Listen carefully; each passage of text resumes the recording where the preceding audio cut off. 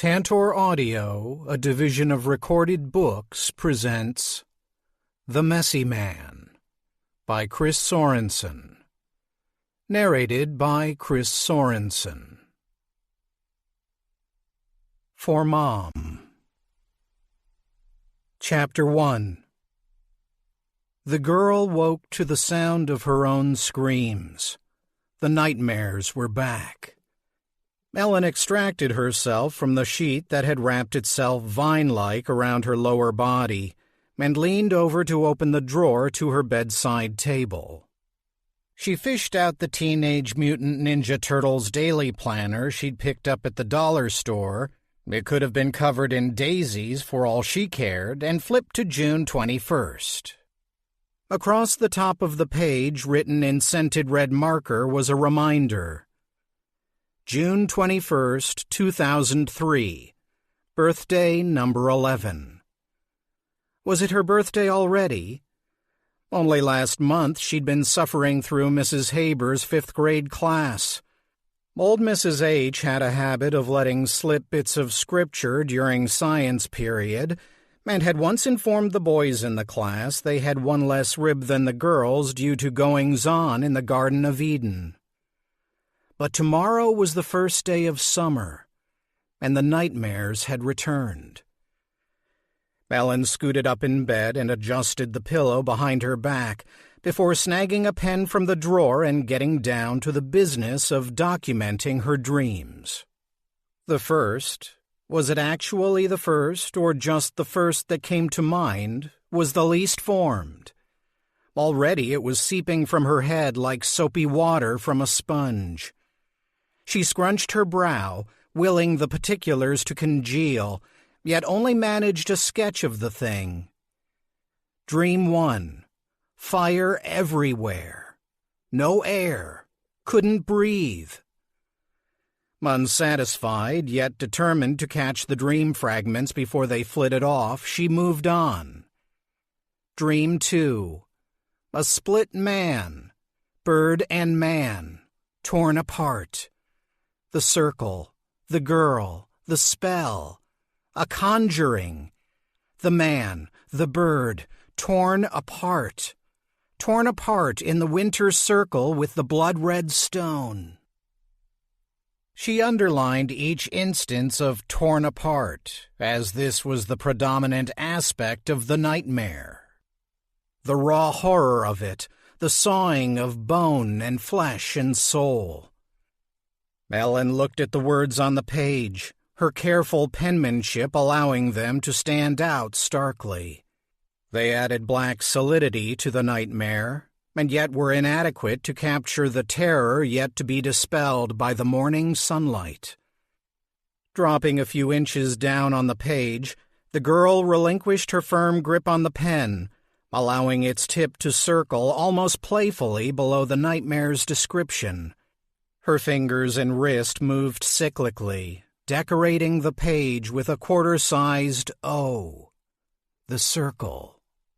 Not quite right, Ellen said to herself as she lifted the pen from the page.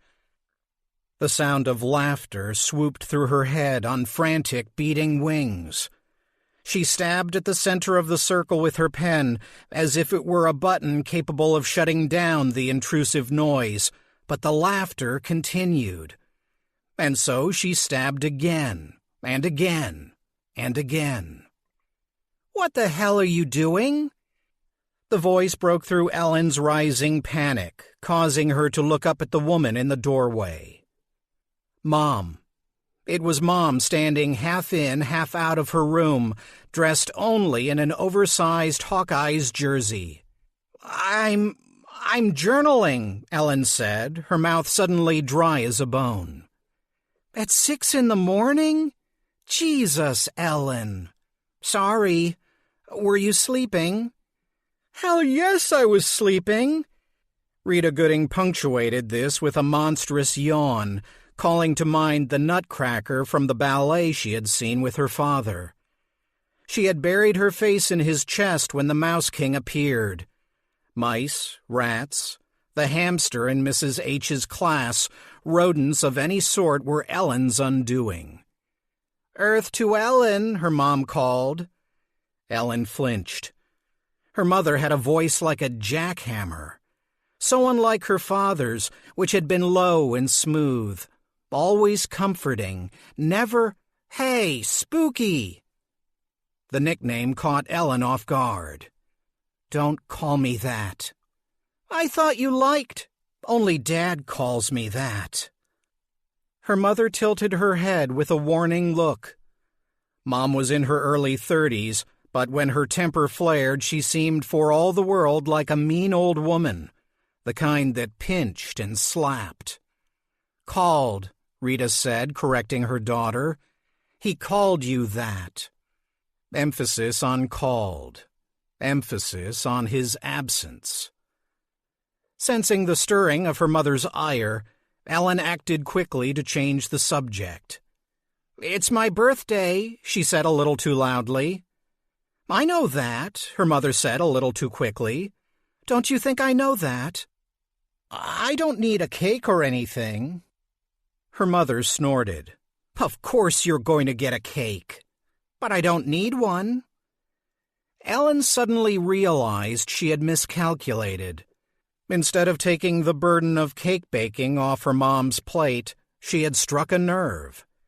"Get dressed," her mother said with a snarl, and she turned and stalked out of the room. Ellen knew better than to dawdle, not when Mom was on the warpath, or at least edging up to it. She tossed her dream book in the drawer and quickly stripped out of her PJs and dressed. Black shorts, orange t-shirt, green flip-flops. The shorts were a bit tight. It had been quite some time since her mother had taken her clothes shopping at the Kmart. She was still struggling with the zipper when her mom returned with a handful of crumpled singles. "You look like an oversized pumpkin in that getup," her mother said. "Put on something else." "Nothing else fits." Her mom shook her head and held out the dollar bills. "Go downstairs. Pick out a cake." Ellen took the money. "Is this enough?" "Well, you're not buying a wedding cake, Ellen. Just a little one, okay? Sheesh." "Okay. Go on. I'm going to make some coffee." Rita let loose with another of her monster yawns, and Ellen made a beeline for the front door. "No chocolate," her mother called after her. "You hear?" But Ellen didn't respond. She could always feign ignorance if a particularly tasty chocolate cake presented itself. It was her birthday, after all. The bright June sunlight temporarily blinded her as she opened the door and stepped out onto the fourth-floor landing of the University Arms apartment complex. Such a sunny day. Couldn't Mother Nature just once relent and send her a dark and stormy birthday, the kind of day she felt most at home in? But in Ellen's experience, relenting was not something mothers did willingly or often. With the wad of singles clutched in her hand, Ellen rushed down the staircase that hugged the building, drawn by the enticing scent of Burke's Bakery below. As Ellen opened the door to the bakery, rolling waves of heat and coffee and yeast hit her squarely in the face, momentarily overloading her circuits. Even at 6 a.m, Burke's was bustling with business. 20 or so people queued up at the register, some picking up orders, others still searching the menu board. A murmur of conversation filled the place, along with the eclectic music selections of a campus radio station DJ. "That was Ice Cream for Crow by Captain Beefheart," squawked the speakers perched about the room. "Next up on KRUI, broadcasting at 100 watts from the Iowa Memorial Union this fine Saturday morning, a polka by Bartok." Ellen joined the line, the shortest customer by over a foot. As she shuffled forward, stopped, and shuffled forward again, she turned inward and revisited her second dream. The circle, the man, the bird. Had it been the bird that was laughing? And if so, was it possible it wasn't laughter she'd heard but cawing? Makes sense if it was a bird, Ellen said. You're holding up the line, kid. Ellen looked up. She was standing before the register, behind which stood a rather large, rather husky-looking young woman with cropped hair and cut-off sleeves. Cake, Ellen shouted, caught off guard. You picking up? Yes. Name? Ellen. The woman behind the counter sighed. Last name? Gooding, but my dad's name was... Hold on. The woman turned to a baker's rack and searched the boxed baked goods from top to bottom. Don't see any Gooding. When'd you order? Right now. I want a chocolate. The woman with the cropped hair scowled. Kid, it's the morning rush and you're wasting my time. Could you? Hey, I know you. A lanky man with an apron, a hairnet, and a slight mustache raised a hand in greeting. Ellen raised hers in return. The guy looked familiar, but that was as far as Ellen's mind would take her. People, or rather the specifics of people, held little interest for her. People were a messy mix of crossed signals, and unless they had some relevance to the situation at hand, they were usually more trouble than they were worth. Still, there was something about him. What was it? Then it hit her. Ellen was suddenly no longer 11, but 9. She was no longer standing alone, but with a big man with a barrel chest. Christmas music floated on the air. Should we get gingerbread cookies, Spooky? Cookies are for kids. So, should we get some? Yes, please. Then give the man with the pencil-thin mustache our order. You have a pencil-thin mustache, Ellen announced. That's right, you remember. The man always gave me grief about my stash. The guy laughed. Hey, Jazz, that's Professor Marx's kid. The woman with the cropped hair softened. That right, sweetie? Ellen managed a nod. The woman, Jazz, stepped into the back and returned with a small box. She set it on the counter in front of Ellen. No charge. Your dad failed me my freshman year. Best teacher I ever had. At a loss for words, Ellen blurted out, It's my birthday. Happy birthday, sweetie. Rita was pouring herself a cup of coffee when Ellen returned with the bakery box. What flavor did you get? I don't know, Ellen replied. Her mother raised her eyebrows. Say what? The girl set the box down on the kitchen table, a wobbly thing held together with a healthy dose of duct tape. There were many things in the shabby little two-bedroom that were teetering on the brink of doom, held just this side of the dumpster by duct tape. I don't know what kind of cake it is, or even if it is cake. The lady at the bakery gave it to me for free. Woman.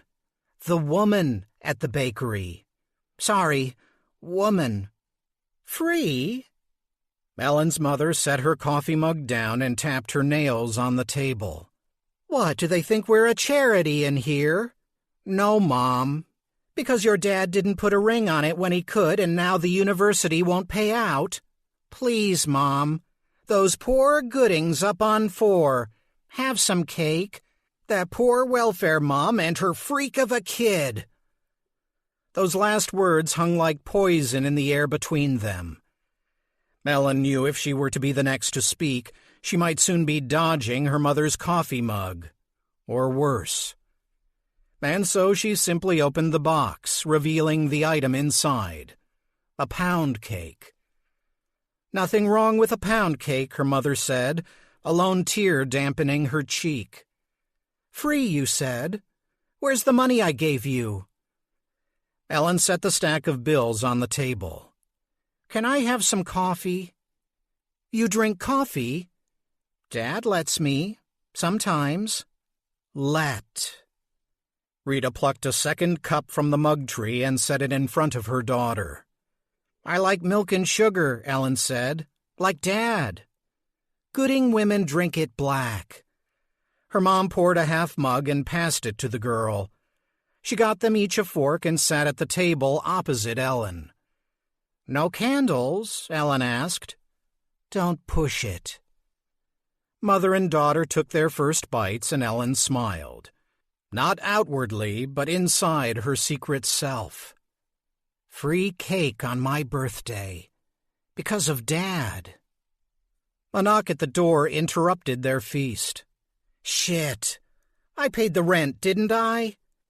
Rita rose, tiptoed over to the door, and peeked out the peephole. Her demeanor shifted dramatically, as if she had suddenly thawed. Here comes trouble, her mother cooed. She opened the door a crack, and Ellen could see a young man with unkempt hair that contrasted with the formality of his dress, an unlit cigarette dangling from his lip. The badge on his light blue shirt told the whole story. U.S. Postal Service. Hey, Rita, the young man said. Hey, Bo. Any reason why you're making a door-to-door delivery when I have a perfectly good mailbox downstairs? Was her mom actually flirting? Mr. Unkempt Hair grinned. You know why. Shh, Rita said. The kid. Bo handed her a stack of mail and spoke in a lower tone. We still on for tonight? I am if you are. I'm a bit light this week. Don't know how that happened, but mind if we can eat in? Yup, definitely flirting, Ellen deduced. It made her stomach twist. Ellen, take the mail. Ellen rose and trudged over to where her mother was making a fool of herself. She took the mail and stalked back to the kitchen, eager to be free of the cloud of cheap cologne that engulfed the one called Bo. Was that cologne? And if so, why did they make cologne that smelled like a slaughterhouse? It was sickly sweet and heady. As her mother continued chattering away with the young postman, Ellen absent-mindedly picked through the mail. Bill, advertisement, bill. Her breath caught in her throat, and she stifled a cough. She didn't need to draw her mother's attention. Not now. Not while she was trying to make sense of the red envelope she held in her hands. There was no return address, and the handwriting was shaky. Their University Arms address was barely legible, but it was there, as was her name. Hey, Ellen, her mom started. Gotta go to the bathroom, Ellen cried as she pulled the envelope close and took off down the hallway. Once behind the closed door, she double-checked the lock before sitting down on the closed toilet, her heart racing in her chest. Willing her hands to stop shaking, Ellen slowly tore open the envelope. Just like Charlie tearing open the candy wrapper, looking for the golden ticket. Shut up, she told her wayward brain. She carefully extracted the birthday card. A crow wearing a party hat adorned the cover. Happy birthday to you. Don't open it, she warned herself. Throw it away. She didn't listen. Inside were 6 crisp $50 bills and a loose-leaf note written in the same handwriting scrawled across the envelope. Ellen read the opening line and closed her eyes tight. Hey, Spooky. It's Dad. Chapter 2. Ellen sat in silence as she gathered the courage to open her eyes. A sigh of water from the always-leaking toilet played soundtrack to her distress. Hey, Spooky. Dad had come up with his special name for her when she was 7. They'd been walking across the autumn campus after a screening of Ingmar Bergman's Smiles of a Summer Night. Ellen loved accompanying her father to lectures, art shows, concerts, even if she was out of her depth. when she struck up a conversation with a student who had joined them on their stroll. After learning the young man's name was Treat, Ellen couldn't stop giggling. "What's so funny, Ellen?" her dad had asked. "Treat is such a silly name." Dad stopped walking and looked at her. "Where did you hear that name?" Ellen turned to point at the student, but he was nowhere to be found. "Where'd he go?" Later, her father showed her a copy of the Daily Iowan with a photo of the young man. "That's Treat," Ellen said, gingerly touching the headline which read, "Dubuque Student Death Ruled Homicide." "That's spooky," her father said. "It's Dad." But it couldn't be. Dad was dead. There had been no funeral, no casket, no body, but the police had been very clear about his status. His Plymouth had veered off the Mirror Lake Bridge near the Wisconsin Dells and fallen through the ice below. They'd recovered the Plymouth, not so her father. Ellen lifted the sheet of paper out of the card and read on. "I'm sorry I can't be there today." 11, huh? That's a big one. I'm enclosing $300. Show this card to your mom and say Uncle Don sent you $200 and give her $100. She looked back at the card. A short birthday greeting from Uncle Don gave credence to the lie. She continued, "That way you'll have some money to hold on to for a rainy day and still have some left to get or do something you want. Mom won't bug you about your money if she has some of her own. I'm sure something will jump out at you. All my love, Dad."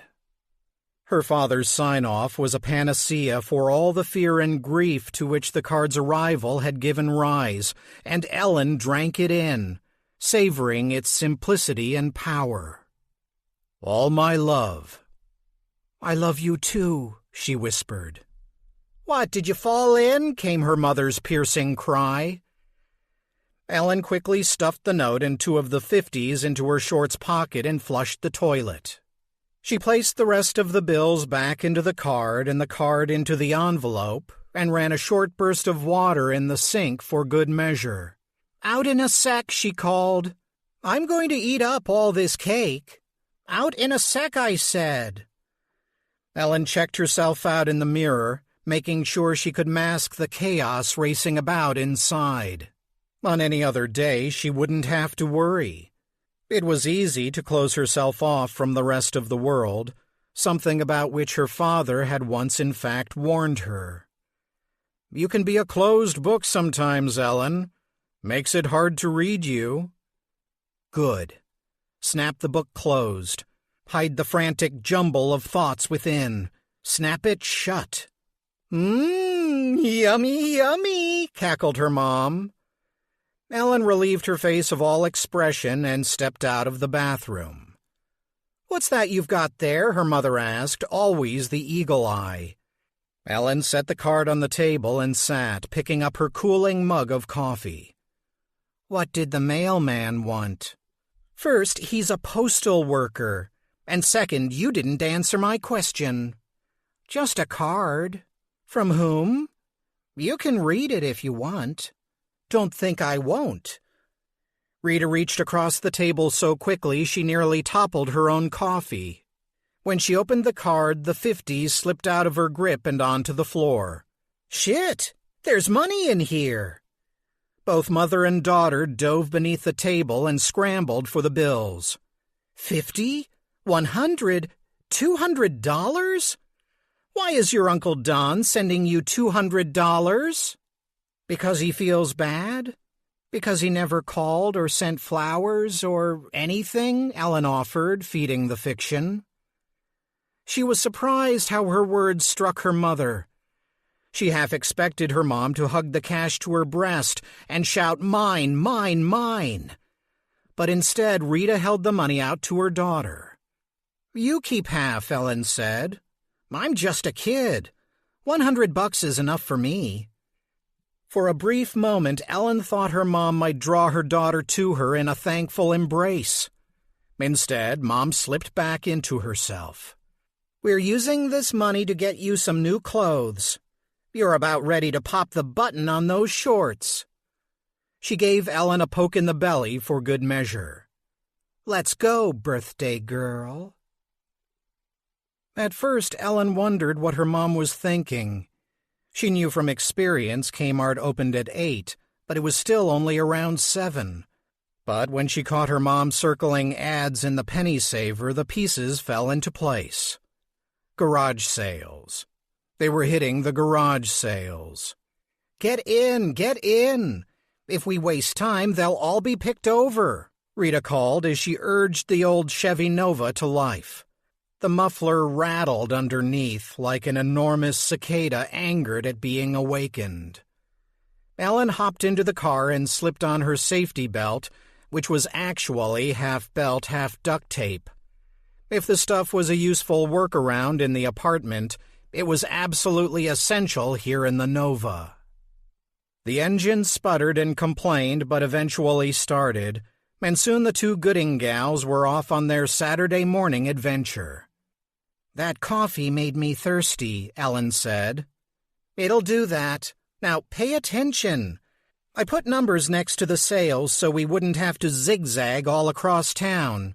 What's the address of number 1? 1105 Keokuk Street." As soon as she spoke, Ellen knew her mother was calling up her inner Garmin, testing out multiple routes in her head so as to shave off 1 or 2 minutes of drive time and thus beat other shoppers to the punch. "Hey, Spooky, it's Dad." The police were wrong. It wasn't her father's car they found lodged in the ice along the banks of some Wisconsin river. They got bad intel. No, it was his car. It was the Plymouth. The police had photos. It still had the "Where the Heck is Wall Drug" bumper sticker on the back from the time they'd all driven up to South Dakota to see Mount Rushmore. Yup, it was the Plymouth. It was Dad's car. "Asshole!" her mom shouted as she pounded the horn. The delivery truck that had strayed into her lane swerved right, and the driver stuck an apologetic hand out of the window. "Get off the road!" "That was Keokuk," Ellen said. "I know that, Ellen." Her mother took the next right a tad too fast, causing Ellen's seatbelt to dig into her gut. The garage sale turned out to be more of a yard sale, with a treasure trove of items spread out across the grass. Golf equipment, tools, an ancient snowblower. There were also stacks of cardboard boxes through which a collection of moms were picking. "Dang, we're late." Her mom quickly parked 2 doors down in front of a house with patchy grass and a sign in the yard touting Carrie Edwards, a stronger America. She jumped out of the car and made a mad dash for the stacks of boxes, muscling in between 2 women sorting through floral print clothing. Ellen took her time joining the party. She'd done this many times before, helping her mother search out a coffee maker, toaster oven, or the like. Her job was to sit on the item, sometimes literally in the case of something larger like a mini fridge, while her mother haggled. But Ellen was in no rush to discover the look of her new wardrobe. God knew what sort of cheap, glitter-covered horrors her mom would select for her. So instead she wandered down the long driveway to where the seller was sitting. She was a dour woman in a plaid shirt, plaid shorts, smoking menthol cigarettes. A cash box sat on the card table that was the woman's base of operations, and next to it was a pitcher of pink lemonade. "Can I have some lemonade?" Ellen asked. $1, was the reply. "I'll pass." An enormous blue tarp covered half of the 2-car garage's roof, one untethered edge flapping in the breeze, catching Ellen's eye. One of the garage doors was open, and inside she could see more junk piled high and a man sitting alone in a lawn chair. Eschewing the free-for-all out on the lawn, Mom was arguing with a woman twice her age, clearly giving her a piece of her mind. Ellen headed for the garage. As she drew nearer, the man in the chair raised his eyes. She knew at once he must be the husband of the sour woman at the card table, probably hiding out while she lorded over her sales. He had a buzz cut and Bermuda shorts, and he gave her a little salute as she approached. "Sales back that way, little miss." "I'm just looking." "Looking's free. Nothing wrong with looking." Ellen wrinkled her nose when she stepped into the garage. There was a wet, burnt smell that permeated the place. Still, her curiosity had been piqued by the off-limits clutter. The man rose from his chair, retrieved a beer from a cooler, and cracked it open with a satisfied "ah." "I know it's a bit early, but if you were married to that woman, you'd buy me a case." Ellen ignored the man's complaint. She knew it was an invitation to join him in his wallowing, and she had neither the interest nor the time to do that. Instead, she began poking around the boxes, tentatively at first, then with abandon. The man paid no attention. His eyes were trained on his wife down the drive. "Always yammering, jabbering, blabbering. Never a moment's rest. And see? Most of the stuff she's selling? My stuff. My hard-earned stuff." Shoving aside a milk crate of loose, warped records, Ellen saw something that caught her eye. At first, she thought it was the case for a sewing machine or a musical instrument, but when she undid the clasp and opened it, she saw it for what it was. An old Norelco reel-to-reel tape recorder. "Smokes like a chimney, she does. Whole house smells like a pack of Cools." The man set his beer aside, grabbed a faded red gas container, and kneeled before an old Craftsman lawnmower. "Reason I stay out here." Ellen ran her hand over the recorder's controls. Pause, rewind, and an intriguing little button labeled Trick. "I'm sure something will jump out at you." Next to the Norelco sat a paper bag half filled with tapes of various sizes, some in cases, some not. "Got that at auction over in Roseville, Illinois," said the man. "Come with a bunch of Bibles and choir books, it did. I like auctions. Gets me out of the house." "How much?" He thumped the red container down hard, splashing a bit of gasoline on the cement floor in the process. "I don't want to sell that. Hell, I don't want to sell anything. That damn woman. I should really—" Ellen fished one of the 450s from her pocket and held it out. "This for the recorder, and the tapes. You can keep the Bibles." The man considered her for a moment, then took the 50, folded it in half, and slipped it into his pocket. "She don't need to know about this." Ellen nodded and put the cover back on the recorder.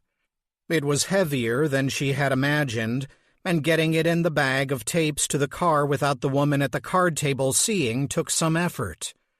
She was aided by her mother, now bickering with the woman, who sat back in her chair sipping her $1 lemonade.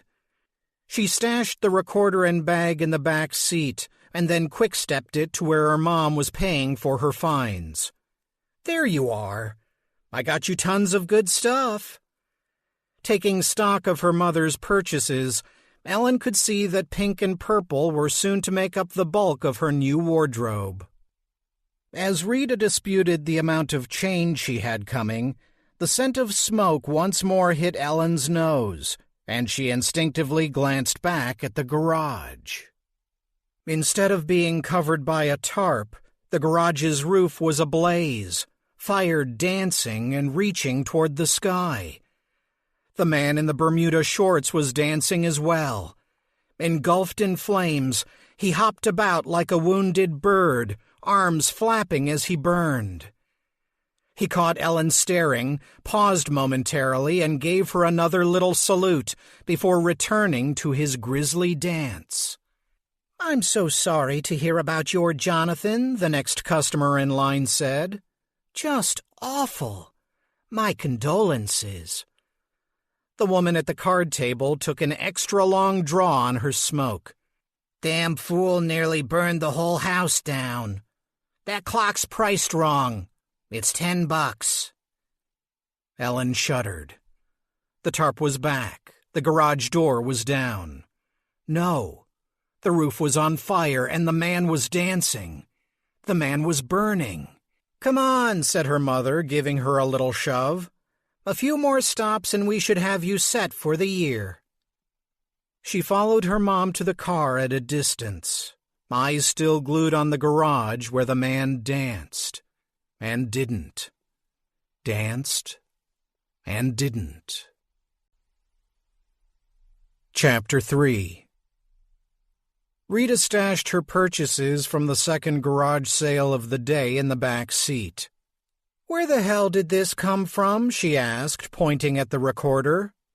"I bought it." "No, you didn't." "Yes, I did." "I didn't see you." "Well, I did." Her mother stared at the bulky contraption. "How much?" "I got a bag of tapes, too." "How much did you pay, Ellen?" "50." Rita's knees buckled. "Are you kidding me? $50? For that crappy thing?" "I wanted it." "Haven't I taught you anything? Never pay full price." "I know. I could have gotten that for $5. "Probably." "Then why?" "It's my birthday." The phrase was coming in handy in a pinch. This time it shut her mom up. The woman was still steaming, but at least the scolding had stopped. For now. They drove in silence to their next stop, Ellen trying hard not to think of the burning man. It was no use. She had seen too much, and even though she'd been quite some distance from the man's flaming flamenco, she could still see the fire consuming his skin, his eyes cooking in his head.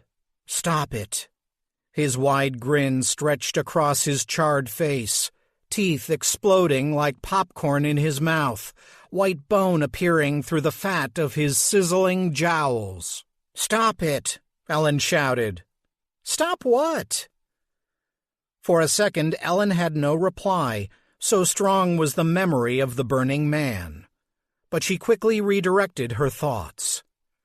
"Stop not talking." "You say I talk too much, but it's worse when you stop." "What do you want to talk about?" "I don't know," Ellen sighed. "How about we talk about the shrink your school counselor wants me to take you to? Those sessions aren't cheap, you know." This shut Ellen up. Better talking about nothing than the subject her mother had broached. It wasn't Ellen's fault the counselor had called her mother. It wasn't her fault the girl she shoved in the hallway was about to walk through a dead janitor. Who'd want to walk through a ghost? But her considerate act was labeled unprovoked aggression, and therapy was the counselor's requested remedy. Best to steer clear of everyone, the living and the dead. "Give me the next address," her mother said. "I think it's on East Market." The remainder of the morning consisted of limited conversation and too much time to think. Whenever Ellen thought she had swept aside the memory of the burning man, fresh details would emerge that would make her belly clench. At the final garage sale, a pitifully picked-over assortment of baby clothes and cheap figurines, she'd had to beg the owner of the house to let her use the toilet. That bad were her vision-induced stomach cramps. When they returned to the University Arms, Ellen's mother made her help haul the plastic bags of musty used clothes up the 3 flights of stairs before letting her go back to retrieve her recorder. "Keep that thing in your room, you understand? I don't want it taking up space in the living room." I got it, Mom. If it trips a breaker when you plug it in, out it goes. Okay. Ellen hauled the reel-to-reel to her room and set it on the bed. She wouldn't test it out, not just yet. Mom was still too watchful, and Ellen didn't want to risk losing the thing should it let loose with a buzz or a zap. Her father's money had paid for it, after all. It was, in essence, his birthday gift to her. The rest of the day was much like any other Saturday, except for the inordinate amount of laundry they had to do thanks to her mother's garage sale finds. The two of them shuttled back and forth between the laundry room, down the hall, and the kitchen table. By the time the last load was dried and folded, the piles of clothes looked like a small mountain range. "Purple Mountain Majesties," Ellen said. "What's that supposed to mean?" When she got no answer, Rita handed her daughter the first stack. "Try them on. Whatever fits, we keep. Whatever doesn't, I know. eBay," Ellen said. She retreated to her room and began the painful process of trying on other people's clothes. Painful because every now and then she got a whisper of something when the fabric hit her skin. A stray memory, a single word. While putting on a pair of blue jeans that actually fit quite well, she distinctly heard a girl's voice behind her shout, "No!" She hurriedly kicked them off and placed them in the eBay pile. When it was over, half of the clothes made it to the dresser, the other half back to the kitchen table to be photographed, priced, and stowed in cardboard boxes. The one bright spot of the ordeal was an oversized black sweatshirt that swallowed Ellen whole when she put it on. "How'd that get in there?" her mom moaned. "I like it." "Of course you do. Not a normal bone in your body is there." Ellen regarded the cluster of boxes her mom was slowly filling. "Where are Dad's boxes?" Rita said, laying a beige sweater on the table, smoothing its wrinkles and taking a photo with her flip phone. Snap. "Dad's stuff. All the stuff he kept here. His books, his typewriter, his... People will buy just about anything online." Ellen puzzled a bit before landing on the sorrowful conclusion. "You sold it?" "Gotta pay the bills." Snap, snap. "All of it?" "Most of it." "Didn't you keep anything?" "I kept you." Ellen stiffened. Her mother turned from her chore, realizing the line she'd crossed. "Sorry." The apology cost her mom, but Ellen didn't care. She hugged the black sweatshirt tightly about herself and slunk off to her room. She ignored her mother's call for lunch and then later dinner, preferring to remain curled up in bed, staring at the Sleepy Hollow movie poster on the wall across the room. "I can microwave you some meatballs," her mom said through the door. "I'm not hungry." "Last chance. I've got company coming over. You know that." Resigned, Ellen opened the door and slipped past her mother. She gathered some cheese, crackers, and hot sauce from the fridge and retired once more to her room. "Okay, it's Mama's private time." "I got it," Ellen sighed. "The last thing I want to do is catch you and that mailman, postman, whatever, making out on the sofa." As if on cue, she heard a knock at the front door and the creak of the hallway floorboards as her mother went to answer it. Ah, well. Time to get acquainted with the Norelco. With no manual to guide her, navigating the workings of the old device proved trickier than Ellen had anticipated. Having set the device in the middle of her bed, she went about detecting how to turn it on and off, where to insert the jack for the boxy microphone. She even managed to set up both a supply and take-up reel from her collection of tapes. She hit play, the reels turned, but the speaker offered up nothing but a muted hiss. It wasn't until she noticed all the other reels had handwritten labels on them that she realized she was trying to play a blank tape. Muffled laughter bled through the wall, and the stink of Beau's cigarettes snuck under the door. Ellen glanced at her alarm clock. 7:22. Mom and Beau had been entertaining each other for well over 2 hours, during which they had grown progressively louder. Time to get the recorder working so she could drown out the noise of their date. Drowning out noise was no easy feat for Ellen. Isolating sounds was next to impossible without serious, determined effort. Most people heard the Beatles. Ellen heard John, Paul, George, and Ringo in equal measure, each competing with the others for her attention. She lifted a new reel from the bag. Hymns, 30 minutes. At least this reel held the promise of actually containing something. Ellen looped the tape from reel to reel and placed her finger on the play button. Dad would love this. The more mechanical a thing, the more he liked it. His old manual typewriter was a case in point. The typewriter her mom had either sold to some collector on eBay or had stashed somewhere, hidden away like the rest of their former life with him. She pressed the button and the speaker barked with static. Ellen quickly dialed down the volume and leaned in toward the machine. A quavering male voice called out from the recorder, distant and echoing in whatever room this recording was made. Hymn 734, Bringing in the Sheaves. A less-than-note-perfect introduction followed, hammered out on an out-of-tune piano. A small choir joined in, and although the muddle of music and voices sounded as if the recording had taken place underwater, Ellen managed to pick out the first few lines of the hymn. Sowing in the morning, sowing seeds of kindness, sowing in the noontide and the dewy eve, waiting for the harvest and the time of reaping, we shall come rejoicing, bringing in the sheaves.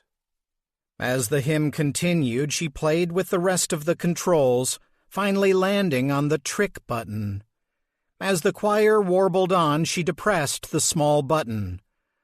The speaker went instantly silent. Damn, I broke it. But releasing the button caused the hymn to return, same as before. What's the trick? That it screws up your recording? Ellen hit stop, then rewind. When she had returned a foot or two of tape back to the supply reel, she hit play again. In the sheaves. Pretty good for eyeballing it. The choir returned, and the hymn continued until the tape came to the moment Ellen had pressed the button. The moment of her trick. Damn, I broke it. Ah, it was her voice the moment she'd held down the button. But not just her voice. The hymn continued underneath while her voice rode on top. That's cool, Ellen cooed, legitimately impressed by the ancient technology. She was about to shut down the recorder and switch reels when a similar dip in the sound of the hymn occurred. A rhythmic panting rose above the choir, not an animal but a human being. Someone either breathless or scared out of their wits. Ellen! A lone voice trumped the din of the choir, rising above it, but only just. The cry had sounded so suddenly it hadn't registered as either male or female to Ellen's ear. The choir followed up with a shrill rising chorus of, Bringing in the sheaves, bringing in the sheaves, we shall come rejoicing, bringing in the sheaves. Eager to gather her wits, Ellen stabbed at the stop button, but the tape recorder had no interest in stopping. Blind Rock! Ellen! Blind Rock! Ellen! Ellen! The voice was now barely recognizable as a voice at all. It was a roaring inferno of words. Blind Rock! A high-pitched scream blasted from the other side of her door. and it took a moment for Ellen to recognize it for what it actually was: the smoke detector.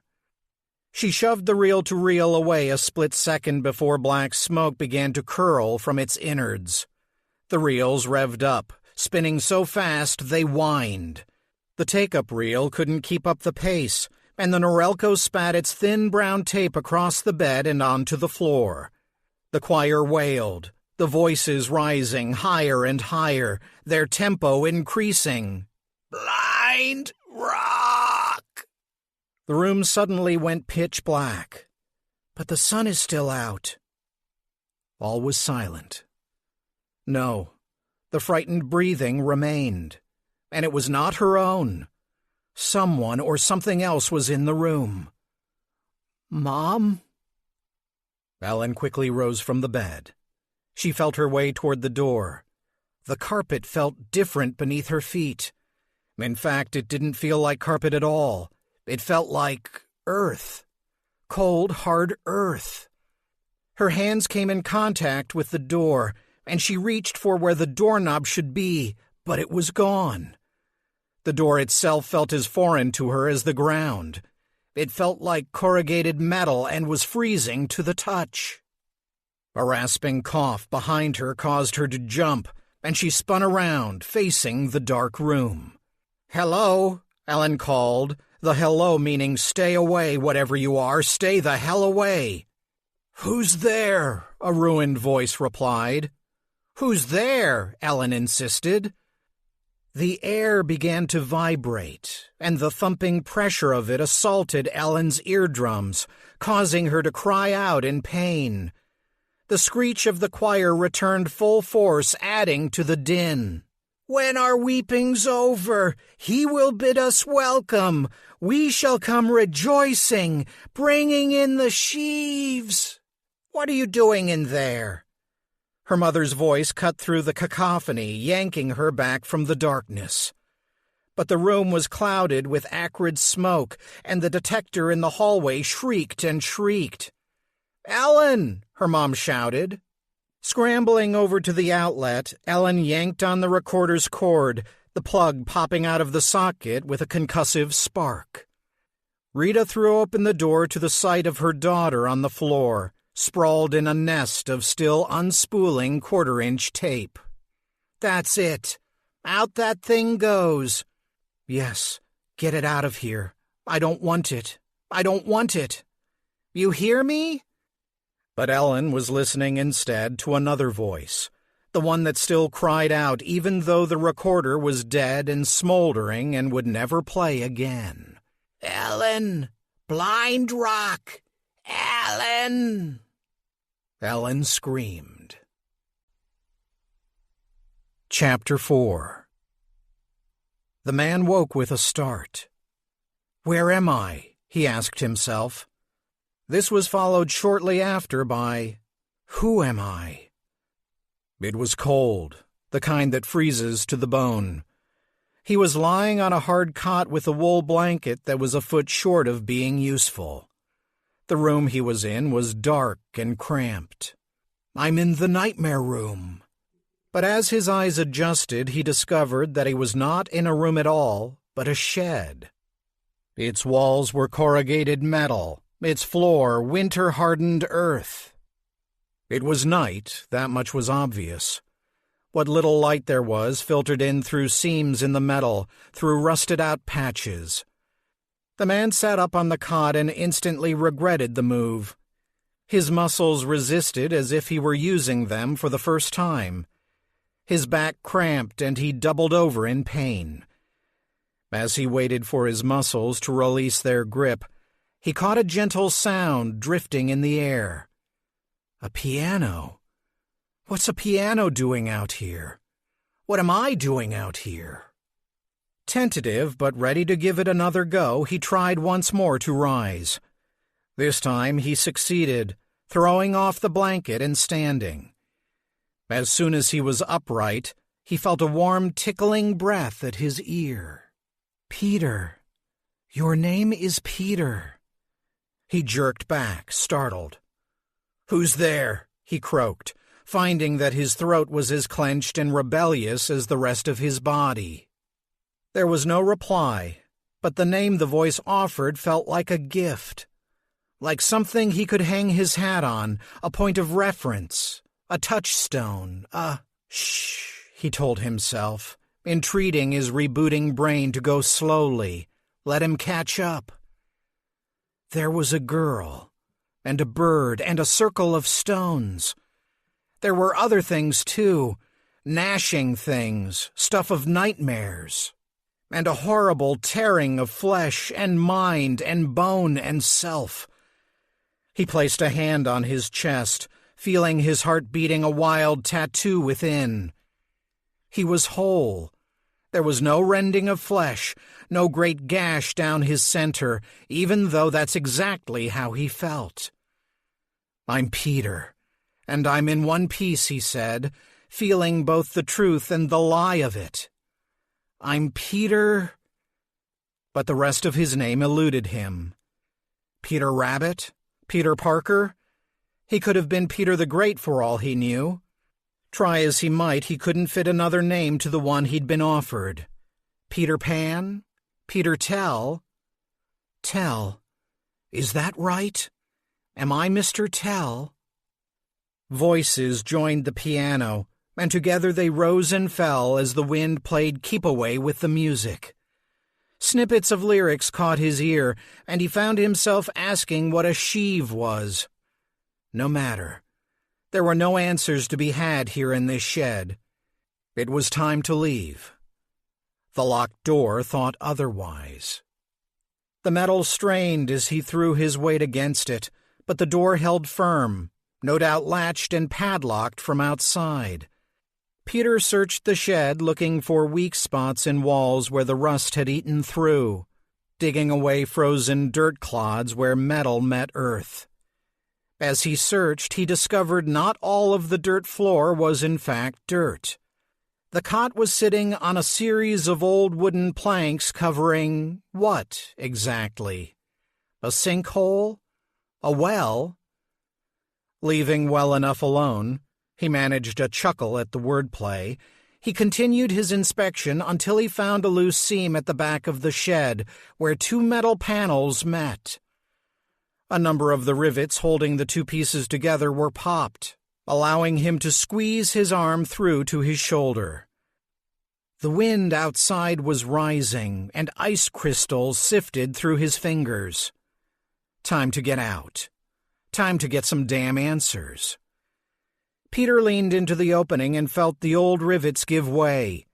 He pressed forward, pulled back, and pressed again.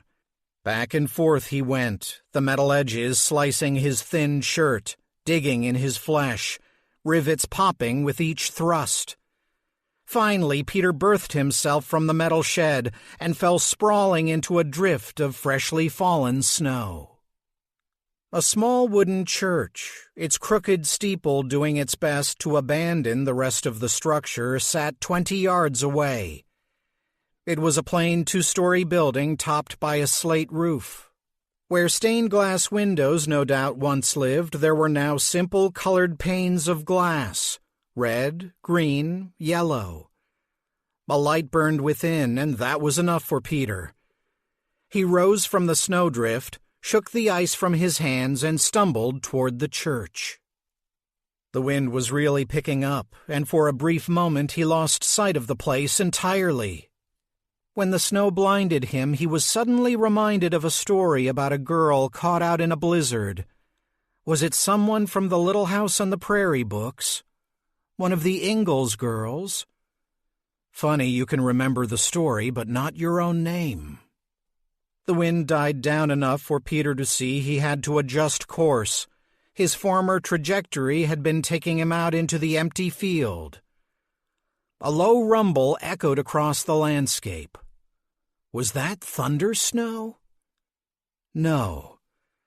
Peter risked a look back and saw the shed being buffeted by the wind, so much so the metal sheets he had forced loose were flapping wildly, thundering like an old-time radio sound effect.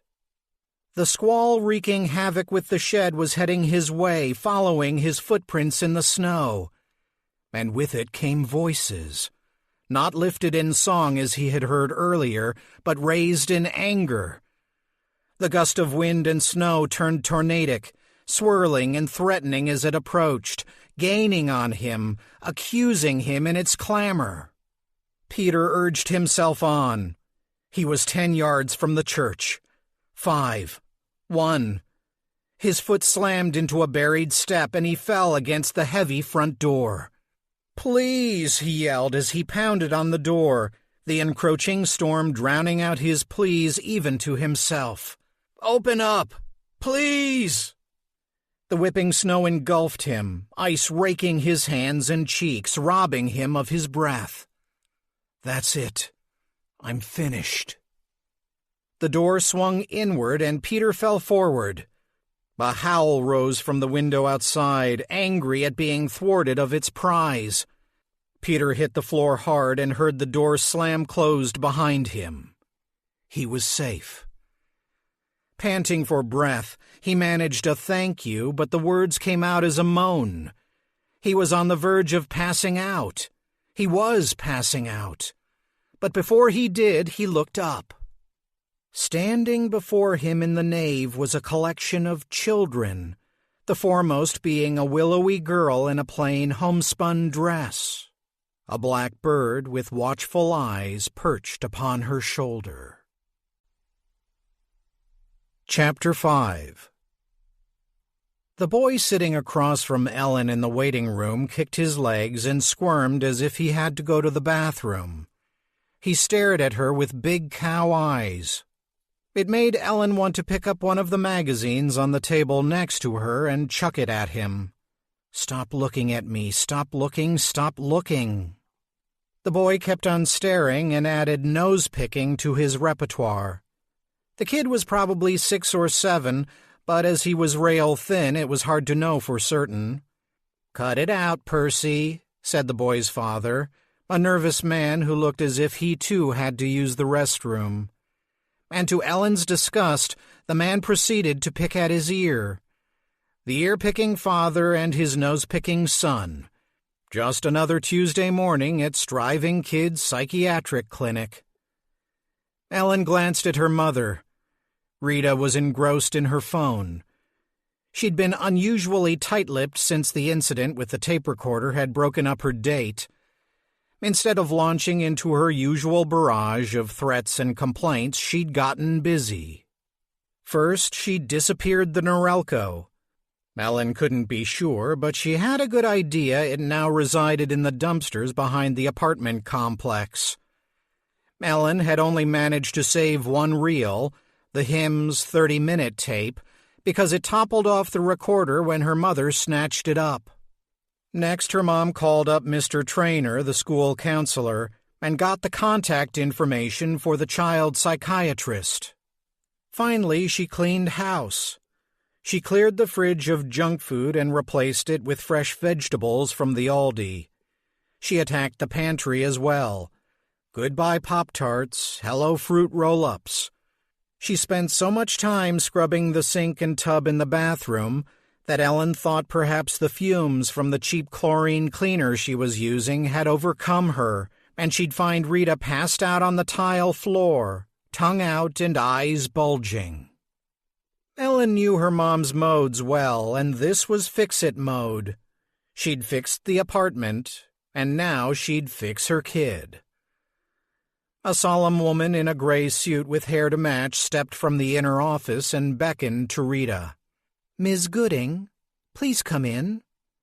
"Be right back," her mother said, snapping her phone closed. She followed the woman into the office, leaving Ellen alone in the waiting room with the pickers. "We shall come rejoicing, bringing in the sheaves." She'd stopped trying to block the tune. It was an earworm, and earworms were pernicious buggers. While her mother was out at the grocery store, she'd attempted to look the hymn up on their old laptop, but the computer asked her for a password, something it had never done before. Rita must have locked it down just like she intended to lock down the rest of her daughter's life. Lock it down and put an end to all the mess and foolishness. Nuts. Without the laptop, how was she supposed to find out what Blind Rock was? Percy farted and raised his eyebrows in surprise at its volume. Ellen picked up a magazine and pretended to read. Highlights for Children.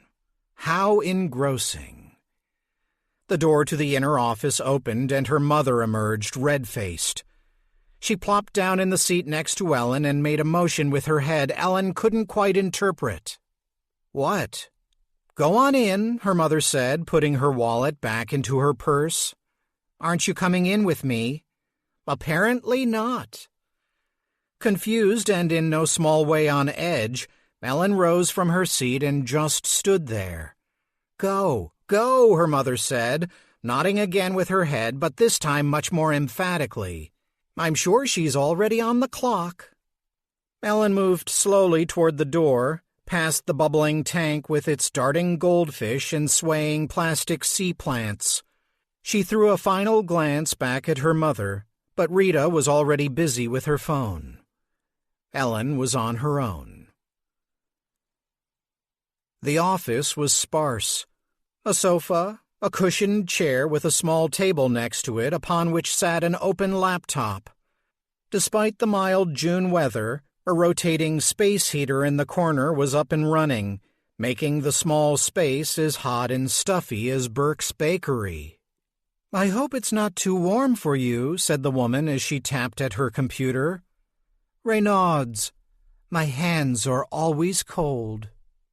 The image of a fox flitted through Ellen's mind, and she realized she was thinking of Reynard the Fox, a children's theater production her father had taken her to on campus. All the characters in the show had been animals, and Ellen thought it was a rather sad affair. The costumes were dingy and the actors lackluster. But she was particularly taken with one of the fables concerning the title character Reynard the Fox and a crow whose name eluded her. In the story, the fox tricked the crow into singing, thus dropping a bit of cheese that the sly fox quickly snatched up. Ellen? Ellen snapped back to attention. Yes? You may sit. Okay.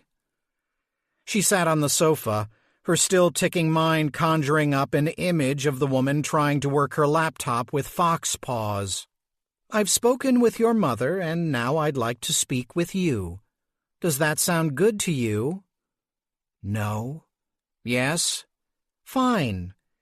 As I told you during our pre-interview on the phone yesterday, my name is Dr. Rankin, and I'm a child psychiatrist.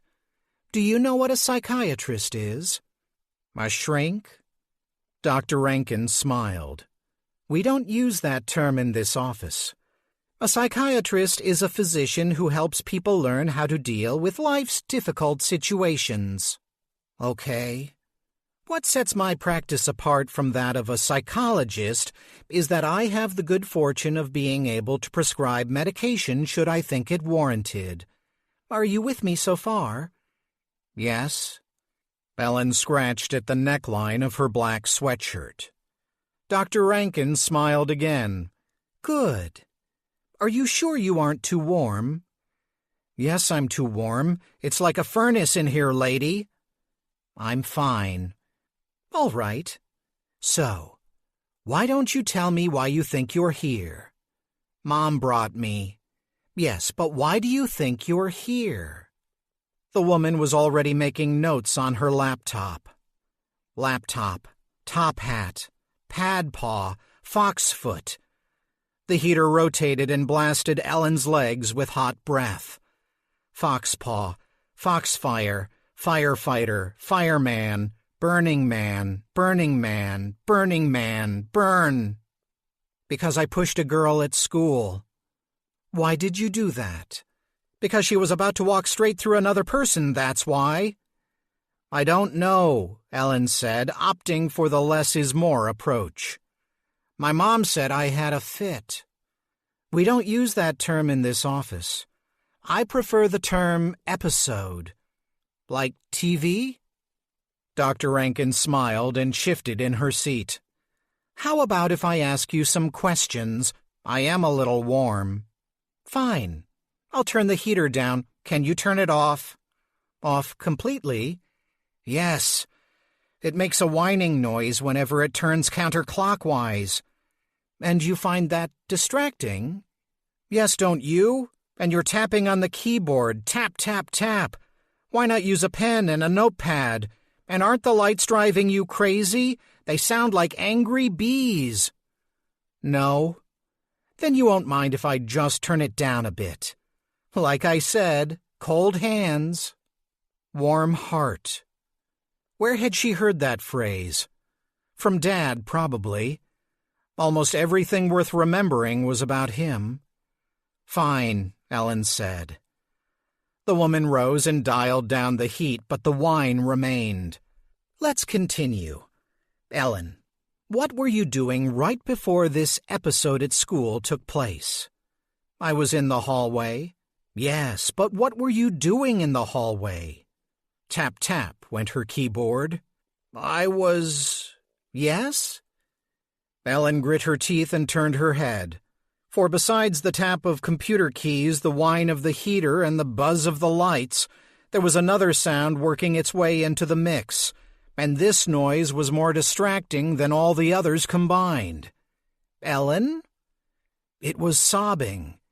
At first, Ellen thought Dr. Rankin might have a second office next door where another doctor was holding a session with a patient in so much distress she could hear their cries through the wall. You know, sometimes we act out when we're feeling a lot of stress. Can you think of anything that might be causing you stress? The sobbing grew louder and louder, making it hard to concentrate on Dr. Rankin. Why don't I give us a jumping-off point? Shall we talk about your father? It's her. It's the doctor. She's the one crying. Ellen? Let's talk about your father. What do you want to know? Why don't you tell me the first thing that pops into your head when you think of the word father? Ellen closed her eyes, and something did pop into her head, but it had nothing to do with her father. No, the thought didn't belong to her at all. Roller coaster. Good. What do you mean by that? Can you elaborate? Up and down all the time, like a roller coaster. You mean emotionally up and down? Yes. Mood swings? Yes. Tap, tap went the keyboard. So, tell me, Ellen, how did these mood swings of his make you feel? Like I couldn't do anything about them. Like I should be able to, but I just couldn't. That's understandable. But I must tell you that as a child, the faucet that had been dripping inside Ellen's head suddenly gushed. I should have been able to help him. I watched him closely, took him into my own home, medicated him. I'm a psychiatrist, for Christ's sake. Dr. Rankin flinched, but Ellen took no note of this as the doctor's thoughts poured from her mouth. He said he was feeling better, for the first time in a long time. He even started cooking again. Lasagna, my favorite. Ellen? Why did he have to do that? Why? And in my house, in my home. All those pills, all the mess. Daddy, I'm sorry. I'm so sorry. That's enough. The woman rose, shoving her chair back against the wall. I'm so sorry. Let's take 5, Dr. Rankin said, shutting her down. She stepped out of the room and closed the door so hard the artwork on the wall trembled. Ellen breathed deep and shook the foreign thoughts from her head. Glad that Dr. Rankin was at least momentarily leaving her be, Ellen took advantage of the fact that the woman's laptop was open. She slipped over to the computer, quickly clicked out of the note-taking program and launched Netscape. Fingers flying, she typed the words Blind Rock into the search box. Hundreds of results came back, none of them leaping out at her as relevant. Where did the garage sale guy say he bought the recorder? In Illinois? She added Illinois to her search and came up with a cluster of results that appeared to mirror each other. She clicked on the first one. Blind Rock Interview, Pat Porter, Real Media Format. There was an arrow underneath that bid her click it, which she did. A deep voice sounded from the laptop's small speakers. The massacre at Blind Rock remains to this day one of the least understood chapters in Maple City history. In 1894, the Church of the Harvest community was thriving. By 1895, they no longer... The audio froze. An error message popped up on the screen. No matter what Ellen did to try to close the offending web page, it remained. She heard her mother's voice on the other side of the door. Mom was upset. What else was new? And arguing with the doctor. Ellen frantically searched the web page for any other bit of info she could glean and found it in the page's title bar. Maple City Library, Maple City, Illinois. Dr. Rankin opened the door. "Get away from my computer, please." Ellen obeyed, wary of the stern woman, but warier still of her mother who hovered in the doorway. "Let's go," Rita snapped. $80 down the drain." Ellen gave the woman in the suit a final glance as she followed her mother out of the room. Dr. Rankin did not return the favor. The ride home was even more tense than the drive to the clinic. And since there was no promise the mood would lighten any time soon, Ellen decided to blurt out her request. "I want to go see Aunt Tuffy." "Fine," her mother said, eyes on the road. "I still have some birthday money left. A Greyhound bus to Burlington only costs—" "I said fine. I'll set it up." It had been easier than she had thought. Not a single objection.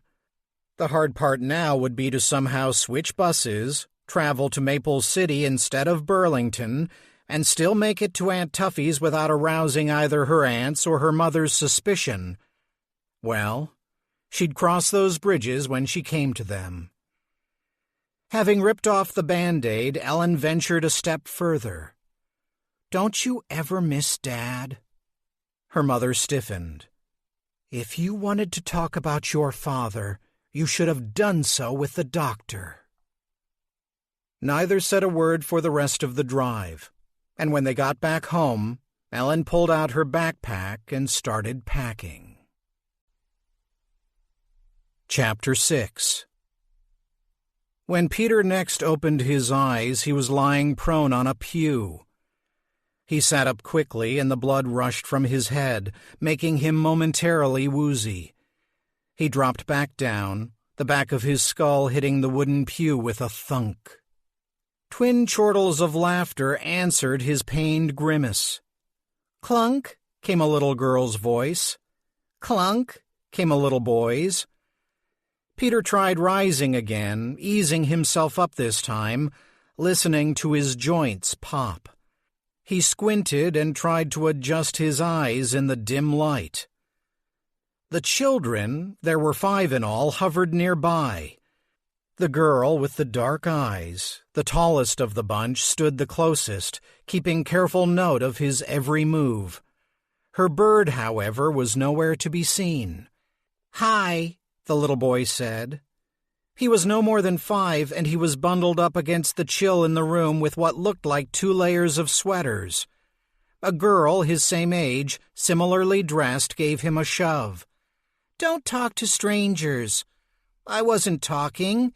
I said hi. Hi is talking." "Quiet, you two," an older boy said.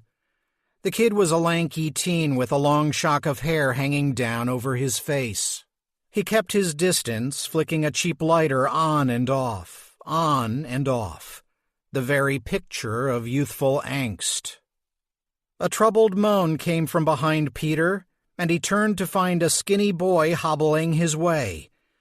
The boy sported twin forearm crutches that assisted his twisted legs. He held tight to a rope leash, the end of which looped about the neck of a scrawny old mutt whose legs were as challenged as the boy's. The kid's head lolled to the side, his body curved into a question mark. His clothes hung loosely about him, reminding Peter of a scarecrow. "It's okay, Curly," the older girl said. "Papa will sort it out." The boy shot her an anxious look, but nodded all the same. The dog barked at the ceiling, and Peter looked up to find the girl's bird circling above. A slow, lazy circle like a vulture guarding its prey. "Whisper, to me."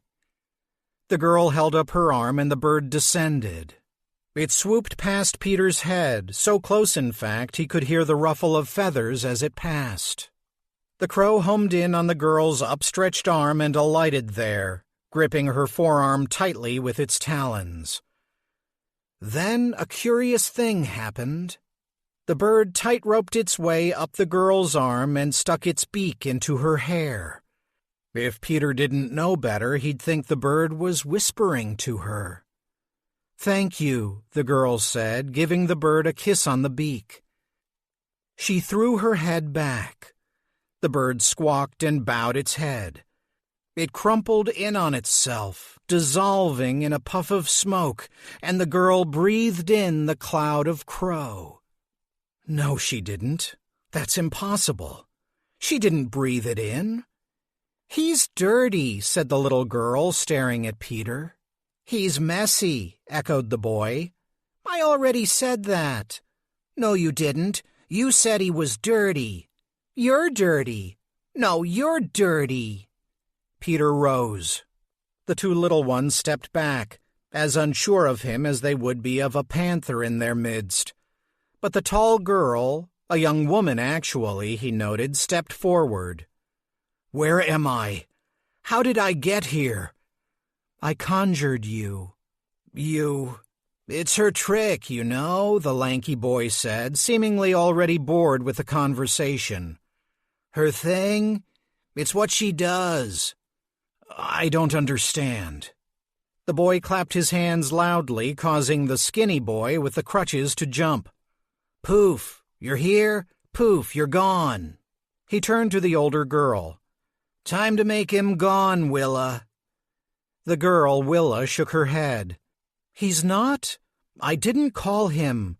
He just sort of showed up." "You brought him here. You can send him back." "I don't think I can." "Hey," Peter shouted, his voice echoing off the walls. "Where am I?" A gruff voice from the back of the church answered. "You're in the Church of the Harvest, my friend, and you are most welcome." Peter turned, and for a second he could swear he was standing in the presence of Santa Claus. Chapter 7. Much to Ellen's relief, the Greyhound station was bustling on Thursday morning. She'd been banking on a crowd to help give her cover while she pulled her old switcheroo, as she fancied her scheme. The old switcheroo was a favorite of her father's. He'd tell her they were off to listen to a lecture on modern art, and they'd end up at the roller skating rink. The old switcheroo rocked. Her mother remained oddly aloof as they entered the building that smelled of bus fumes and freshly mopped floors. She even let Ellen purchase the round-trip ticket herself. There were 4 agents working the ticket booths, and Ellen chose a man with enormous, wiry eyebrows. Those eyebrows would be easy to remember later. "You traveling alone, kid?" the ticket agent asked. He was a brusque man, and his eyebrows danced as he spoke. Ellen was prepared for this. "Yes, and my mom has my form." "Mom?" Her mother looked up from her phone. "What's the problem?" "My unaccompanied form, the one you filled out."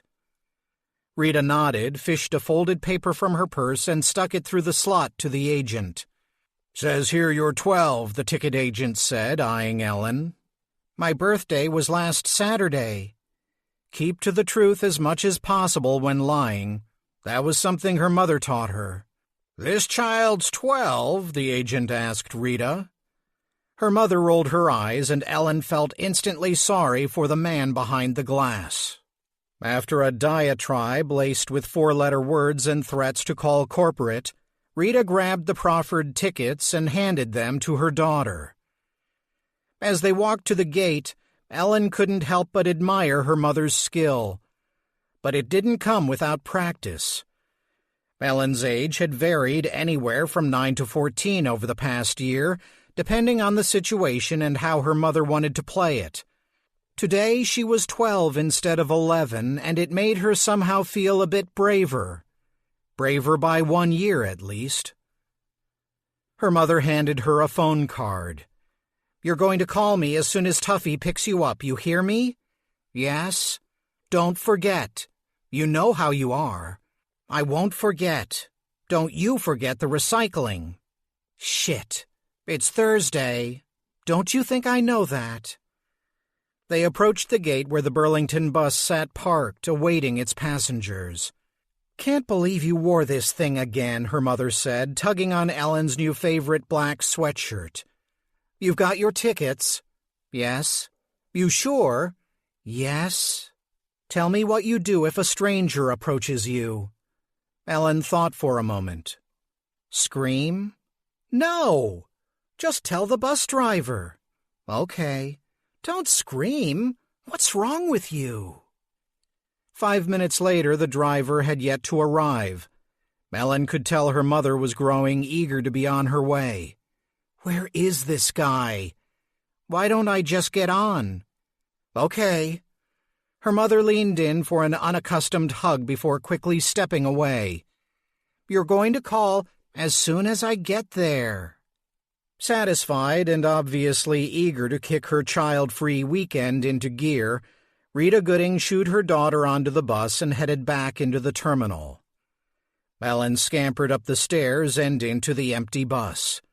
She took a seat next to the window so she could wave at her mother should she look back. She didn't. Ellen checked her watch. It was an old Rolex knockoff she'd found in the park one day, and she kept it looped about a carabiner attached to her backpack. 8:19 a.m. Perfect. The bus to Davenport left at 8:30, and there was only a 20-minute wait until the connecting bus left Davenport and headed to Maple City. She had worked out the plan and its multiple variations in her head over the past few days. It was a welcome relief to plot her escape to the Maple City Library. Whenever her brain went idle, the ghostly choir would set up house, droning on endlessly about their damn sheaves. And the voice that cried, "Blind Rock, Ellen," would pound behind her eyes, knocking insistently, demanding entrance. Why was she doing this? Why not wait out the choir and voice and let them slip back into the ether?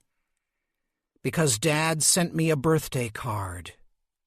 He'd promised her she would find something to buy with his money, and boy, had she picked a winner.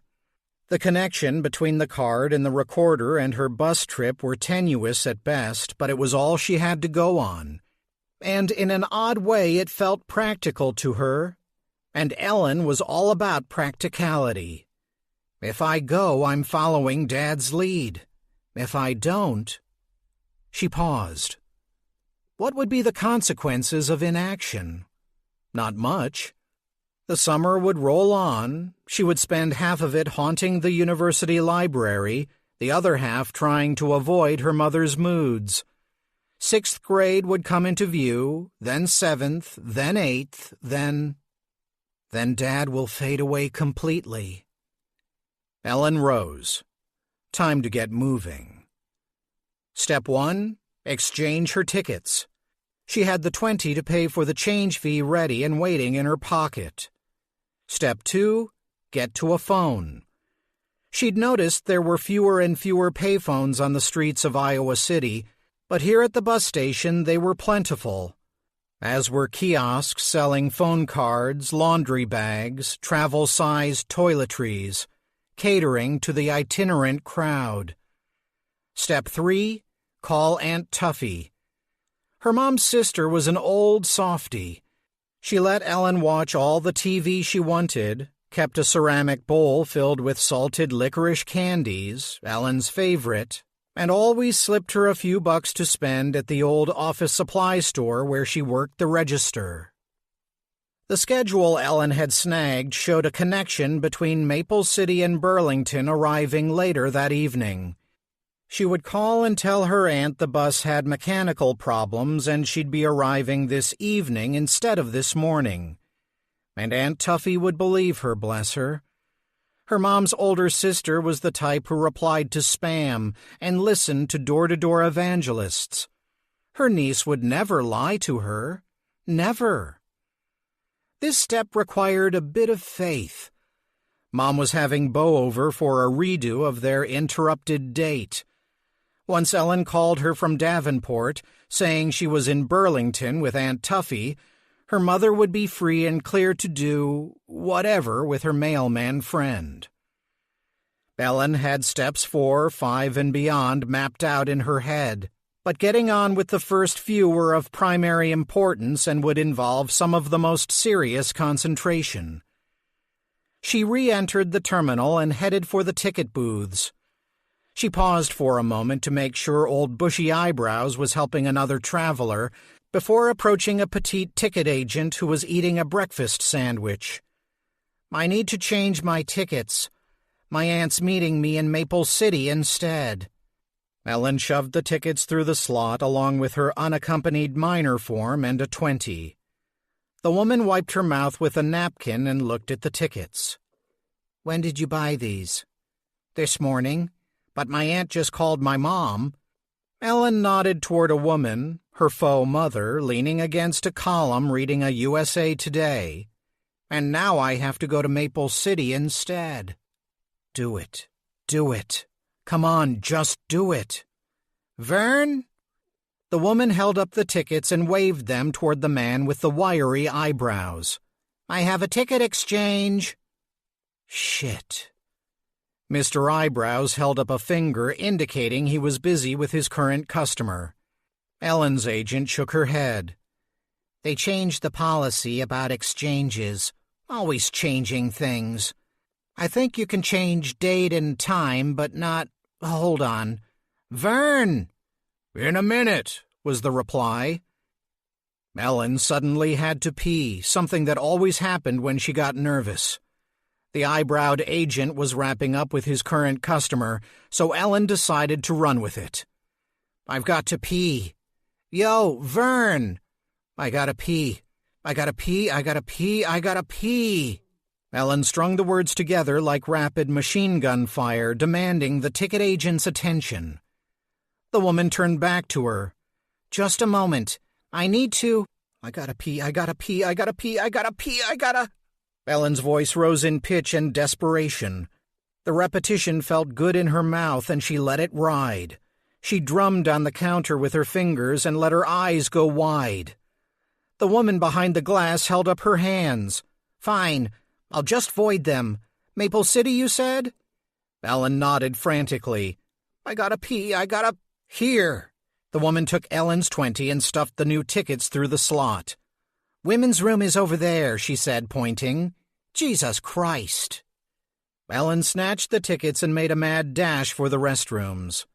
As she rounded the corner into the women's room, she glanced back. The man with the eyebrows was chatting with her ticket agent, and he was looking her way. She barreled into the restroom and slipped into a stall. Her heart was racing as she peed. "Slow down. Breathe. You don't have time to panic. Blow your nose, wash your hands, get to a phone." Ellen grabbed a wad of toilet paper and blew her nose. After flushing, she stepped from the stall and came face to face with the female ticket agent. "Busted."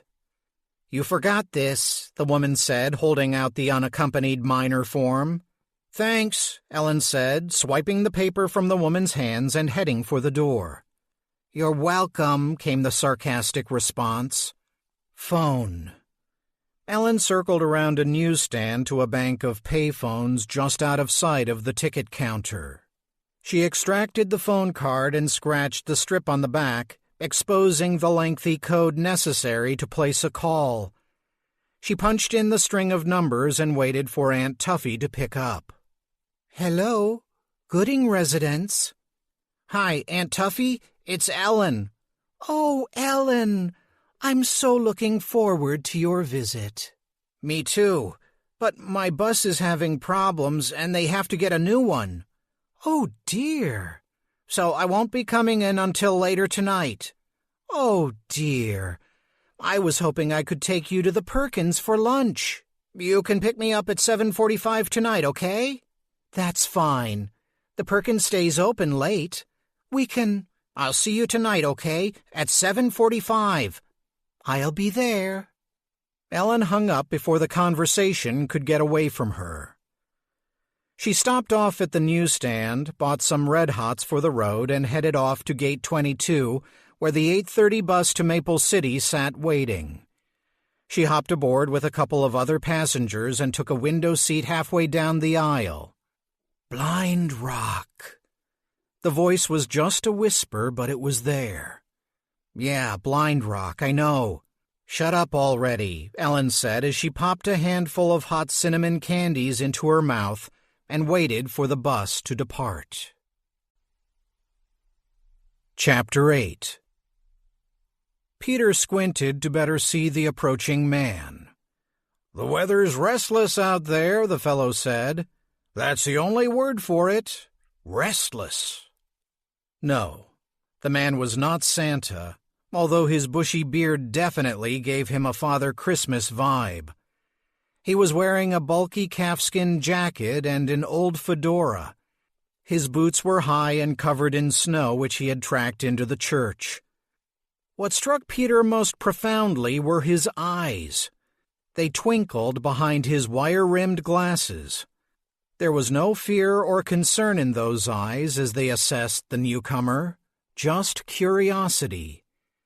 "Papa!" the two youngest children cried as they rushed the man, throwing their arms about his legs.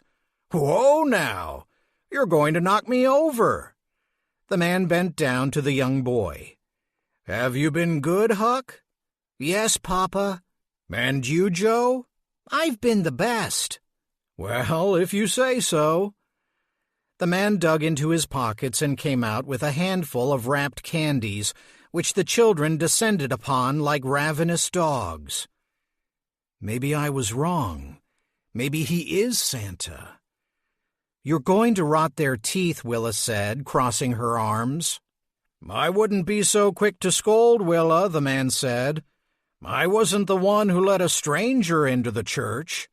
"We locked him up," the little girl Joe said through a mouthful of toffee. "But he got out," Huck added. "Is that so?"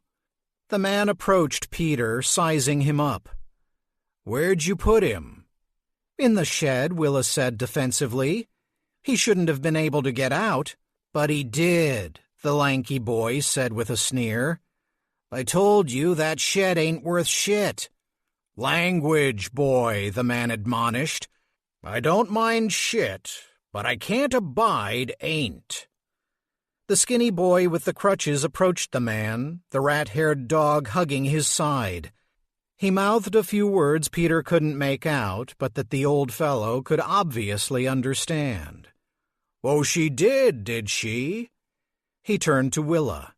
"So, this isn't just some passing stranger you've let into our house. This is one of your strays." "No, Papa."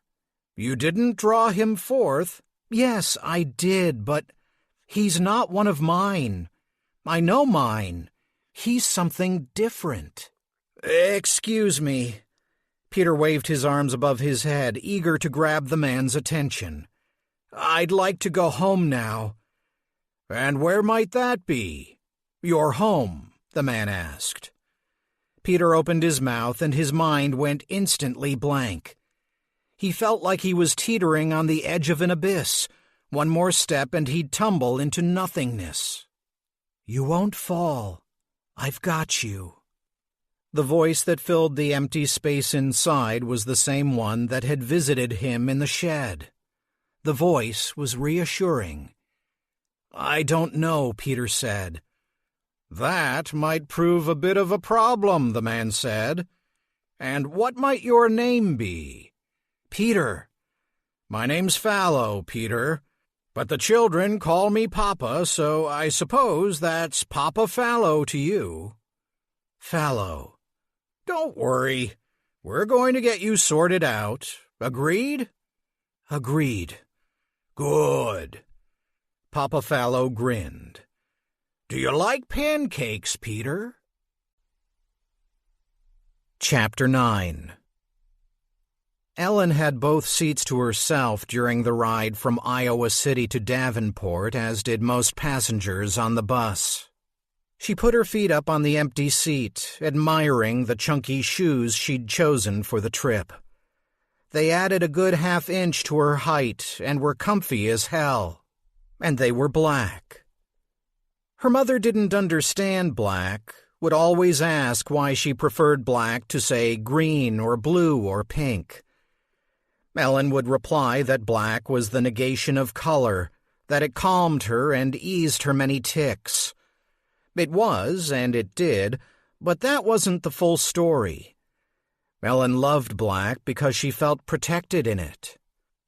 Ever since her chat with the dead boy named Treat, others had sought her out. Not actively, but they tended to want to hang around like pesky insects. Like the time when she went to the grocery store with her mother, and the stock boy who'd been crushed by the delivery truck followed her through the fresh produce section. Or when the cop who'd been shot while arresting a neighbor at the University Arms wandered up and down their landing, passing their door a couple dozen times before disappearing when her mother came home. Like the young man in the John Deere cap slowly making his way down the aisle to where she was sitting. Gimme a break, dude. Ellen unfolded the bus schedule and pretended to read, ignoring the guy's gaze. When he finally slid into the seat across the aisle from hers, she'd had enough. "What's your damage?" she whispered, careful not to wake the elderly woman sleeping in the seat behind her. "That driver. I don't think he likes me," said the young man in the cap. "So what? If he liked me, he would have pulled over. I'm trying to read. After he ran me off the road, he should have pulled over." Ellen looked up at the man and wished she hadn't. It wasn't the fact that his John Deere cap was the only thing keeping his head in one piece, or that a couple of ribs were poking out of his T-shirt. It was the needful look on his face, the desperate desire for connection she saw there. "Sorry," she said, and resumed her fake reading. "He doesn't like me." Suddenly, a snapshot of the young man's death popped into her head. A ruined pickup truck and a gash in the earth at the side of the road. The pickup lay upside down, its cabin crushed, rear wheels spinning. Ellen shoved the image aside and pointed an insistent finger at the man. "Fuck off." It was not a phrase she could recall ever actually saying aloud, and she said it with much more force than she had intended, but it did the trick. The young man didn't so much as disappear as he simply wasn't there anymore. Like he hadn't been there in the first place. She caught the driver staring back at her in the rearview mirror and heard the old woman sitting behind her stir. "Bad dream, honey?" "Yes," Ellen answered. "I get them all the time, ever since my Wendell passed. Last night's was a doozy. I remember I was flying over Chicago." Ellen endured half an hour of the woman's prattle, but it was a welcome relief from the dead man's company. When the bus pulled into the station at Davenport, the woman offered her a religious tract with "This Was Your Life" on the cover, along with a cartoon sketch of a man and an angel staring into the night sky. "The Lord be with you," the woman said as Ellen stuffed the tract into her backpack. The bus had arrived late, so she only had 10 minutes to make her call and get to her connecting bus to Maple City. She threw a glance back at the driver as she descended the stairs and thought, "I know what you did." The driver was busy checking his phone, and so Ellen left the man and his secret behind and trotted off for the station. The Davenport depot was more sparse than Iowa City's, and the bright red neon swirls on the ceiling made the place seem more like a food court than a bus station. After striking out on 2 out-of-order payphones, she found one that worked and called home. The trip from Iowa City to Burlington was supposed to last an hour and 25 minutes, so their late arrival actually worked to the benefit of her subterfuge. Even so, her mom seemed on especially high alert the moment she answered the phone. "You got in early. Those buses are never on time." "Well, I'm here." "Put Tuffy on." "She's getting the car." "Well, tell her to go easy with the black licorice. Remember last time?" "I remember. You had diarrhea for 2 days." Ellen heard music in the background and a mumbled male voice. Rita had wasted no time inviting Bo over. "I gotta go," Ellen said, adding, "I gotta pee." Heck, if it worked once. "Go. Be good. Call me tomorrow." The line went dead. She was rewarding herself with the last of her Red Hots when, through the big glass windows, she saw the bus to Maple City shutting its door. Ellen choked down the mouthful of candy and raced for the exit. The driver was none too pleased to have to open up again. "Ticket," was all he had to say. Maple City or points farther down the route were popular destinations here in Davenport. The bus was crammed full. Ellen managed to find an aisle seat next to a chubby businessman with salt and pepper hair who smelled of booze. The man removed his briefcase from the seat next to him with a grunt. The bus pulled out and they were soon crossing over the Mississippi River into Illinois, through Rock Island and the decaying burg of Milan, which locals pronounced Milan, before once more hitting the highway, this time a 2-lane stretch snaking into the heart of the prairie. The desolate expanse of empty fields gave Ellen an empty feeling in the pit of her stomach. She pulled the religious tract the old woman had given her from her pack and leafed through it. It was a black-and-white comic book depicting a man's death, his judgment, and his eventual redemption. And even though the story was told through cartoons, it was still profoundly disturbing. One panel showed the man clutching his chest, the obvious victim of a heart attack, while the Grim Reaper stood by, sickle at the ready. The verse below it was just as foreboding. "But God said unto him, Thou fool, this night thy soul shall be required of thee." The businessman let out a snort. Ellen looked over at him and saw he had fallen asleep with his head pressed up against the window. His mouth hung open, evidence of his liquid breakfast condensing on the glass. Ellen unzipped her backpack to stuff the tract inside when a glint of plastic within caught her eye. She reached in and touched the lone reel of tape she'd recovered from her garage sale purchase. The one marked Hymns, 30 minutes. She unwound a short length of the tape from the reel and let the smooth ribbon run between her fingers. She wondered if the burning man had ever listened to this tape, and somehow she knew he had. Sitting alone in his garage with beer in hand, the recorder spinning out the collective voice of the choir. Ellen pulled the tape taut on the reel, and a small piece broke free, giving way with a brittle snap. She looked once more at the businessman to make certain he still slumbered, for Ellen had a sudden, strong urge to eat the tape. Chapter 10. Peter sat with the children around the old farm table in the little office-turned-kitchenette at the rear of the church. 2 of the room's walls were lined with built-in bookcases, floor to ceiling in height and overstuffed with books. Fallow insisted he sit at the head of the table. "You are our guest, after all." The man had removed his coat, revealing a threadbare wool sweater underneath. Whatever care he took to ensure the children were dressed in decent clothes didn't apply to him. Ah, pancakes. My favorite, the grizzled gent said as he poured another dollop of batter onto the electric griddle. Mine too, shouted Joe. I don't like pancakes, Huck said, sulking.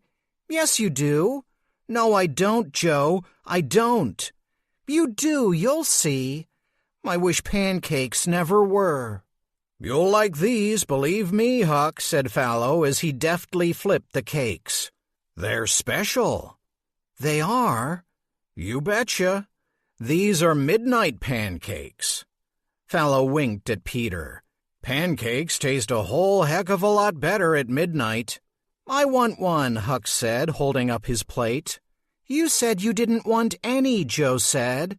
I never. Fallow turned back to the table and proceeded to dish 2 pancakes onto Peter's plate.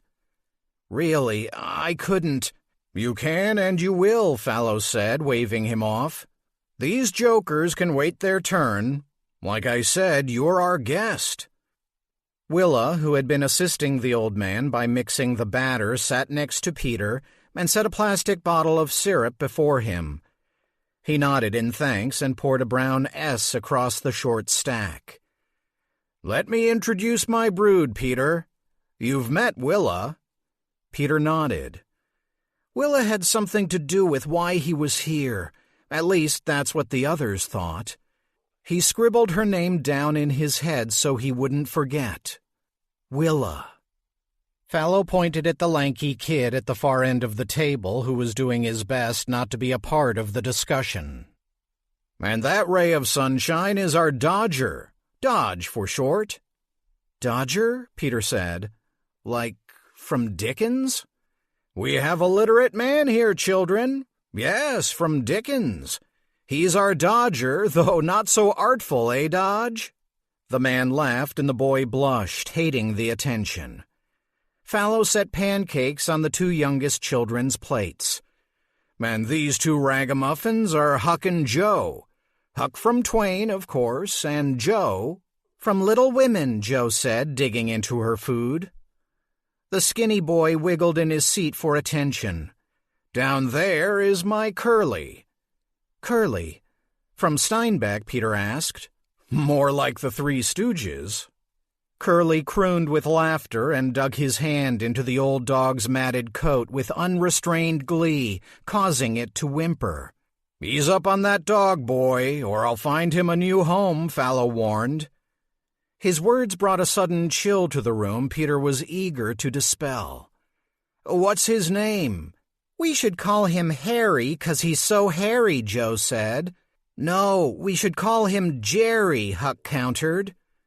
Curly squirmed, making it clear he had no interest in either of their suggestions. Oh, he's just a stray that came in from the cold. Like you, Peter. We're suckers for strays around here. Fallow winked again and set 2 heaping plates of pancakes on the table before seating himself. Is this a... Peter didn't want to presume, but he had to know. An orphanage? Hardly, said Fallow, filling up his own plate. We're a family here, aren't we, kids? The children murmured their acknowledgement. Each kid gets a new name and a fresh start. Plenary guardianship. Nothing temporary around here, no sir. And, Peter continued, ignoring his meal, you live here, in this church? Fallow nodded. Yes, we do. The Church of the Harvest. Or so it used to be called before the congregation scattered to the winds. We just bunk here. I split up the meeting rooms. One for the boys, one for the gals. Snug as bugs, that's us. He leaned in conspiratorially. Saves us a fortune in taxes. I'm a certified minister of the Universal Life Church. Answered an ad in Rolling Stone. Just have to pretend to have services every so often, but I've got that covered in case anyone comes snooping about. Added benefit? I can legally marry folks in the great state of Illinois. So if you ever need to get hitched... No, I'm all ready. That same blankness came to the fore, and Peter was staring into an empty room where memories once lived. The world was full of holes drawing him toward their hungry depths. He caught his breath and gripped the table. "Give him some water." Fallow nodded to Willa, who filled a glass and handed it to Peter. Peter gulped it down, coughing out as much as he drank. Fallow slapped him on the back. "Easy, cowboy. I don't know what I'm doing here. I don't know anything," Peter said, speaking the only truth he knew at the moment. "That's okay." "No, it's not." Fallow leaned back in his seat and smoothed his beard. After chewing at the sides of his mustache for a bit, he turned to the table. "Well, anyone want to give it a shot?" His words were vague, but his tone was knowing, and the children responded to it as if Fallow had spoken volumes. "Not me," shouted Huck. "Nope," said Joe. Curly turned away, opting to scratch his old dog's ears instead. Fallow looked to Willa. "I think," she said slowly, "I think maybe Dodge?" "What do you say, Dodge?" Fallow stared down the boy, insisting he return his gaze. "Why me?" "Because we all pull our weight in this family. You know that." Dodge let out an exasperated breath and rose from the table. "Fine." He shoved his chair back in place, startling Curly's dog. "What's going on?" Peter asked as the whole crew got up around him and followed Dodge out of the room. "Where are you going?" Fallow didn't answer, instead beckoning Peter back into the main room of the church. Peter rose and followed, the last to leave save for Curly, who brought up the rear, his gray mutt trailing after.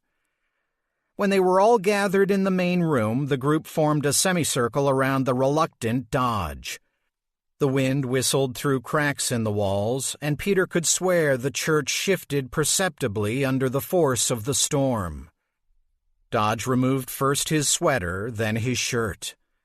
He stood with his back to the group, his backbone standing out in sharp relief.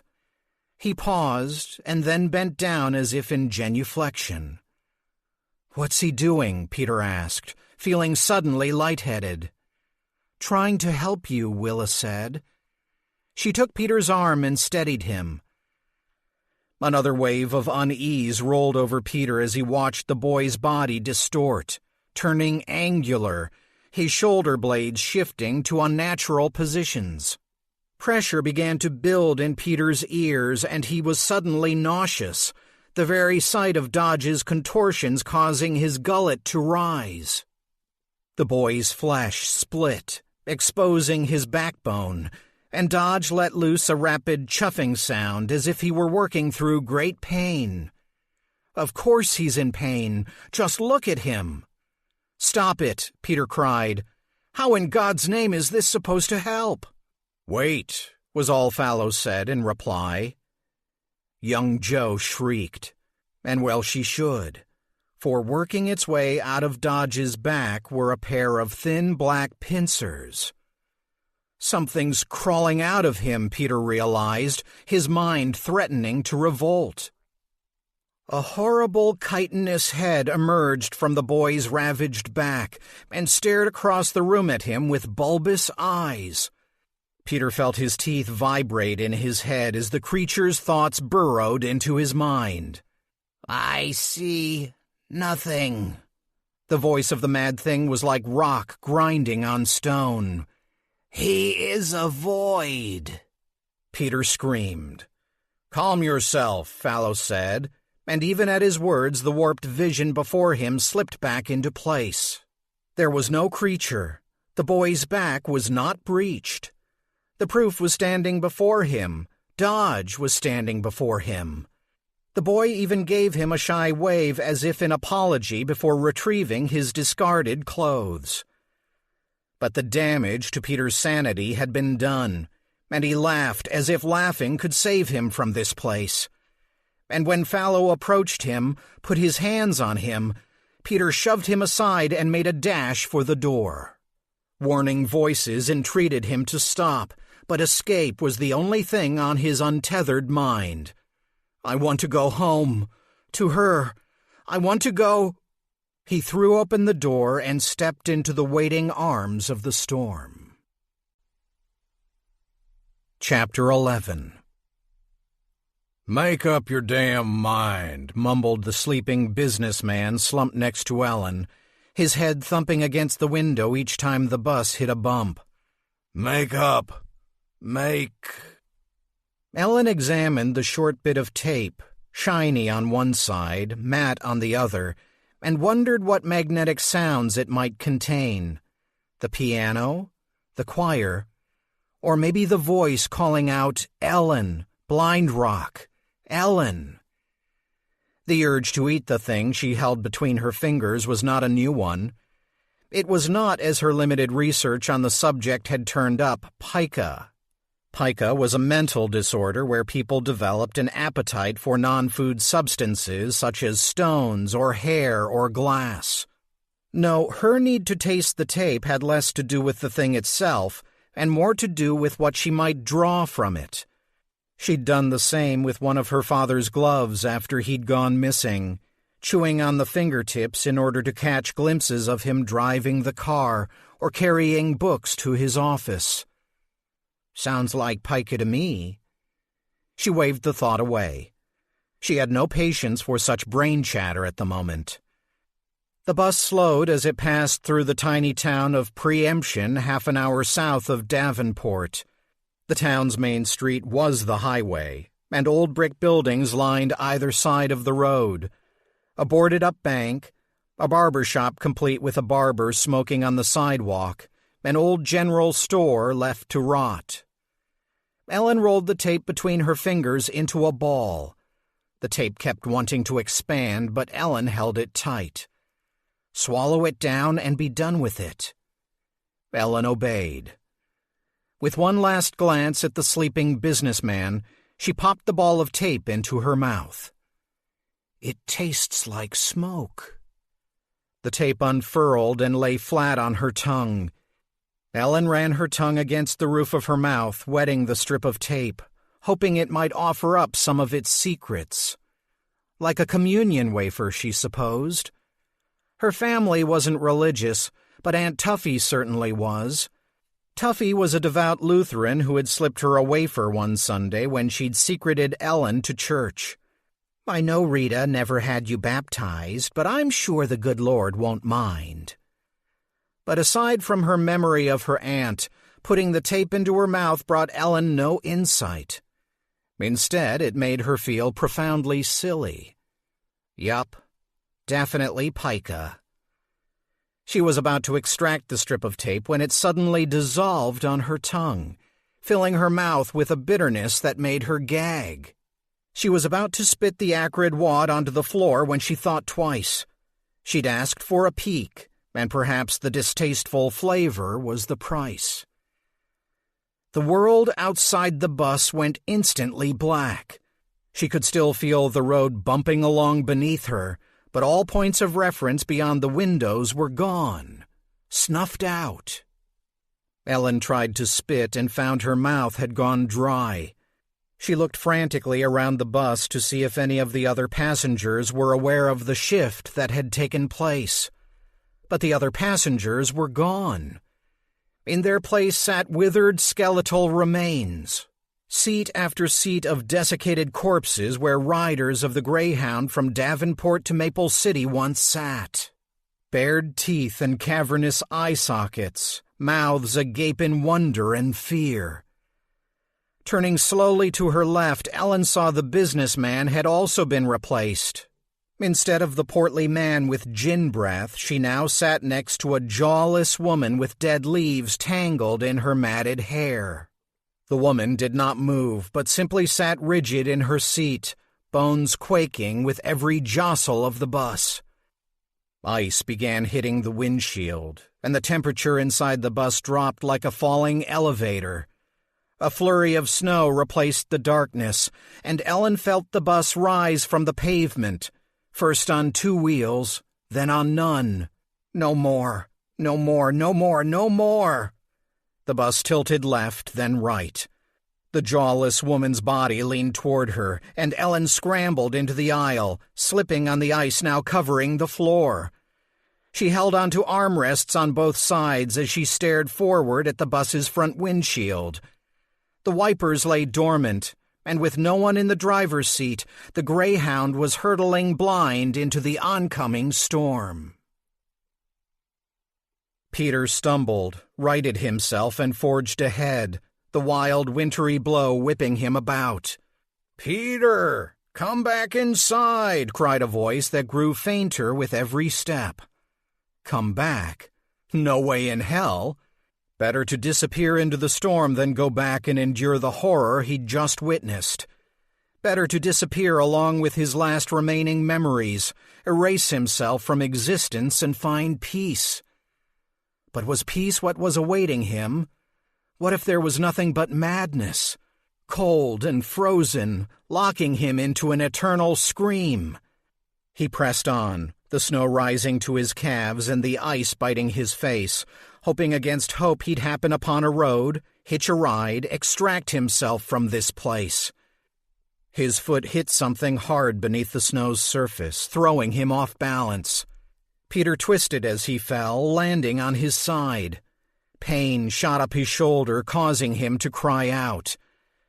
He looked back at the now exposed headstone that had tripped him up. Its top half was missing, and it stuck up from the snow like a broken tooth. Through gusts of white, he could still see the glow of the church door and people silhouetted there. Not a single one was venturing outside, and a moment later Peter understood why. A lone voice not far off sounded a single note, a mournful "ah" riding the wind. It was followed by another and another. Soon the air was filled with a chorus of voices swirling through the snow, rushing toward him, and Peter suddenly wished he were back inside the church. The floor beneath Ellen's feet gave way, dissolving like the tape on her tongue. At first she thought she'd fall through, tumbling down into the tempest. But she didn't. Even as the rest of the bus and its decayed passengers faded about her, she didn't fall. Instead, she rode the squall, twisting and turning in the darkness.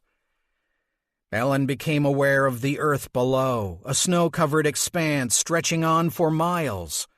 She urged herself lower, and the storm obeyed. Down she crept, descending slowly, watchful her speed not send her plummeting to the ground. A dark spot stood out in the snow, and she steered toward it, circling. As she drew closer, she saw it was a man crawling in the snow. Struggling against the force of the wind, Ellen reached out her hand. Pure white surrounded Peter, disorienting him. Fingers of ice raked his cheek, frozen breath howled in his ear. He was trapped, cut off, consumed. Faces appeared about him, angry faces formed by snow and dispelled by gusts. The spirits in the storm aimed to have him, to devour him, and Peter had not the strength to fight back. "Hold on," the voice from the shed. It asked for the impossible. He was being eaten alive by the storm. The air was suddenly alive with a furious blackness and the beating of wings. Sharp cries intermingled with the choir's lament. Talons dug into Peter's chest and yanked him back from oblivion. He was being whisked across the snow, banking off half-buried headstones and rocks, leaving the heart of the storm behind. When he finally struck the cement steps leading into the church, he looked up, dazed. Twin black eyes stared down at him, replaced seconds later by those of the girl, Willa, her bird once more perched upon her shoulder. "Let's get him inside," said Fallow, as he grabbed Peter by the collar and dragged him from the snow. "Excuse me, I've got to get by." The voice jolted Ellen back to the bus. A college-age girl wearing a fleece top and pajama bottoms stood before Ellen in the aisle, staring at her with unmasked annoyance. The girl nodded toward the back of the bus, indicating the bathroom was her intended goal. Ellen's stomach rebelled, and she turned and raced for the bathroom herself. Chapter 12. What you need is a good night's sleep. Fallow and Dodge helped Peter into the cramped bedroom near the front of the church, which consisted of a cot similar to the one in the shed, a dresser, a mirror, and a wall of empty hooks where parishioners' coats once hung. The former cloakroom was windowless, and a fluorescent halo on the ceiling cast the room in a sickly green glow. Beats a night in the shed, I can assure you. Peter was too weak to argue. Even his mind, which had been spinning, was beginning to shut down, and he was grateful when he felt the stiff cot beneath him. "Don't nod off just yet," Fallow said. "You and I've got to have a few words first." He motioned for Dodge to leave them be, and the boy joined the rest of the children hovering at the door. "Shoo," he said, and the kids scattered. "Something in the snow," Peter whispered. "You found that out the hard way, my friend," Fallow said, removing Peter's wet shoes and soaked socks. "What's out there?" "Bad news." Fallow leaned so close his beard tickled Peter's cheek. "These children are my world, you hear me? I'd do anything to protect them. They're special, each and every one of them. Something you'd know if you hadn't gone off half-cocked. Some folks call them an affront to nature, but I call them family." Fallow placed a quilt over Peter and actually tucked him in as one would a child. "They cause worry for both the living and the dead. That's where I come in. I'm their guardian. I stand between them and those who would do them harm, like those bastards out there in the cold." "Why?" Peter was fading fast. "Why keep me?" "You mean, why don't I cast you out?" Fallow chuckled. "Well, I may not be as special as my brood, but I can still spot someone with tricks up his sleeve." The man rolled up Peter's shirt sleeve, revealing the pale skin of his forearm. Fallow gave Peter's arm a swift tap, and something dark squirmed beneath the surface. Black worms burrowing into flesh. "Poor man," Fallow said. "You're all mixed up, aren't you?" Fallow rose, flicked off the light, and shooed the children, who had returned, back into the church's main room. "Tomorrow in the daylight we'll chat again. Until then, rest." Peter lay there for a few minutes, balanced on sleep's fine edge. Rest? How could he rest after what he'd experienced? A shadow flitted into the room.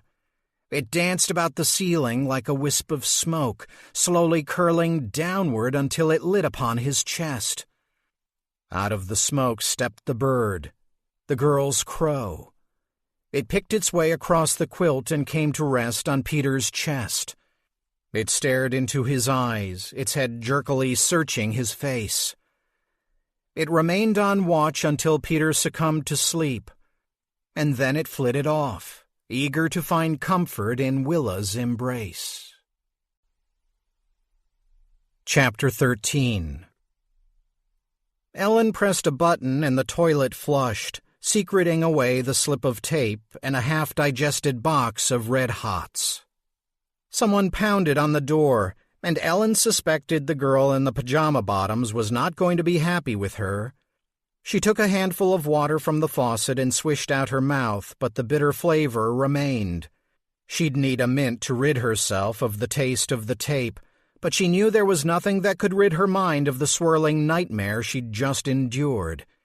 If this is where the road was heading, she wanted no part of it. She unlatched the door and found the driver, not the girl, awaiting her. "Maple City. Your stop, right?" "Yes, sir." The man winced at the scent wafting from the bathroom. "Are your people here to meet you?" "Should be," she lied. "I'm going to have to—" Ellen interrupted him with a guttural belch, a real one, Not one manufactured to get him to back up, though back up he did. "Get your stuff," the driver said, grimacing. Ellen followed the driver down the aisle, retrieved her backpack where it sat perched next to the businessman, who was now wide awake and slipping a flask back into his coat pocket. "How much longer till Macomb?" the chubby man asked. 20 minutes once we get started." The driver was growing impatient. The man wanted to get on with it. Ellen trotted down the stairs and mounted the sidewalk. The bus's door swung shut with a hiss, and the Greyhound pulled quickly away. "I want Mom." She could always say she accidentally took the wrong bus, that she had run to the restroom, gotten the gates mixed up, and ended up in Maple City instead of... But even as she let the scenario play out in her head, she knew it was a non-starter. Ellen was not a stupid girl, nor was she prone to absent-mindedness. She'd had her bouts of distraction, that was true, but her mother wouldn't believe for a second her daughter was capable of getting on the wrong bus. No, it was time to come clean. Because what was the alternative? With every step of this misbegotten adventure, she was moving closer to a life filled with jawless nightmares and ghostly rides through the sky. Closer to madness. Ellen looked about. The driver had let her off at the small-town square. A circle of park benches surrounded a war monument. The soldier atop the monument faced south, one hand raised to shield his eyes, sword in the other. Looking beyond the circle, she saw the center of town divided itself up into 4 quarters. One held the town's local radio station, WRMP. Another hosted Midwest Savings and Loan. The third was home to the Donut House, a windowless bar with a Budweiser sign hanging out front, and a packing and shipping supply store. Ellen slipped on her backpack and crossed the street, carefully dodging potholes in her chunky shoes, and headed for Quadrant 4. She passed a hobby shop in the old city hall before pausing in front of the brick facade of the building on her radar. Maple City Library, built by Warren County under the leadership of the Maple City Women's League, October 8, 1981. Ellen swung open the power-assisted door and the scent of fresh paint hit her nose. The old Maple City Library was getting a sprucing up. The sign taped to the checkout desk confirmed this. Early closing for construction. Checkout by 2 o'clock. Pardon our mess. Early closing? That didn't matter to Ellen. By 2 o'clock, her runaway status would be confirmed, and her mother would be on the road heading east, cursing her only daughter. Ellen would be grounded for life, but at least she'd be safe. It was a small but comfortable library. Being a faculty brat, she had become used to the large university library with its seemingly endless collections. This place felt much more homey, with local art hanging on the walls, and a section of leather chairs and a sofa where a group of elderly people sat chatting over their newspapers. The main room had high ceilings from which hung lazily spinning fans. A split staircase at the far back led up to what appeared to be office space and down to a lower level. To storage, perhaps. Off to the left of the main desk was another room altogether, the children's library, and Ellen supposed the doorway had been cut into a pre-existing building next door, as it appeared one had to step down into the kids' room. Stop dawdling. Call Mom. Get this over with. Ellen stepped up to the checkout desk. A tall, dour woman with tight curls just this side of purple put down her pencil and raised her eyebrows. "Yes? I'd like to use the phone." "The phones are for library staff. Are you a patron?" "Yes." "May I see your card?" Ellen shrugged off her backpack and pulled out the little leather wallet she'd gotten in her last Christmas stocking. Not the most festive gift, but one she appreciated for its practicality. She removed both her Iowa City Public Library card and the one her father had procured for her, emblazoned with the University of Iowa Hawkeye. The librarian examined the cards, then handed them back. "You don't have a Maple City Library card?" "No," Ellen said, and then, thinking quickly, "Not yet." The woman squinted. "Are you a Warren County resident?" "We just got here." It wasn't a lie. She and the rest of the passengers had just gotten there. Let the woman assume whatever she wanted. "Proof of residency and another form of ID," the librarian said. "School ID is fine." Ellen eyed the phone on the table behind the woman. One of its lines was busy, but 3 others were just sitting idly by. Why did this woman have to make it so difficult? "May I have an application?" Ellen asked, rounding out the deception, but to what end? She had no proof of residency, no ID. Better to leave and track down another phone. Surely an old town like this still had payphones peppered about downtown. "Hold on, I'll get one," said the librarian with a snort that let Ellen know she was not a kid person. Not in the least. The woman disappeared into the back office, and as Ellen turned, she heard a psst come from the attached room. She looked and saw a young man with frazzled hair and wrinkled khaki pants and an untucked short-sleeve shirt beckoning for her to enter the children's section. "Come on," the young man whispered. "You can use my phone." Ellen paused, but the guy kept urging her in, going so far as to lift the receiver from its cradle and mime talking into it. She looked back to where the older librarian stood in the doorway to the office, scolding a younger employee. The woman held what Ellen could only imagine was her application. Turning away from the exit, she stepped through the doorway, down into the children's room where the young man with the wrinkled pants stood waiting. "All yours. Mrs. Flint may rule the roost out there, but the kids' library is all mine." Ellen nodded and set her backpack on the guy's small desk, which was littered with cartoons scribbled on 3x5 cards. "Excuse the mess," he said, and whisked the cartoons into a drawer. "Who you calling?" "My mom." "That a local call?" Ellen fished the phone card from her pack and held it up. "Iowa." "Ah, then you're going to want to press 9 first to get an outside line." He motioned for Ellen to put away her card. "Save your minutes. Warren County can afford it."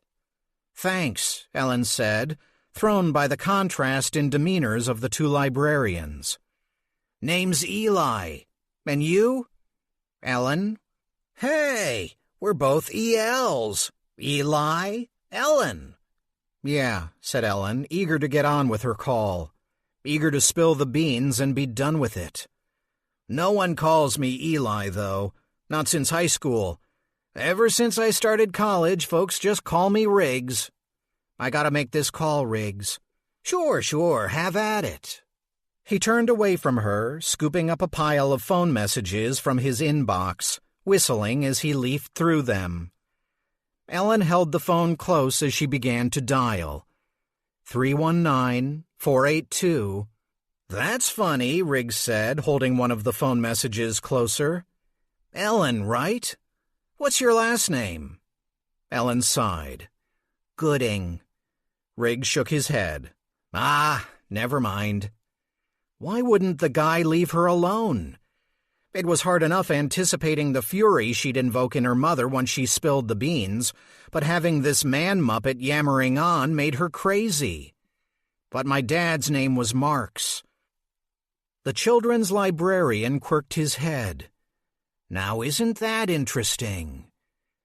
Ellen was about to punch in the last 4 digits of Ellen's cell phone when Riggs held up the message for her to see. Ellen's eyes went wide. For Ellen Marks. Time, 10:55 a.m. Remarks. Don't stop now, Spooky. Chapter 14. Ellen held the slip of paper tight, reading and rereading the message. Don't stop now, Spooky. Riggs shook his head, his shaggy mane bouncing. That's weird, right? I mean, that's weird. Do you mind? He reached out for the message, and Ellen felt suddenly possessive of it. She felt a strong urge to put the note in her mouth, to lock it away safe behind her teeth, but recalling the reaction she'd had with the snippet of audio tape, thought better of it. She glanced down at the note one more time, memorizing it, photographing it, and stuffing it back in her brain before handing it over. You didn't write that, did you? Ellen asked, already knowing the answer. No, you couldn't read my chicken scratches if you tried. Old Scorch is always snapping at me that she can't read my messages. Scorch? Riggs laughed. It's what I call Mrs. Flint out there. She's usually somber enough, but if you get on her bad side, boom, she goes off. Scorched earth, you know? I get it. It's funny. You know what else is funny, Riggs said, thumbing the message. This is her handwriting. You sure? See for yourself.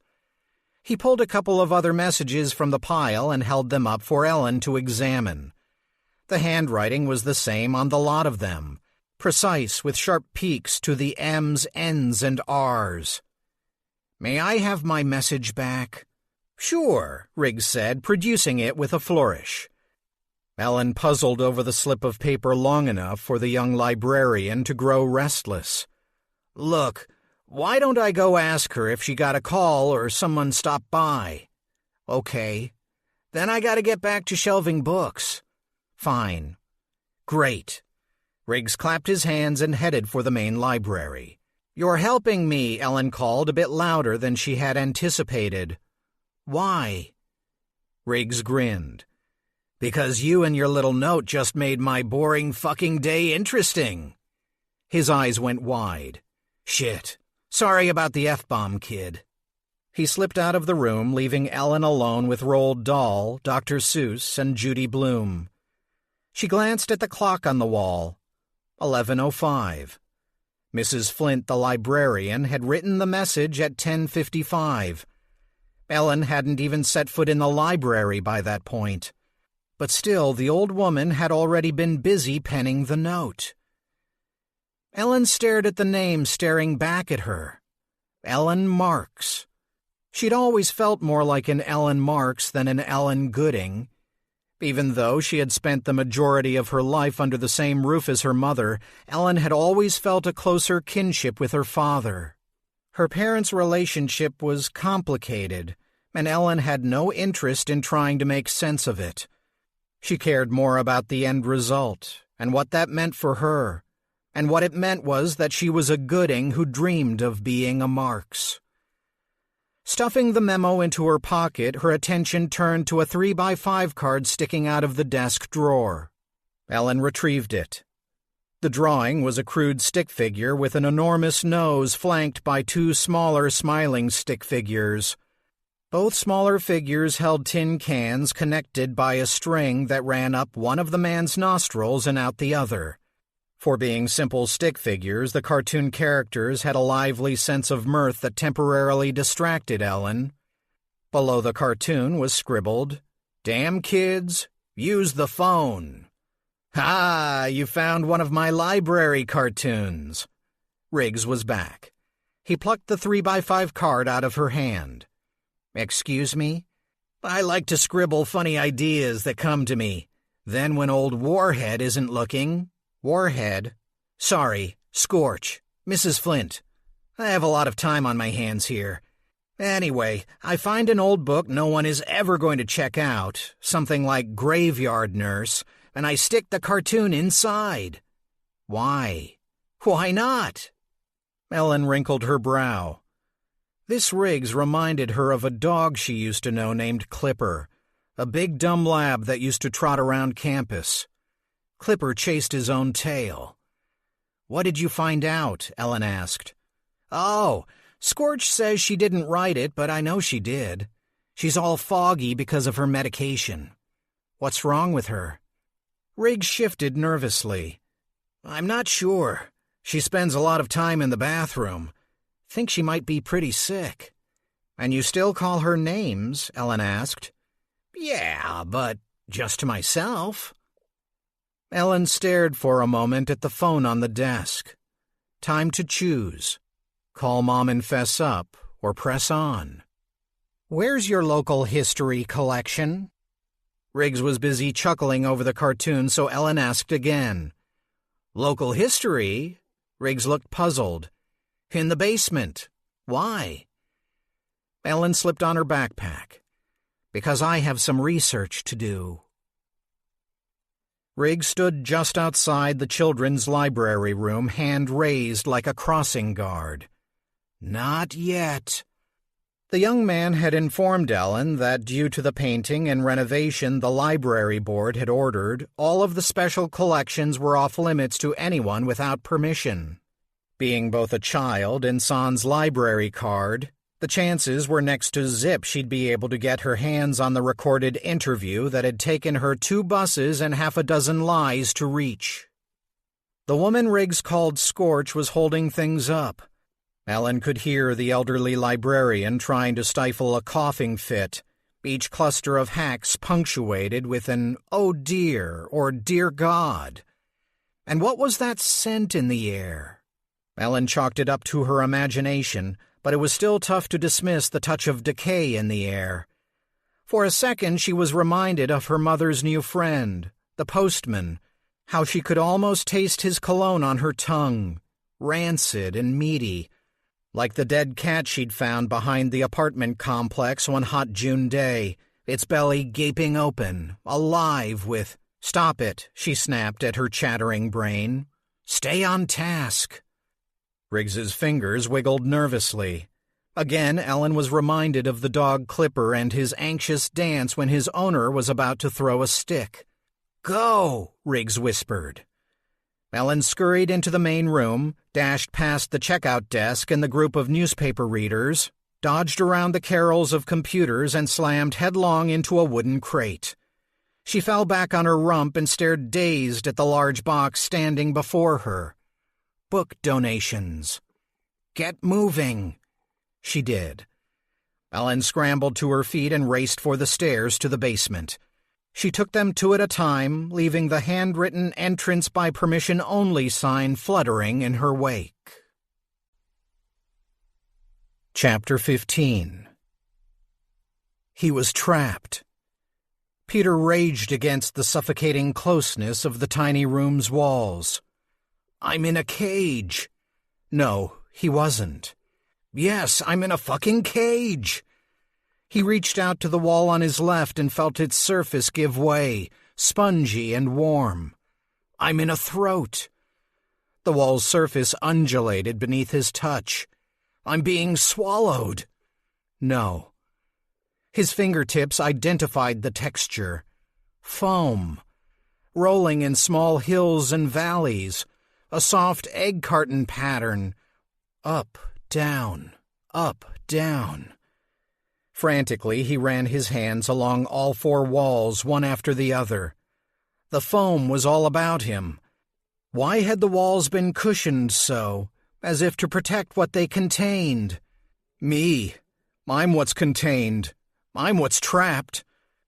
He was suddenly aware of pressure about his ears, and when he reached up, he found twin shells clamped to either side of his head.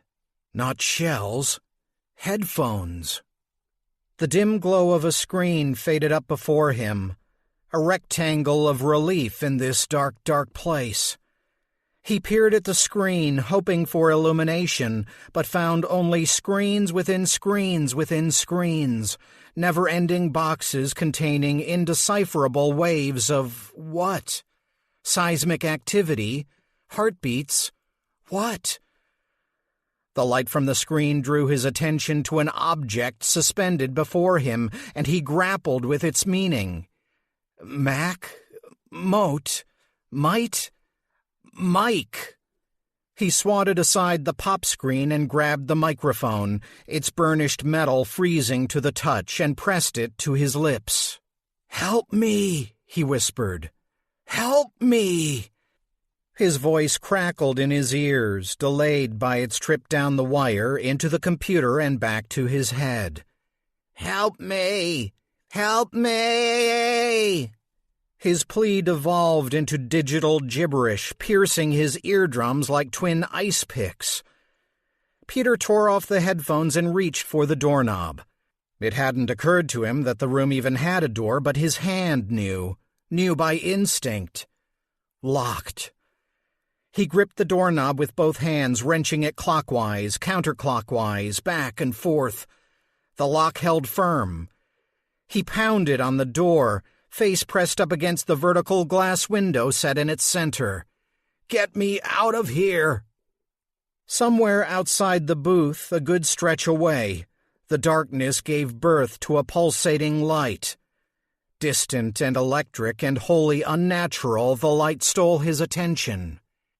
"Peter." The voice was barely audible.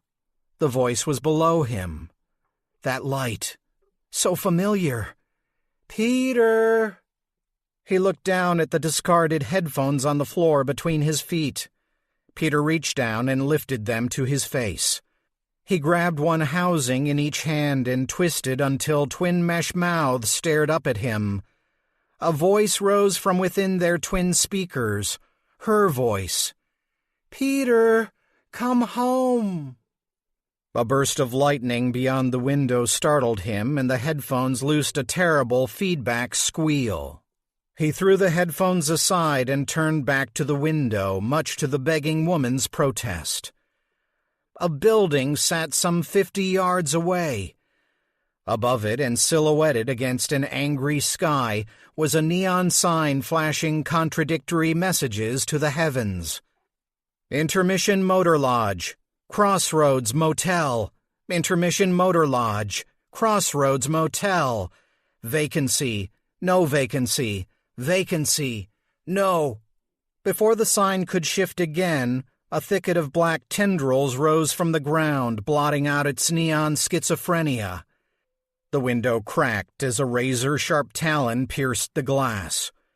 The ceiling groaned as something of immense weight pressed down, down, down. The four walls lurched inward, buckling under tremendous strain. "It's crushing me." "Peter!" Yellow teeth, hungry and insistent, gnashed at the broken glass, the gums holding them ripping and shredding as the window gave way. "It's eating me!" "Peter!" He broke the surface of consciousness and gasped for breath. "Easy, easy." The voice was low and calming, and when Peter opened his eyes, he found the bearded man standing over him. The old fellow who had put him to sleep the night before. There was concern in the man's eyes, the sort of look a father might have for a toddler on the verge of tumbling out of his crib. "That must have been some whopper of a nightmare." You're okay." He was in the church, in the cloakroom turned bedroom, not in the booth, not being crushed. Fallow, the man finished for him with a chuckle. "That's right, Papa Fallow. Good to know I made an impression." The old man held out a steaming mug of coffee. Peter grabbed it and downed a scalding mouthful. It was awful coffee, cheap and metallic, but it helped him swallow his fear, swallow the nightmare. "Damn. You'd make a fine commercial for Maxwell House, you know that? Good to the last?"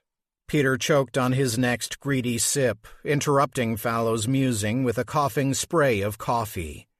"Or not. Sorry. No problem." Fallow pulled up a stool. He sat with a whump and scooted closer to the cot. He had changed since last night.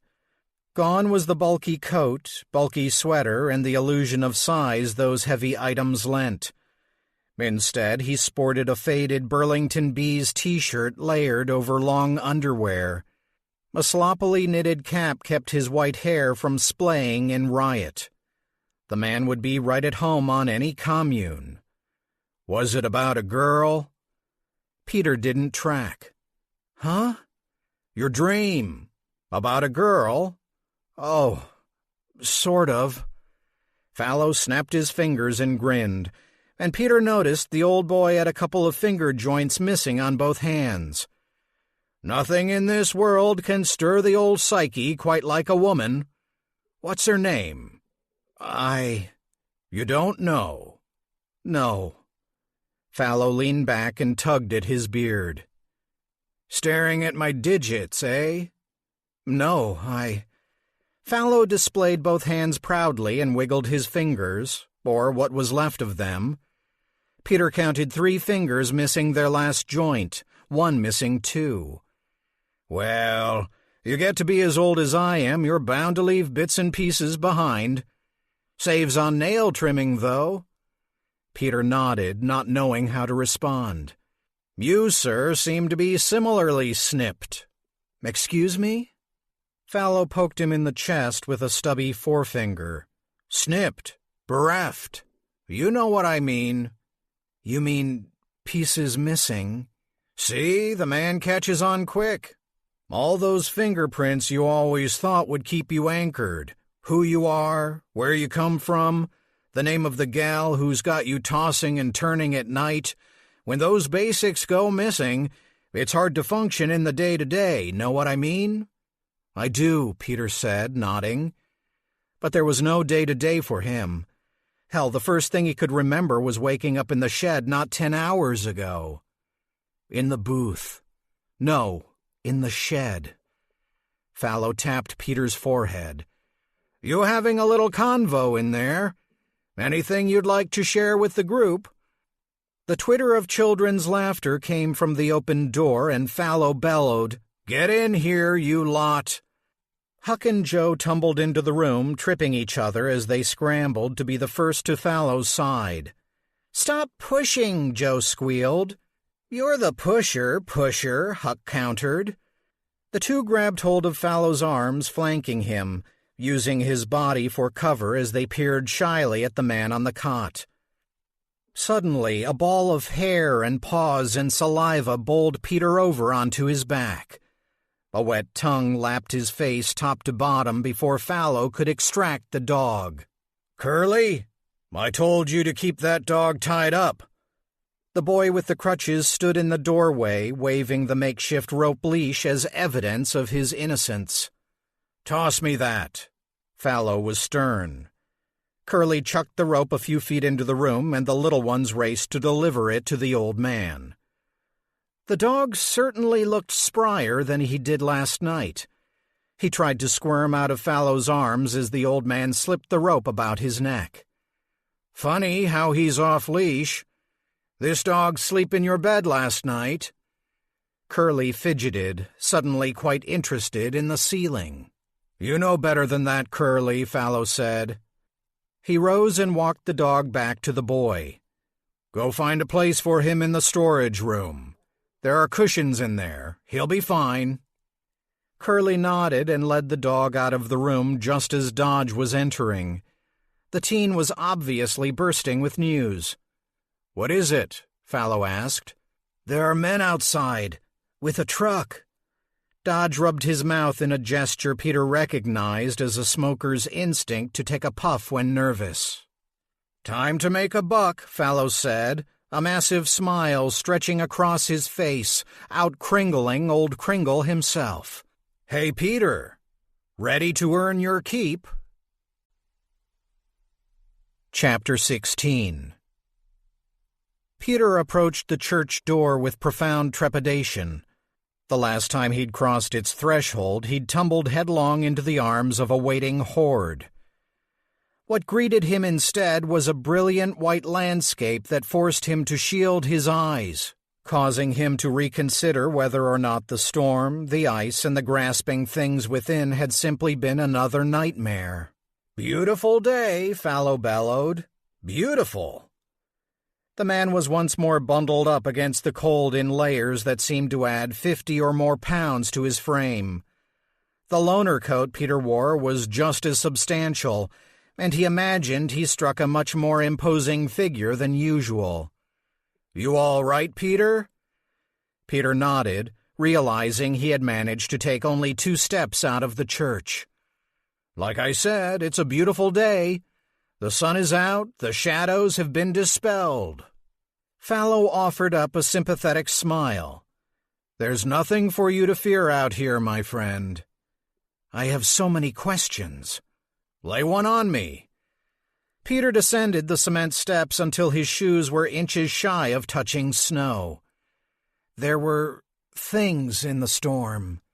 Is that a question? Were they real? Fallow considered this. Yes and no. Come again?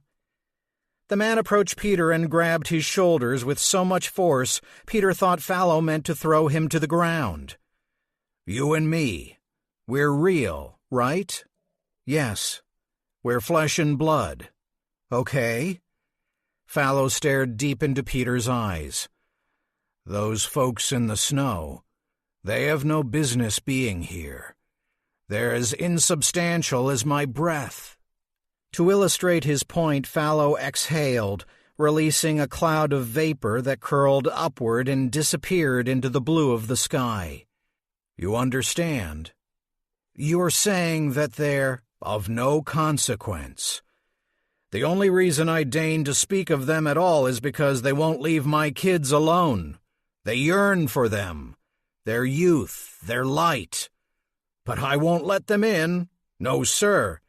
Nothing, not even the wind, can get past me. Two men in gray coveralls awaited them next to a truck with the words Department of Public Works stenciled on its door. Gentlemen, Fallow boomed as he led Peter and Dodge up to the workers.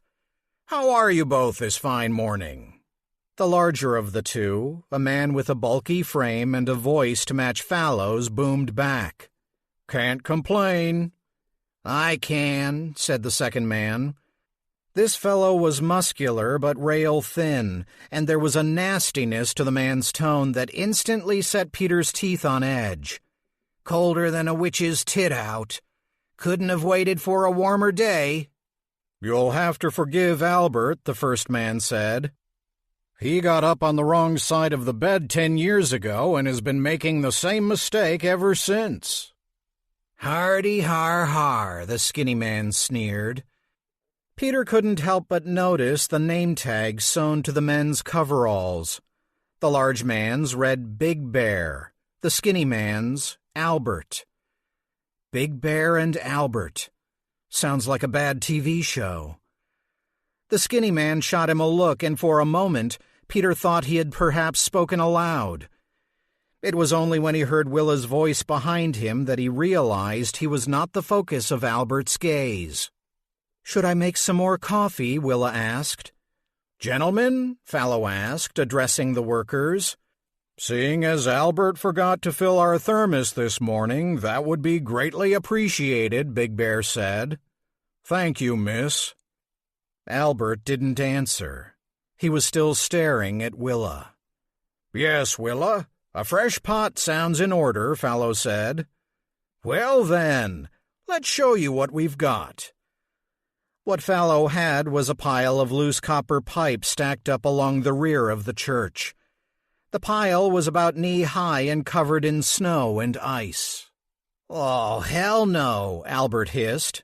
It's frozen solid. We ain't never gonna get that into the truck. Never say never, Big Bear said. Get me the propane torch. After a few minutes of ice melting, the copper pipes fell free. Peter, Fallow ordered, first load's yours. Peter obeyed, grabbing up an armload of warm pipe and walking it to the truck's payload. The copper was heavy and unwieldy, and he felt like a tightrope walker trying to keep his balance. After a few trips and more than a few curses, the men had loaded all the pipe in the truck. Big Bear pulled a receipt book from the glove compartment and scribbled as he spoke. You take this to Fred Donnelly at City Hall. He'll make sure you get paid. Thank you kindly, Fallow said, pocketing the slip of paper. Willa returned with a pot of coffee, and Albert beat his companion to the thermos. His eyes never left the girl.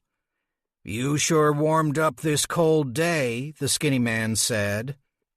Willa remained silent. The meeting ended with thank yous all around.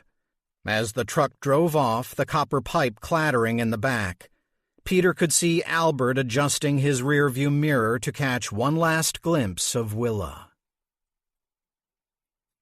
Back in the kitchen, Fallow eased himself into a chair at the farm table. "That old copper's been lying around for years," Fallow said. "Feels good to swap it out for some cold cash." "I didn't like that man," Willa said, refilling the Mr. Coffee. "Which one?" Fallow asked. "The skinny one," Peter said, answering for her. Fallow waved them off. "The world's full of odd birds. You're too insulated to know that, Willa. We've got to get you out in the world a bit more."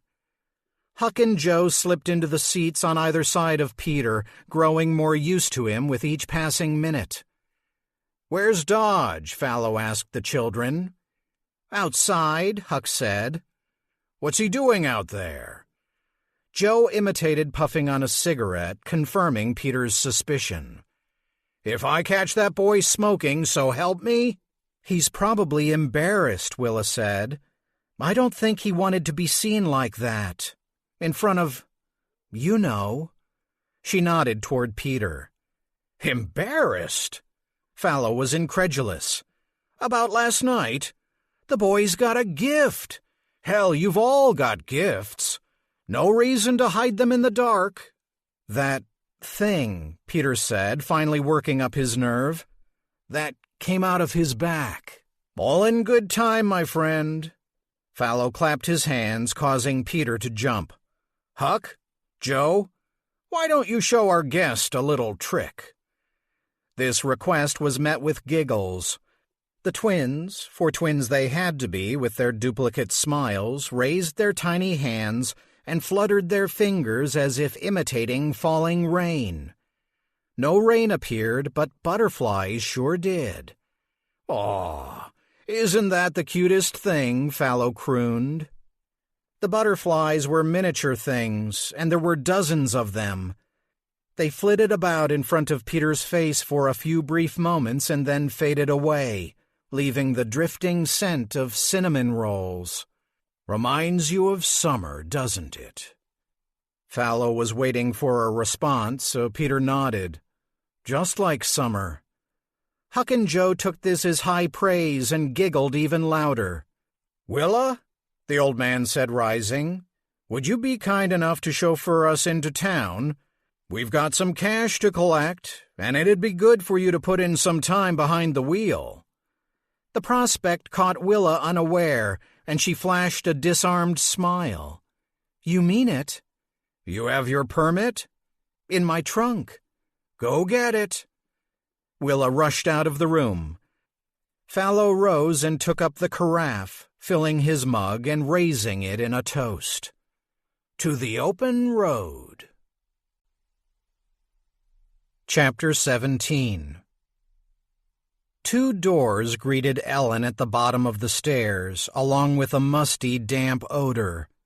One door was bare, the other had a brass sign that read, "Mr. Pullen." Neither gave any indication the local history section was housed within. Ellen reached for the Mr. Pullen door and froze. The lady or the tiger? The thought commanded her to stop. No!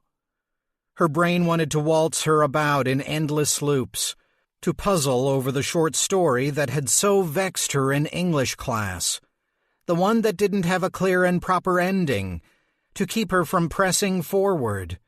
What was behind the door the man chose? The lady or the tiger? The lady or the tiger? The lady or the... She quickly glanced back up the stairs. Riggs had one foot on the top step, waving her on, mouthing, "Scorch! I haven't got time for this."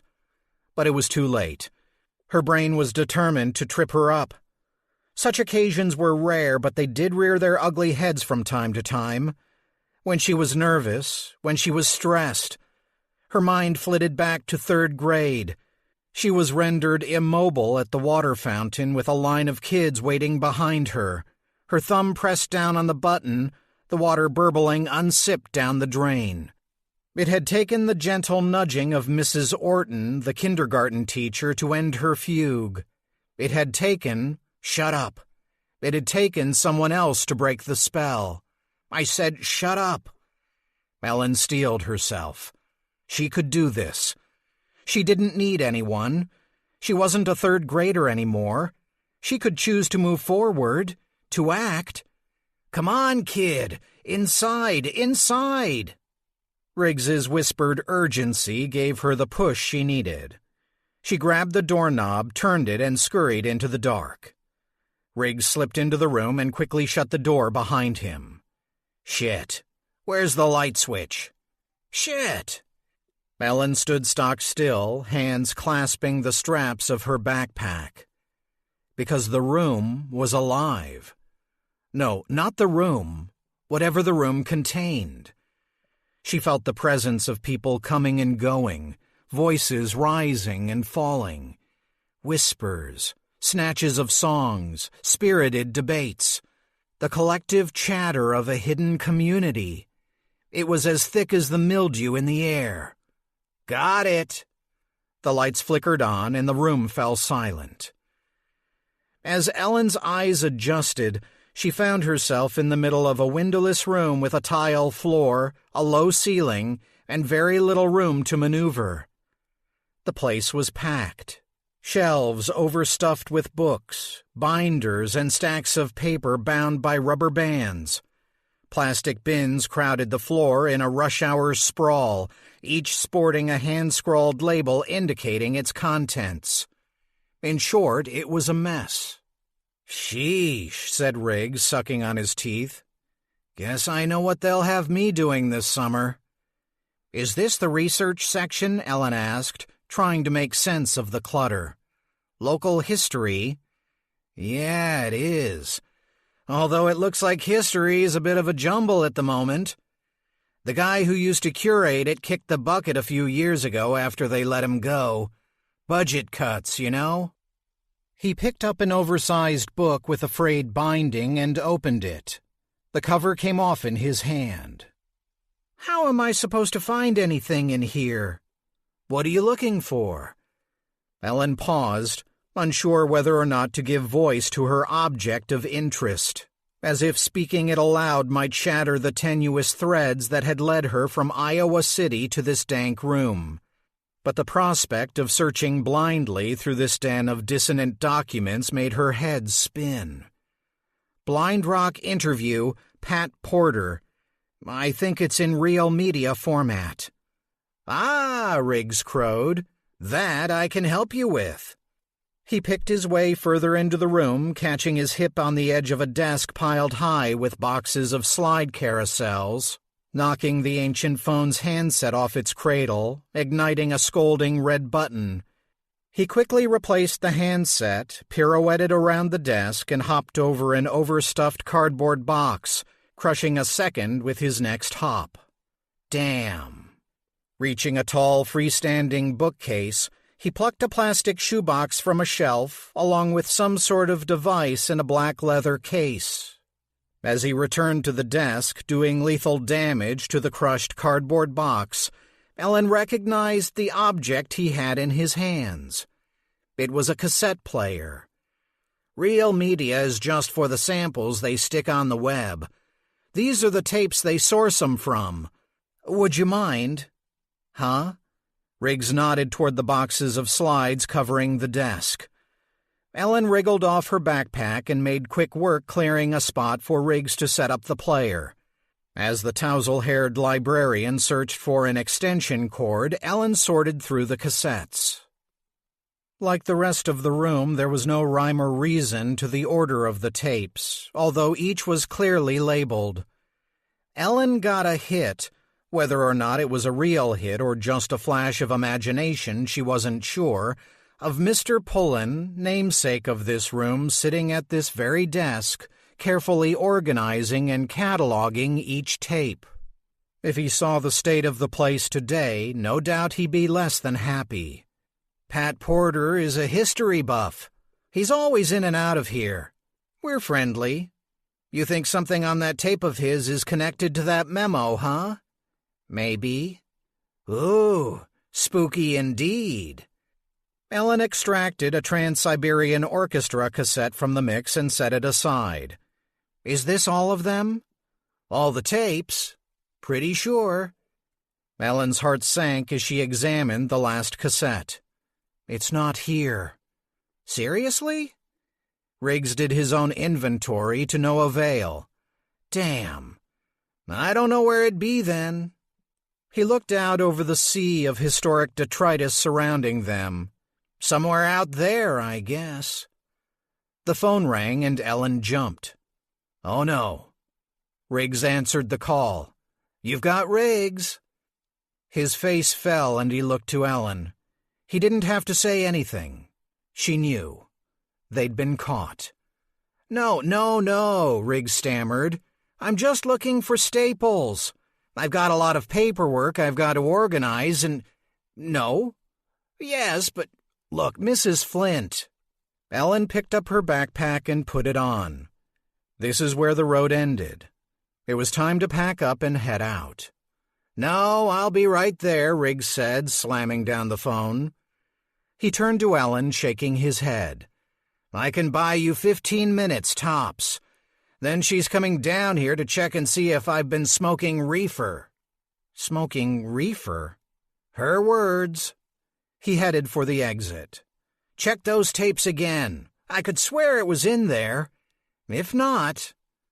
He left her hanging and disappeared. With a sigh, Ellen flipped through the cassettes one last time. Prime Beef Festival interviews, various. Maple City's bicentennial interview with Mayor White. There were 18 in all, none of them the Pat Porter interview. None of them of any use. She was about to head on out when she considered the tape player. It was smaller, more compact than her garage sale reel-to-reel, and a heck of a lot more modern, but a relic in 2003 nonetheless. It had a counter with an analog readout. She pressed its button and the counter slipped back to 000.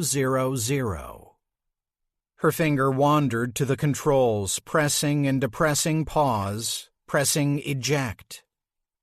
The little door on top opened, revealing the business end of a cassette. Gingerly, Ellen slid the tape from the player and held it to the light, reading the label written in Mr. Pullen's even hand.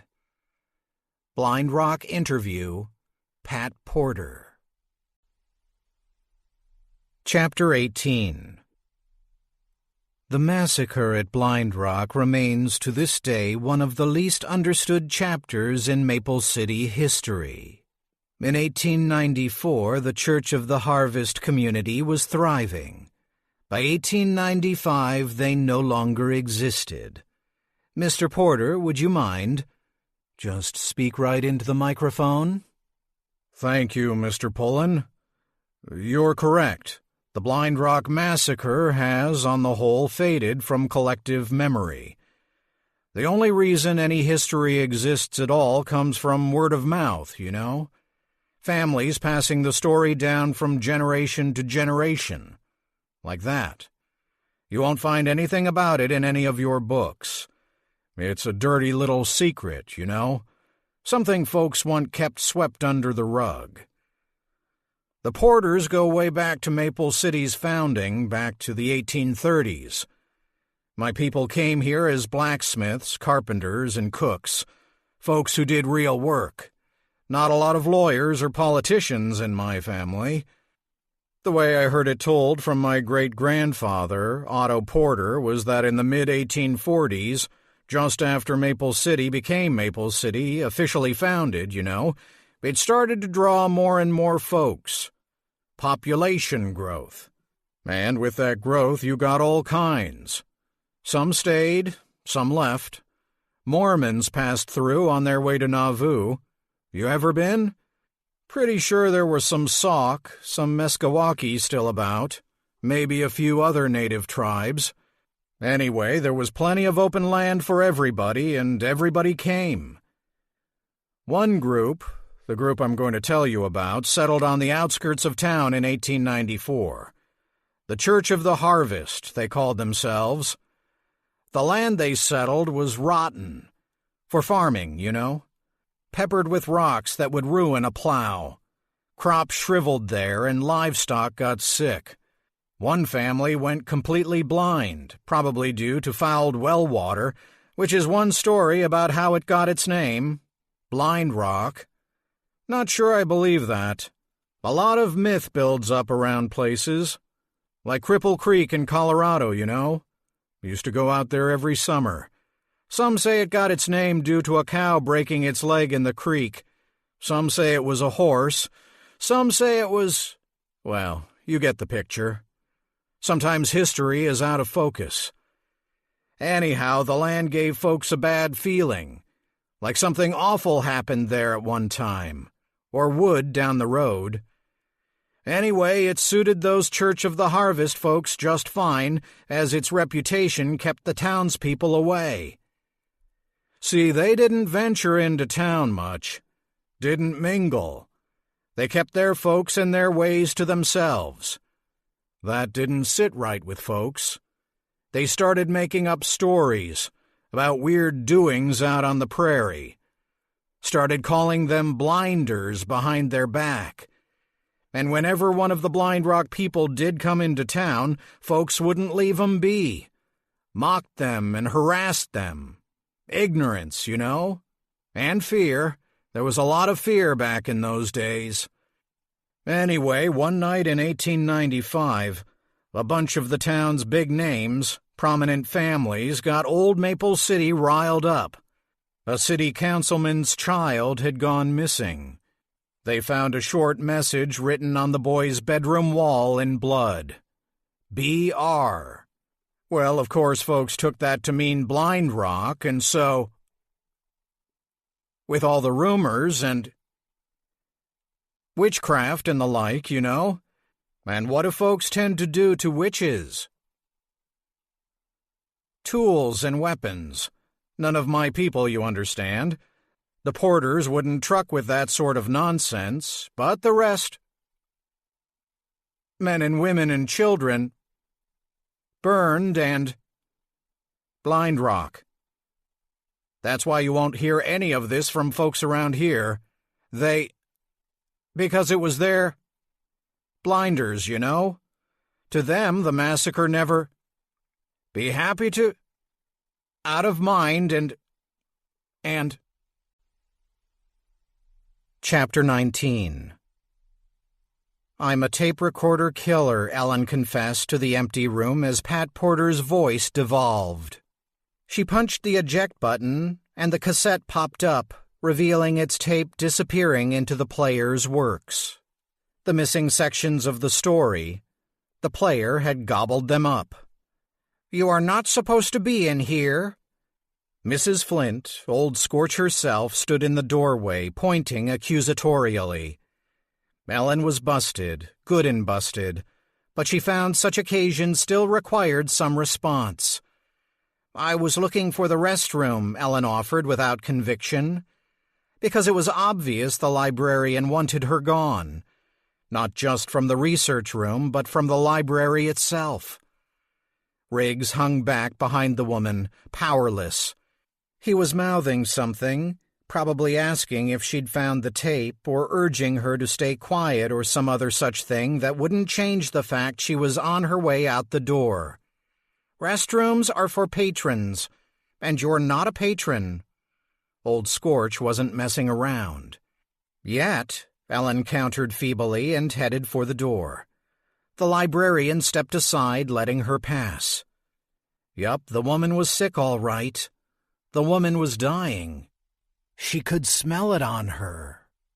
Riggs tried again to catch her attention, but Ellen ignored him, instead mounting the stairs 2 at a time. She heard the door close below her, felt the woman ascending the stairs, caught another whiff of the woman's impending death. "You come back with your mother next time," the woman said, ushering her toward the exit. "What if my mom is dead?" Ellen sassed. It wouldn't help her cause, but it felt good. "Then bring your father." And with that, Ellen was outside the library looking in with the woman's words still ringing in her head. then bring your father." Not fair for her to say that. Just another reminder. The mention of her father had caused her heart to leap, expecting to find him rounding the corner, arms upraised, calling out to her, "Spooky, there you are." Not fair at all. Ellen turned back to the town square where the bus had deposited her. No bus, no way home. Just the statue with its weapon upraised, ready to do battle. To kill men, women, and children. To massacre the Church of the Harvest. "Hey, wait up!" Riggs, Clipper the dog in human form, bounded after her. "Did you find it?" "The tape?" "Of course, the Pat Porter tape." "Yes?" Riggs let loose a silent cheer, hands in the air. "Great! Did it solve your mystery? Did it explain why memos for you are showing up on my desk before I even laid eyes on you?" "Aren't you working?" "No, I took my lunch break."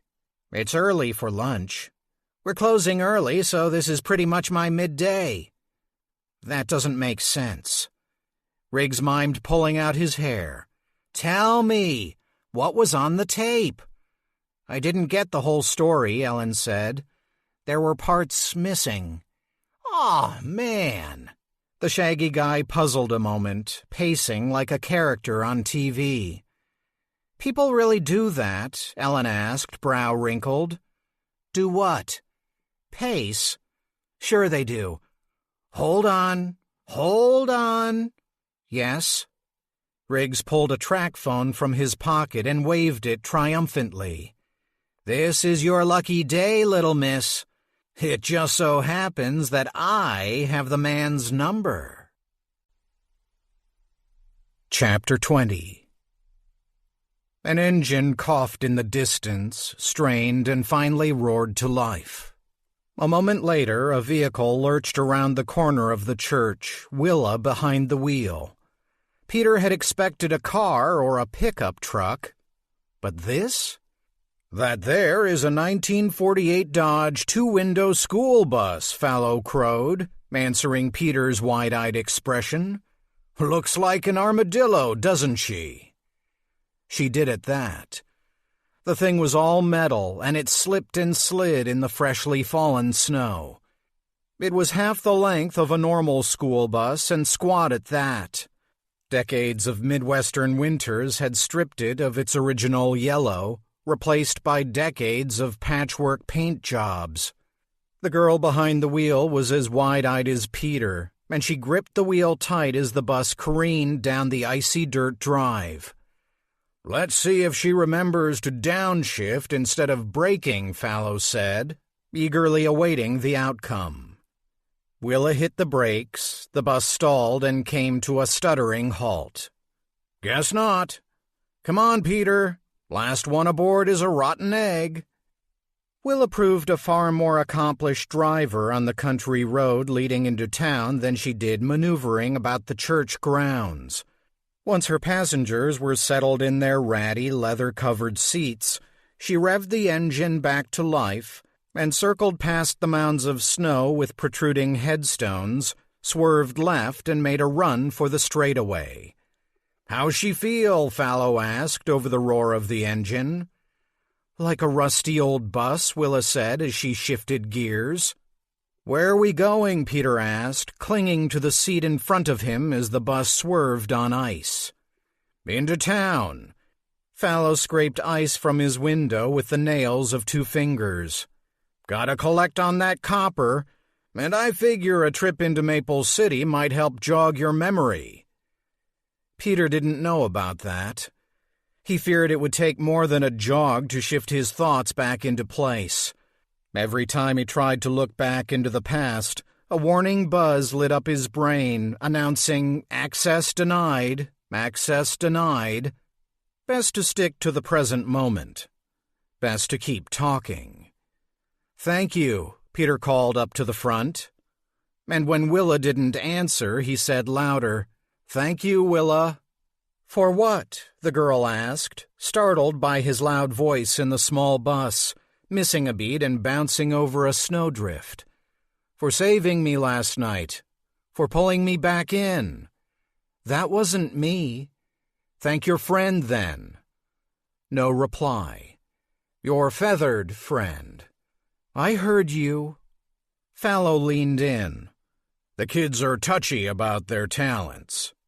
And just what talents might those be exactly? Peter asked, growing less comfortable with the lack of answers. Sit back and enjoy the ride, my friend. The cold air had roused Peter enough to stir his ire, with the vagaries surrounding his present state, with the slippery explanations offered by this man, the shock-haired keeper of children.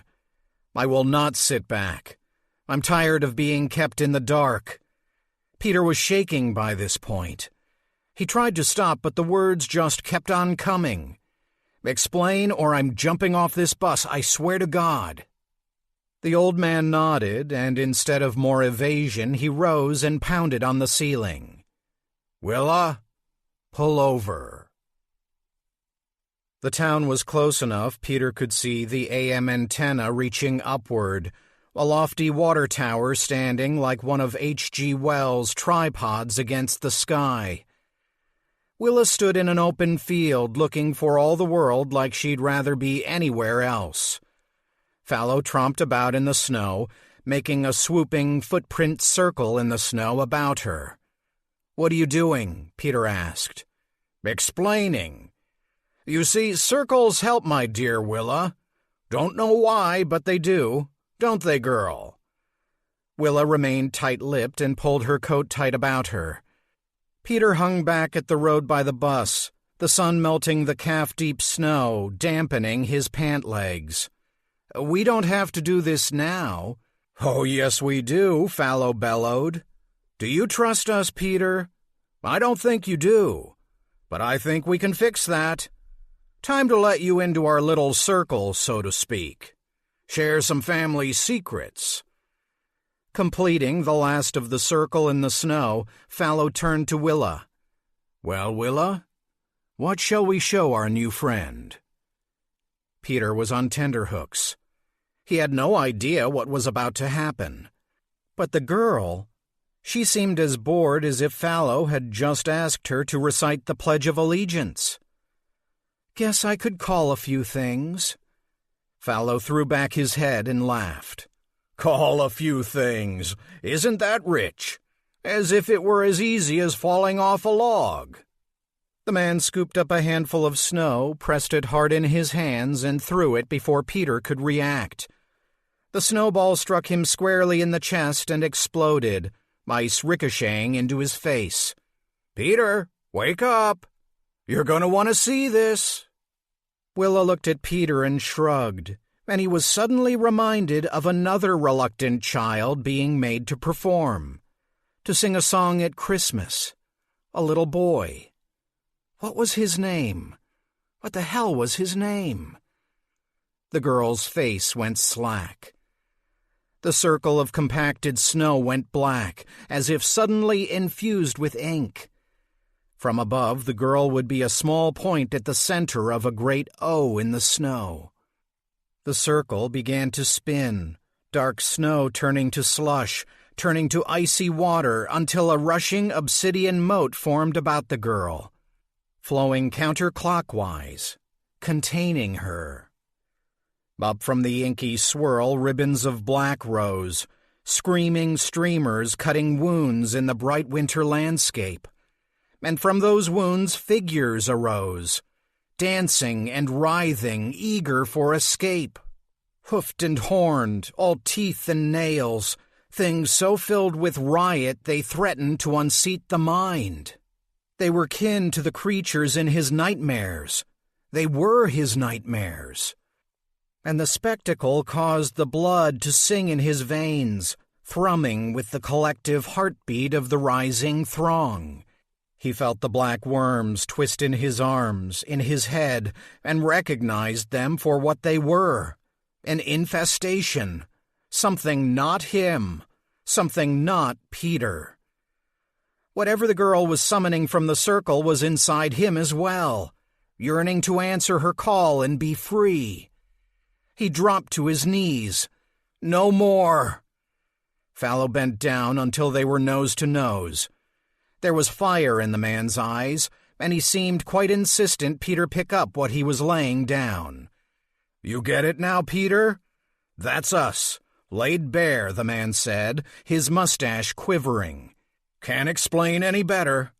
You wanted to understand her talent. That, my friend, is her talent. All those shades you're so afraid of out in the snow, they're afraid of her." The monstrosities were gone. All that was left was a tall girl in a field, hopping from foot to foot, eager to get back in the warm bus. "So, I'll ask again, do you trust us?" Peter nodded, for to not agree seemed incredibly risky given Fallow's mercurial nature. "Great." Fallow helped him to his feet. When they were back inside the bus and seated across from each other, Peter asked, "And where do you fit into all of this?" The man smiled. "I'm their dad. Maybe not by blood or by logic, but, yeah, to them I'm dad." Willa plopped behind the wheel, but before she turned the ignition, Peter caught her glancing back at him in the rearview mirror. And what was it those dark eyes were searching for? Approval? Applause? "Can we get going?" "Yes, Willa," Fallow said. The engine coughed and Willa coaxed it to life.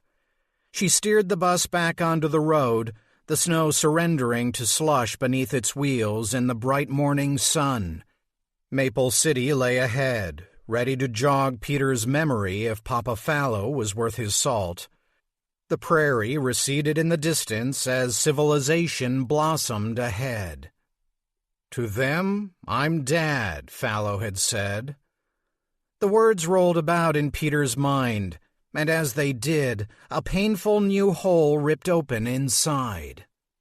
"I'm Dad." Chapter 21. "Yes."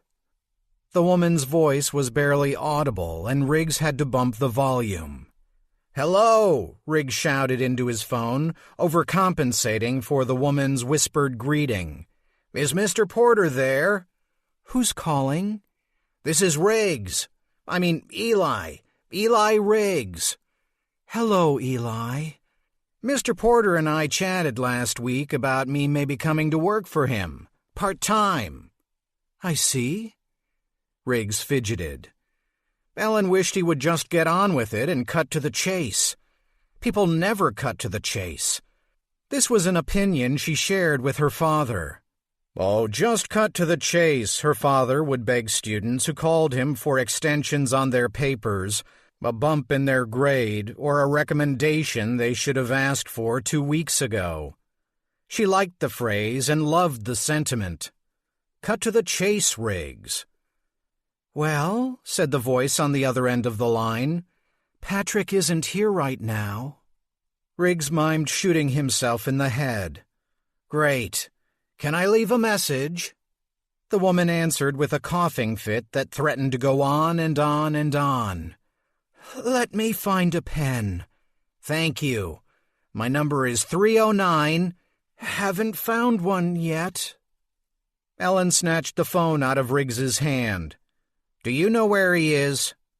"Who is this?" "I'm Eli's sister. Where is Mr. Porter?" It was a bold move, but Ellen didn't have all day. With every tick of the clock, the hour drew closer when she would have to board the bus to Aunt Tuffy's, and her investigation would cease. Time to get on with it. Time to cut to the chase. "He took the car downtown, I believe, trying to move things along at Pizza Carl's. Oh, I found a pen." "Thanks." Ellen hung up on the woman and tossed the phone to Riggs. "Where's Pizza Carl's?" The wiry man in the stained apron was pissed. 3 weeks, Porter. That's what I told you yesterday and the day before that. Why do you gotta come down here and bust my balls?" Ellen and Riggs stood in the open doorway of Pizza Carl's, unsure whether to enter or leave the two red-faced men inside to their heated argument. Ellen opted for the former. She stepped into the oven-hot room and took a seat at one of the many empty tables. Riggs slunk into the room and sat across from her, putting his attention on the menu rather than risk making eye contact with either of the shouting men. "No, Carl. We agreed you'd be out in 3 weeks. Not starting to pack, you know. Not hiring the movers. Out." "Bullshit." Pat Porter stood his ground as Pizza Carl loosed a string of expletives that fascinated Ellen. Sure, there were the usual F and S words she'd heard her mom utter hundreds of times, but Carl seemed to have dozens more at his disposal. Riggs leaned in. "Maybe we should come back." "No." Pat held up his hands. "Look, I'm not going to waste your time or mine.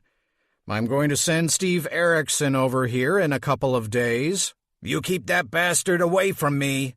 "I'm sending my lawyer, and if he sees you've made some progress on the move, fine. If not, well, then you'll be seeing a lot more of Mr. Erickson." "Rat bastard." Pat glanced over to where Ellen and Riggs sat. Riggs wishing he were under the table, Ellen wishing she had popcorn. "You've got some customers." And like that, the man was heading for the door. In a second, he'd be gone. "Mr. Porter," Ellen called. The man stopped. "Yes?" Ellen had no follow-up. How do you transition from Mr. Porter to, "Tell me more about the Blind Rock Massacre"? "Hey, Mr. P," Riggs said, grinning nervously and waving. "You got a sec?" "Not particularly, Eli." "Just a sec." The man checked his watch, sighed, and approached. His outfit was J.C. Penney from top to bottom. "What do you need?" "I was wondering if you'd given any more thought to my coming on board. For the summer? I've been practicing all my cocktails, pouring through my Mr. Boston, pardon the pun." "If you hadn't noticed, Eli, this place is still a pizza joint." "I can see that." "I won't be hiring for the bar until fall at the earliest." "But in case you need someone to run errands for you, help with the transition and this and that." Ellen grabbed hold of the reins. "I listened to your interview about the Blind Rock Massacre. Very interesting, very informative. I'm writing a paper, and I'd very much like to hear more about it. The tape was old and I didn't get the whole story, and I'd really like to—" "Slow your jets, dear," Pat said. "Glad you enjoyed it, but now's not a good time." "When's a good time?" Pat peered down at her. "Do I know you?" "I'm a big fan of local history. It would mean a lot to me." Mr. Porter checked his watch for a second time. He pulled a business card from his wallet and held it out. "Come by my house tomorrow morning, and you can ask me anything you want." "Tomorrow?" Ellen balked. "I'd really like to talk to you today. 7:30 tomorrow morning. Best I can do." Ellen took the card and the man headed for the door. He paused for a moment and looked back. "Blind Rock, you say? Funny." "Why's that funny?" Ellen asked. "I was toying around with new names for this place the other day, and Blind Rock kept popping into my head. What do you think, Carl? Blind Rock Tavern, a good name for my bar?" "Bastard!" Carl shouted. "You have a good day, too." And then Pat Porter was gone. "We did it," Riggs said, slapping the table. "I am so back on his radar. And you've got a meeting. Wins all around." Ellen shifted into full meltdown. "I can't meet him tomorrow. I won't even be here. Visions of her mother calling Aunt Tuffy elbowed their way into her head. "What do you mean she wasn't on the bus? Where the hell is she? Where the hell is my daughter?" Ellen was starting to hyperventilate when the disgruntled proprietor suddenly appeared at the table, pen and pad in hand. "What'll you have?" "Oh, we weren't—" Riggs redirected as Pizza Carl nailed him with a wicked stare. 2 slices? Drinks. Riggs deferred to Ellen. Water, please. Make that 2, Riggs added. Pizza Carl mumbled under his breath and headed back to the kitchen. Ellen grabbed the red pepper shaker and shook a healthy dose onto her awaiting tongue. The burn was instant and necessary. You are one weird kid. Ellen tossed Riggs a nasty look. And you're hanging out with an 11-year-old. Well, when you put it like that. Pizza Carl plopped 2 plates of oily slices on the table, along with a pitcher of warm water and 2 red plastic tumblers. No wonder he's going out of business, Riggs said as he bit into his slice. Sheesh, it's not even hot. You not eating? Can I have your slice? Ellen was definitely not eating. Instead, she was staring at her plate.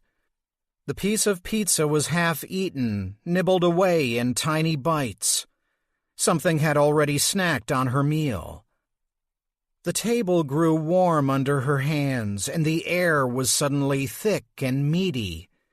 Ellen glanced up at Riggs, but he was underwater.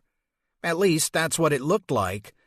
The guy was opening and closing his mouth at a turtle's pace, but no sound came out.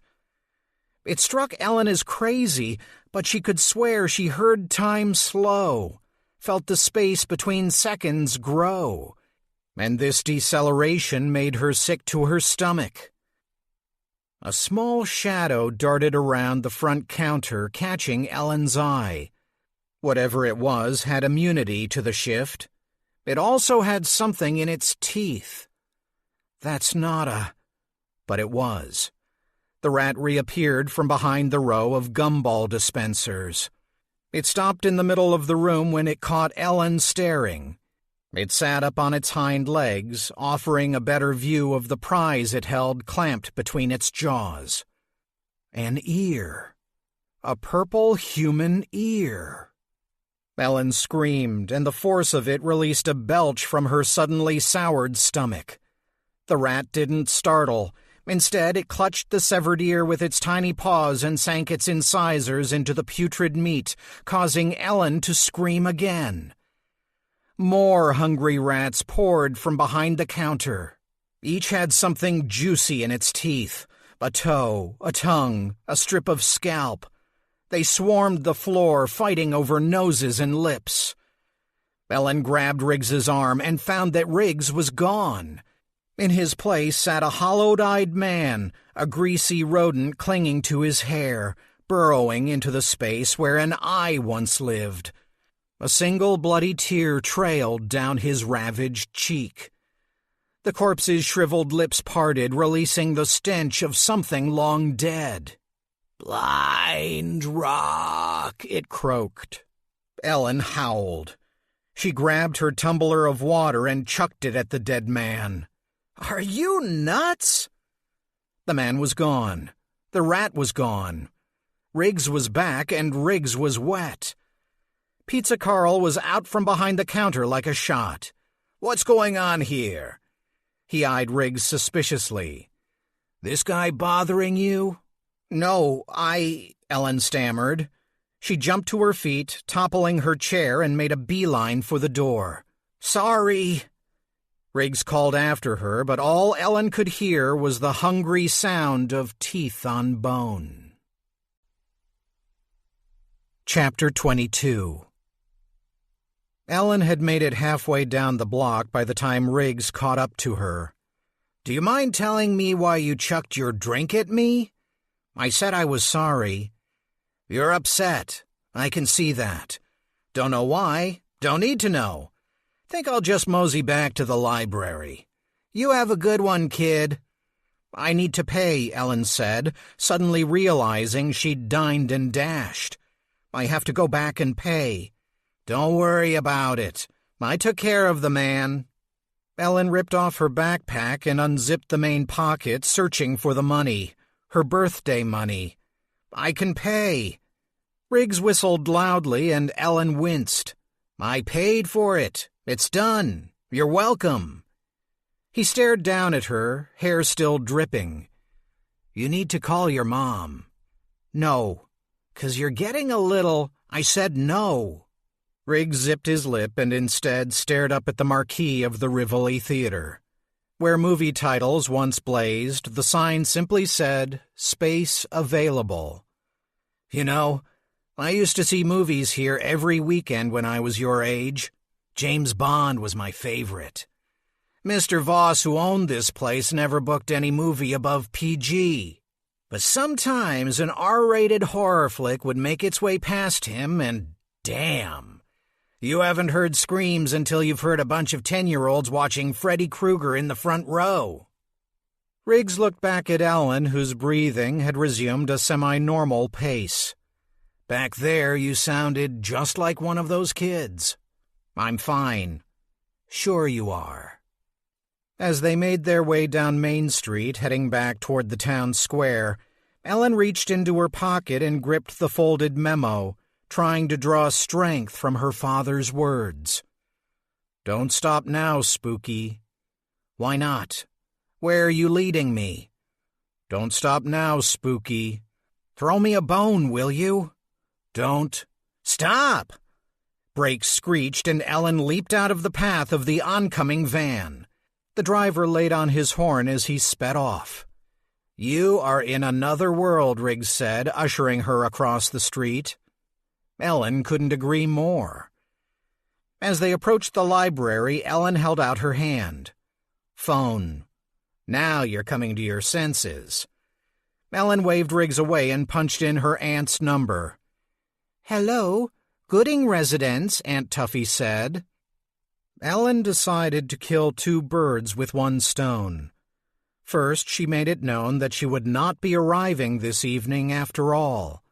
Second, there was no need for Tuffy to call Mom because Mom was like that at the moment.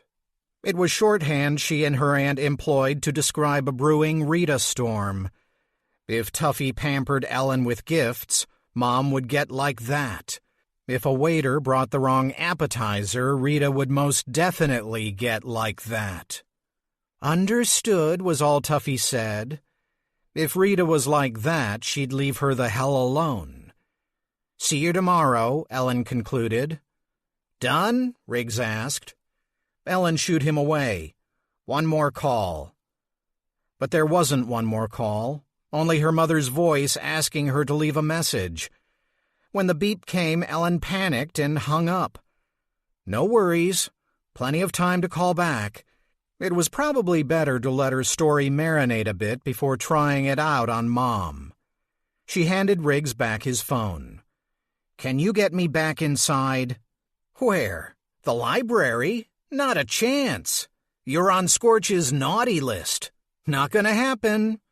"Last favor," Ellen said, pressing hard. "Please?" "What do you need? I could bring it out to you. I need to use the restroom. We could go back to Pizza Carl's. He's got a bathroom. I need a women's room.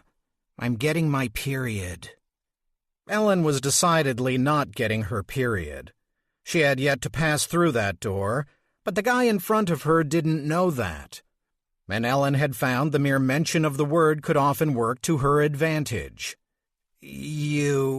I need a clean restroom. You'll distract her?" Riggs clucked his tongue, and for a moment Ellen feared she'd tapped the last of the guy's goodwill. "Last favor? I swear." Ellen hunkered down behind the squat book deposit box, a position that afforded her a clear view of the front desk through the glass door. Mrs. Flint looked up from her paperwork, sending out overdue notices, no doubt, as Riggs approached.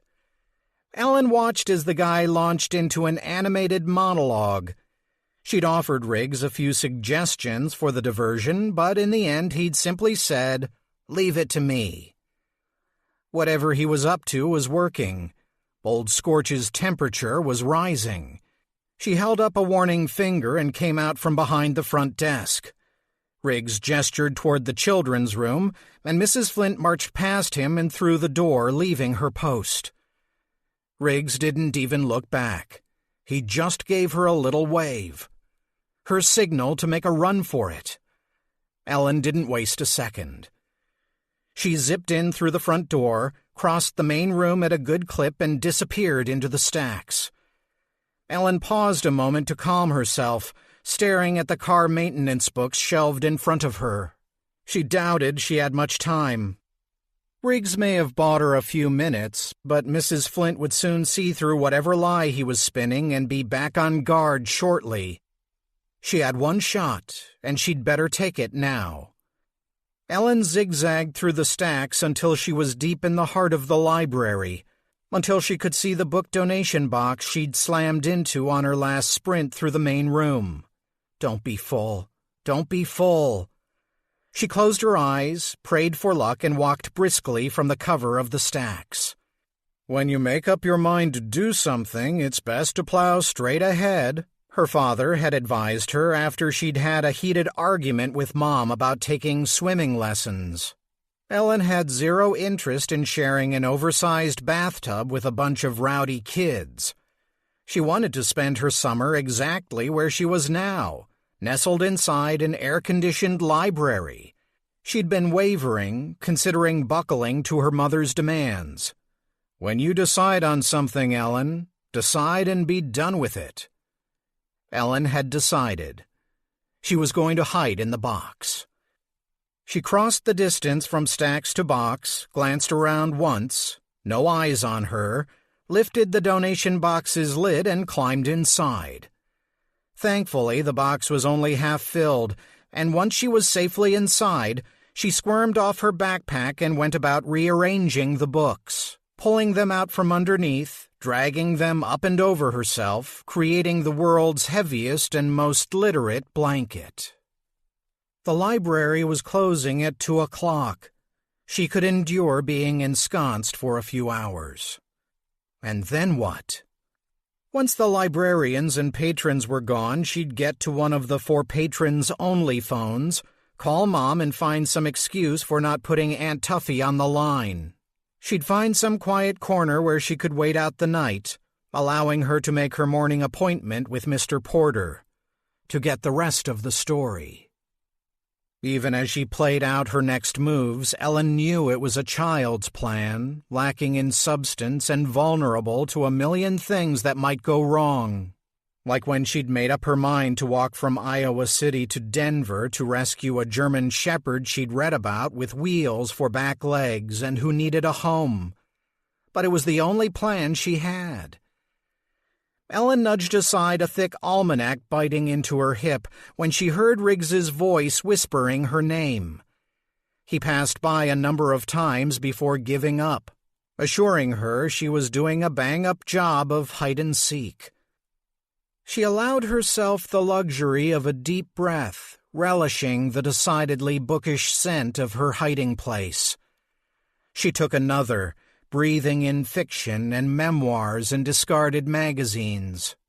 The mingled scents quieted her yammering mind, shut out visions of the dead eager to commune, blocked out the whole world.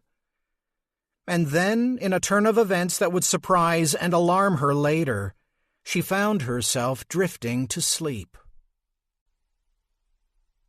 Chapter 23. Maple City was depressed, as was most of the Midwest. The farm crisis had taken a toll, both economic and emotional.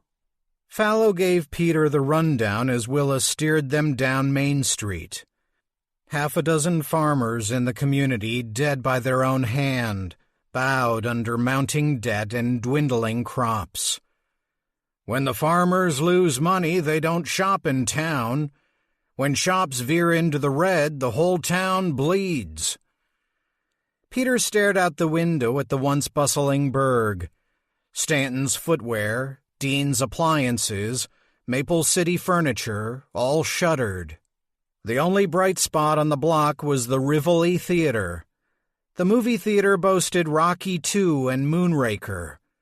The letters, stark black on white, hurt Peter's head, as if their very presence were an affront to his sanity. A question, a suddenly very important question, leaped to the fore. What year is it? Fallow burst out laughing. Well, shit. I was hoping this trip would help wake up that old gray matter of yours. Guess I was wrong. Tell me. 1979, Willa said.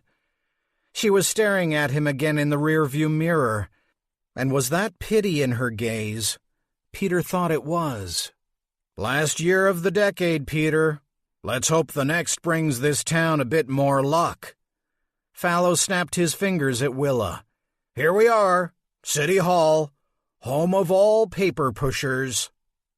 The girl parked with more than a bit of verbal guidance by Fallow. A large sign greeted them, announcing the empty lot next to City Hall would soon be a construction site.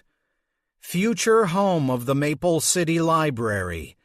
A Pink Floyd fan had defaced the sign, covering it with the wall stickers and scrawling, "We don't need no education," for emphasis. Fallow strode to the entrance of the building and held open the door for Willa and Peter. Entrez-vous. The lobby was sad and sterile, a shell of what must at one time have been rather impressive. The place was solidly built, if not well maintained. An ornate check-in desk sat unattended.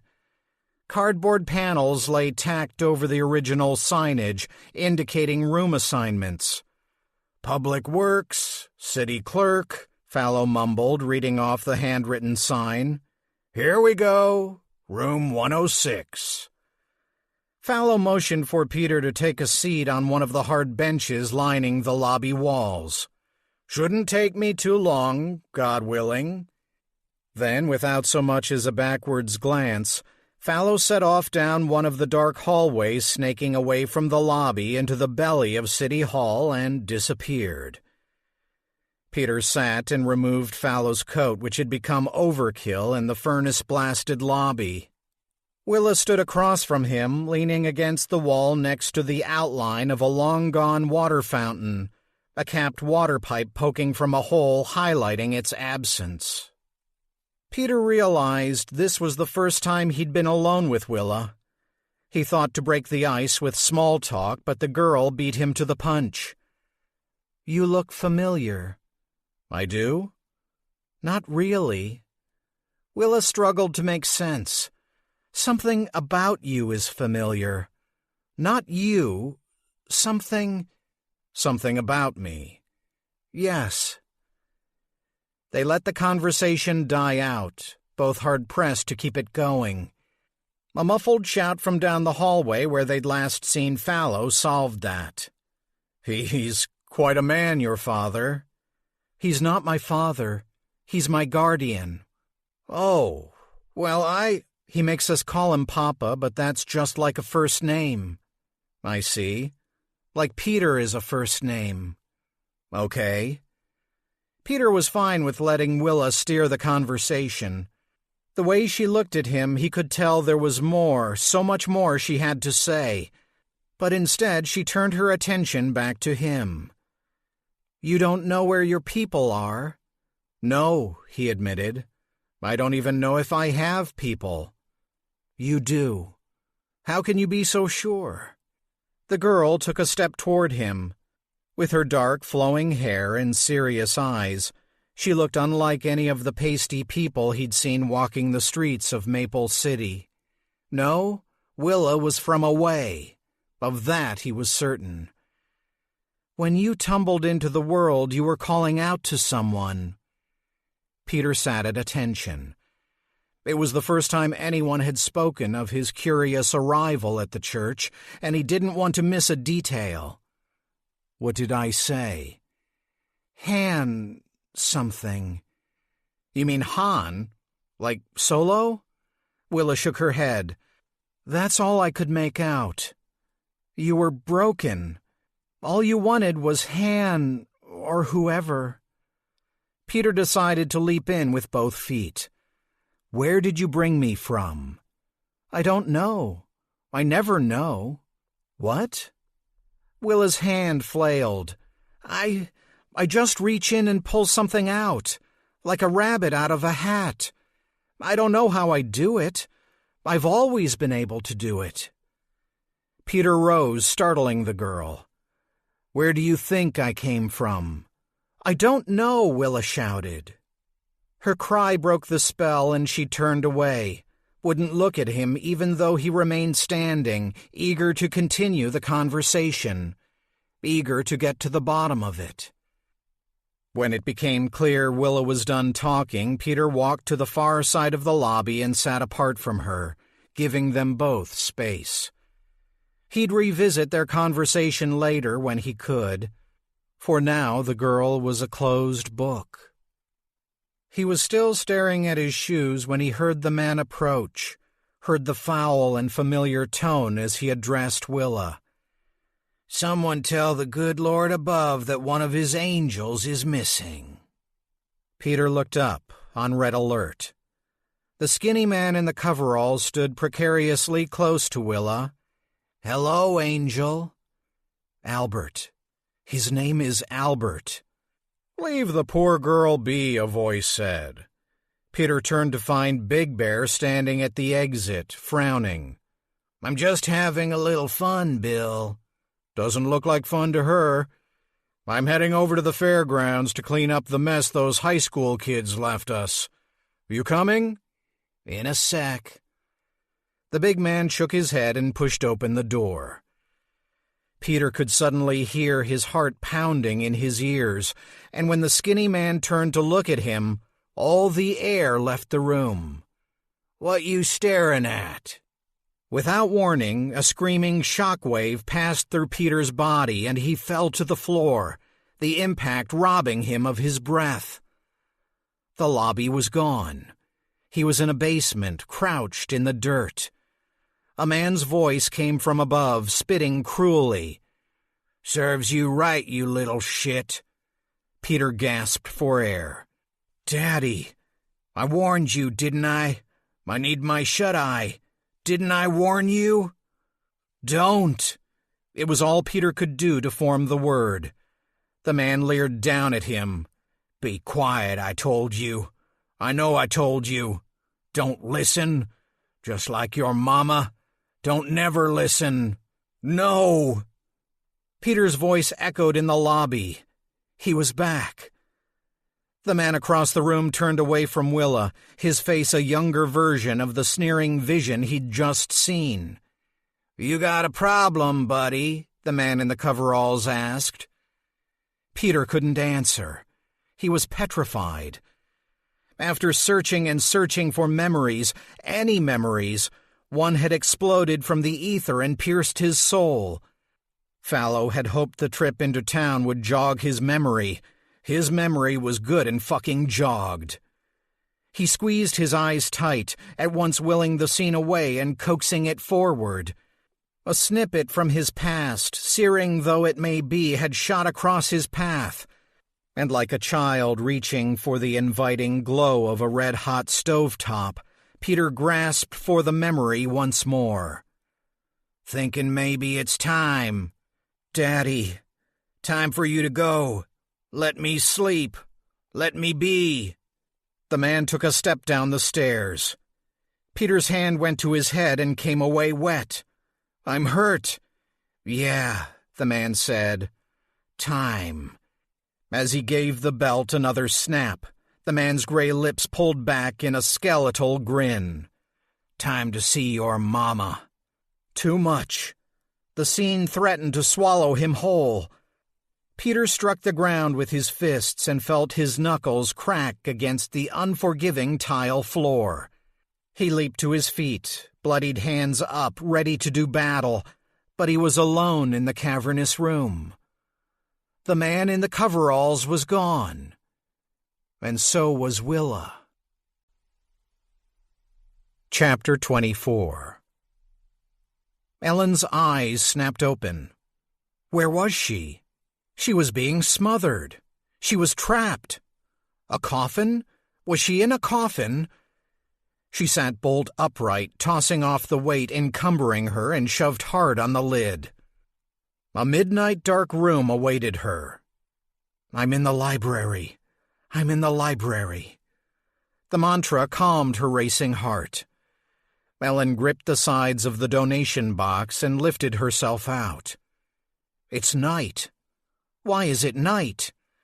The only lights in the place came from exit signs and a stray reading lamp left on by the newspaper rack. She rushed over to the lone lamp and held up the watch attached to her pack. 11:02.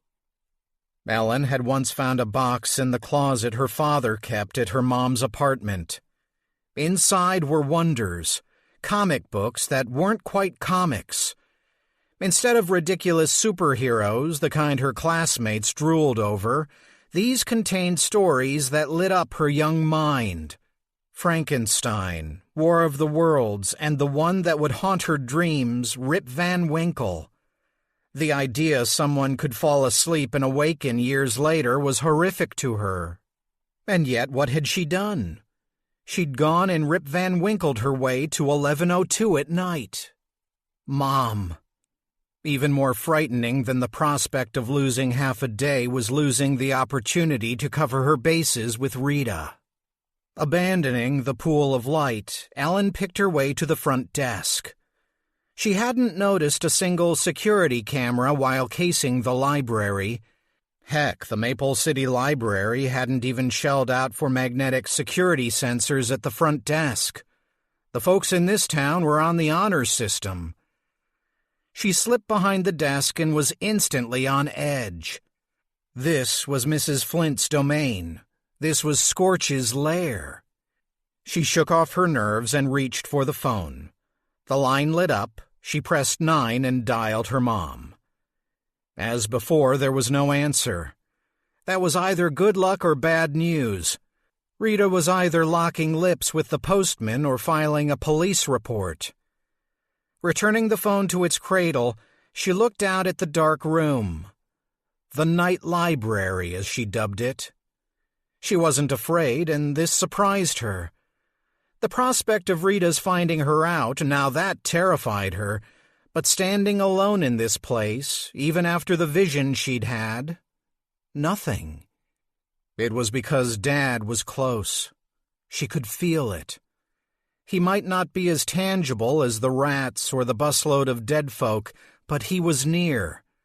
The message in her pocket, the money in her backpack, the birthday card. How could she be frightened when Dad was close at hand? With an entire night to kill, Ellen decided a second visit to the history collection was in order. The Porter interview might be toast, but perhaps there might be some other useful information she'd overlooked. She walked to the stairs, relishing having the whole place to herself. When I grow up, I won't have a living room or a dining room or a guest bedroom. I'll turn them all into libraries. She descended the stairs, eager to dive into the clutter of boxes and stacks of old books. As she sifted through the mess, she realized she and her mother had something in common, the love of poking around in other people's things, looking for treasures. After an hour or so, Ellen had to concede she had come up short. In all the piles of photos and documents and notebooks she examined, there was not a single Blind Rock reference to be had. The only thing of any use in that regard was the tape, and it remained tangled up inside the player. Sitting at the table, she did what she had wanted to do before old Scorch had arrived on the scene. Taking a pencil, she tried to extract the tape from the machine's works, careful not to damage it. A TV commercial popped into her head, and she found it next to impossible to rid herself of it.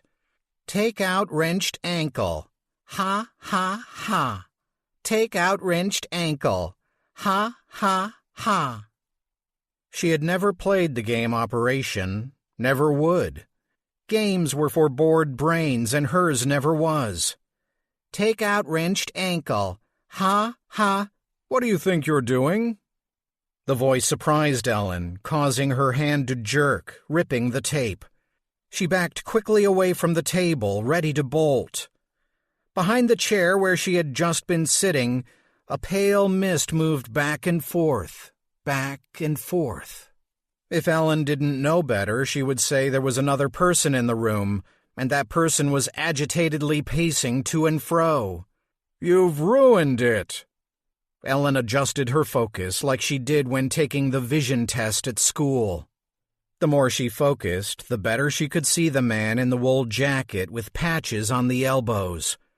He was upset and desperately trying to repair the damage Ellen had done. Unfortunately for him, his hands passed through the tape player. All that time, all that work. Mr. Pullen, it's got to be. The spirit wasn't particularly frightening. She'd seen his kind before, but there was something different about this encounter. Something she couldn't quite put her finger on. That was until Mr. Pullen put his finger on the tape player. With a swift tap of a button, he ejected the cassette. I'm helping him do that. Ellen was astounded. It seemed the more she concentrated on the distraught librarian, the more access he had to the world, the living world. She let her concentration wane, testing her theory. Once more, the tape player eluded Mr. Pullen's grasp. "Stop that, you naughty girl!" Ellen grinned. She was still marveling at her discovery when a loud crash echoed from above. Something big had fallen in the main room of the library. Chapter 25. Peter dashed out of City Hall looking left and right. No Willa. Just the empty church bus and a cluster of pigeons. Willa! His voice was thin, his vocal cords clenched against the vision he'd experienced. The pigeons remained unstartled. "Willa!" he shouted again, louder this time, and this time the sky rats took flight. He was about to head back inside and track down Fallow when he heard a muffled cry. Whirling about, he saw a glimpse of movement, partially obscured by the sign announcing the new library's construction. He rushed toward the empty lot, ducking around the sign, and found the man in gray and the girl standing ankle-deep in the snow. Willa's back was against the wall as she did her best to retreat from his advances. The girl's eyes met Peter's, and in their connection, her demeanor shifted dramatically. She placed her hand on the man's shoulder and threw back her head. Peter heard whispers fill the air and felt the blood go hot in his veins. Willa was doing her trick, and whatever was inside him was responding. Ellen raced up the stairs. She heard Mr. Pullen raise one last complaint before his voice faded away. Good. Not a big fan of the librarians in this place, living or dead. A book flew past her, striking the reading lamp, sending it crashing to the floor where it cast long shadows into the room. Enough.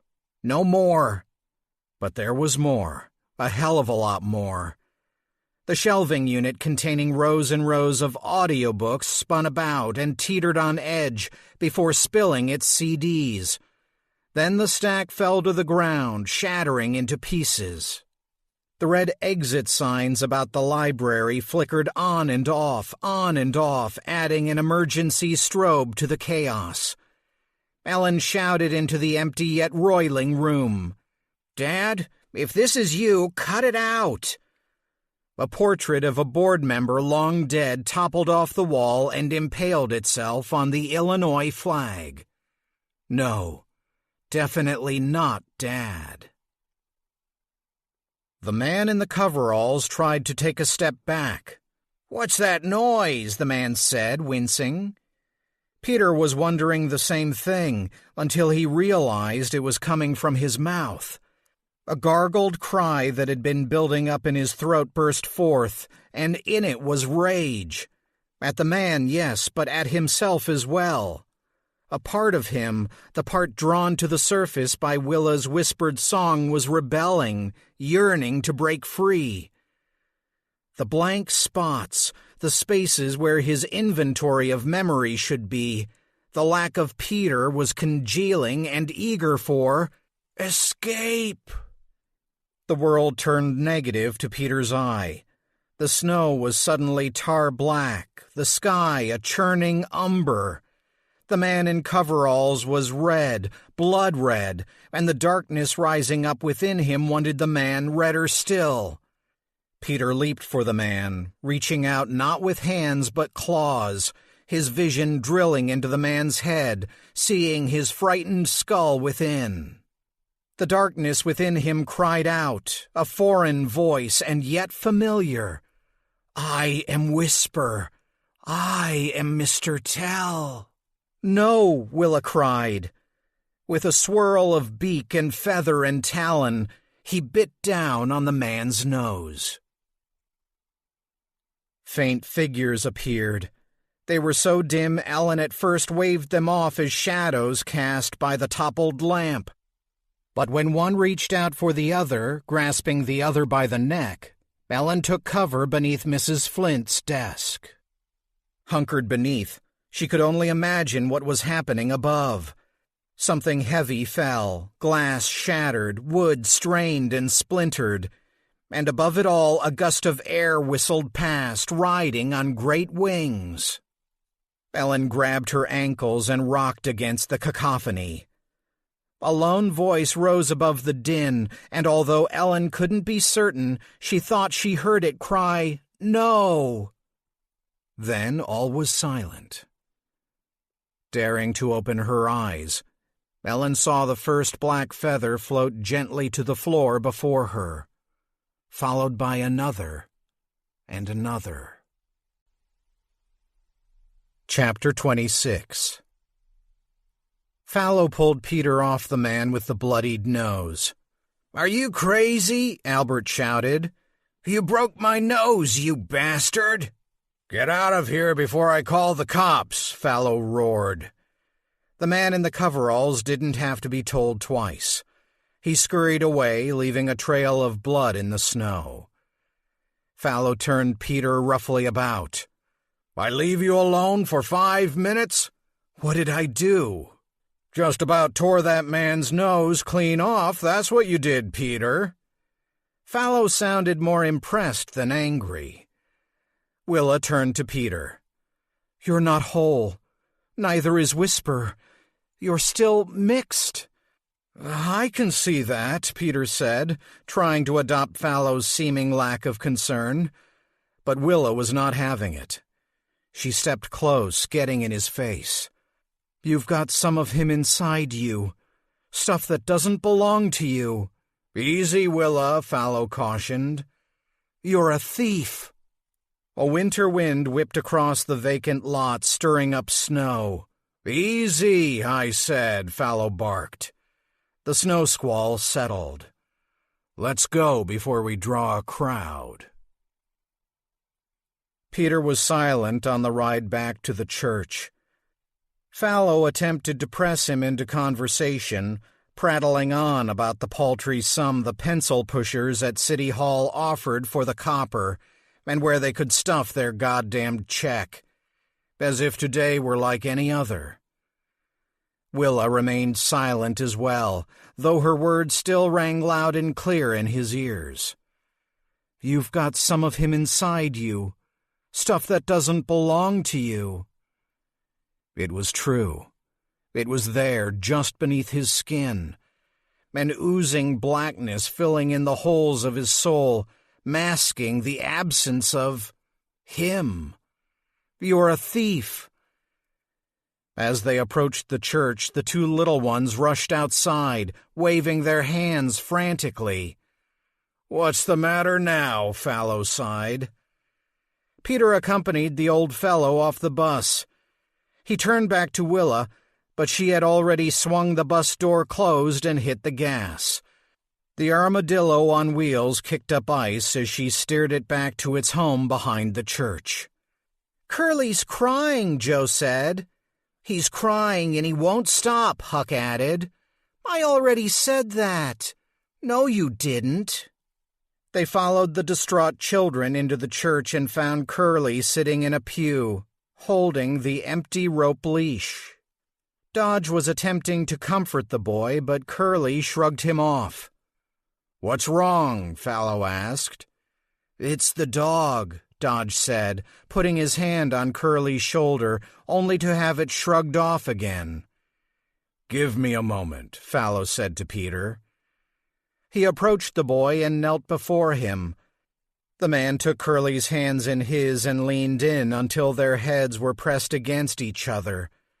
The contact gave the boy permission to truly let go, and he howled in anguish. Fallow whispered to him, and the boy nodded, comforted by the old man's words. Fallow slowly drew the rope out of Curly's grip and handed it to Dodge. "Take this away," was all he said.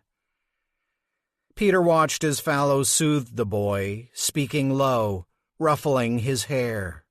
He watched until he felt out of place, awkward in the privacy of the moment.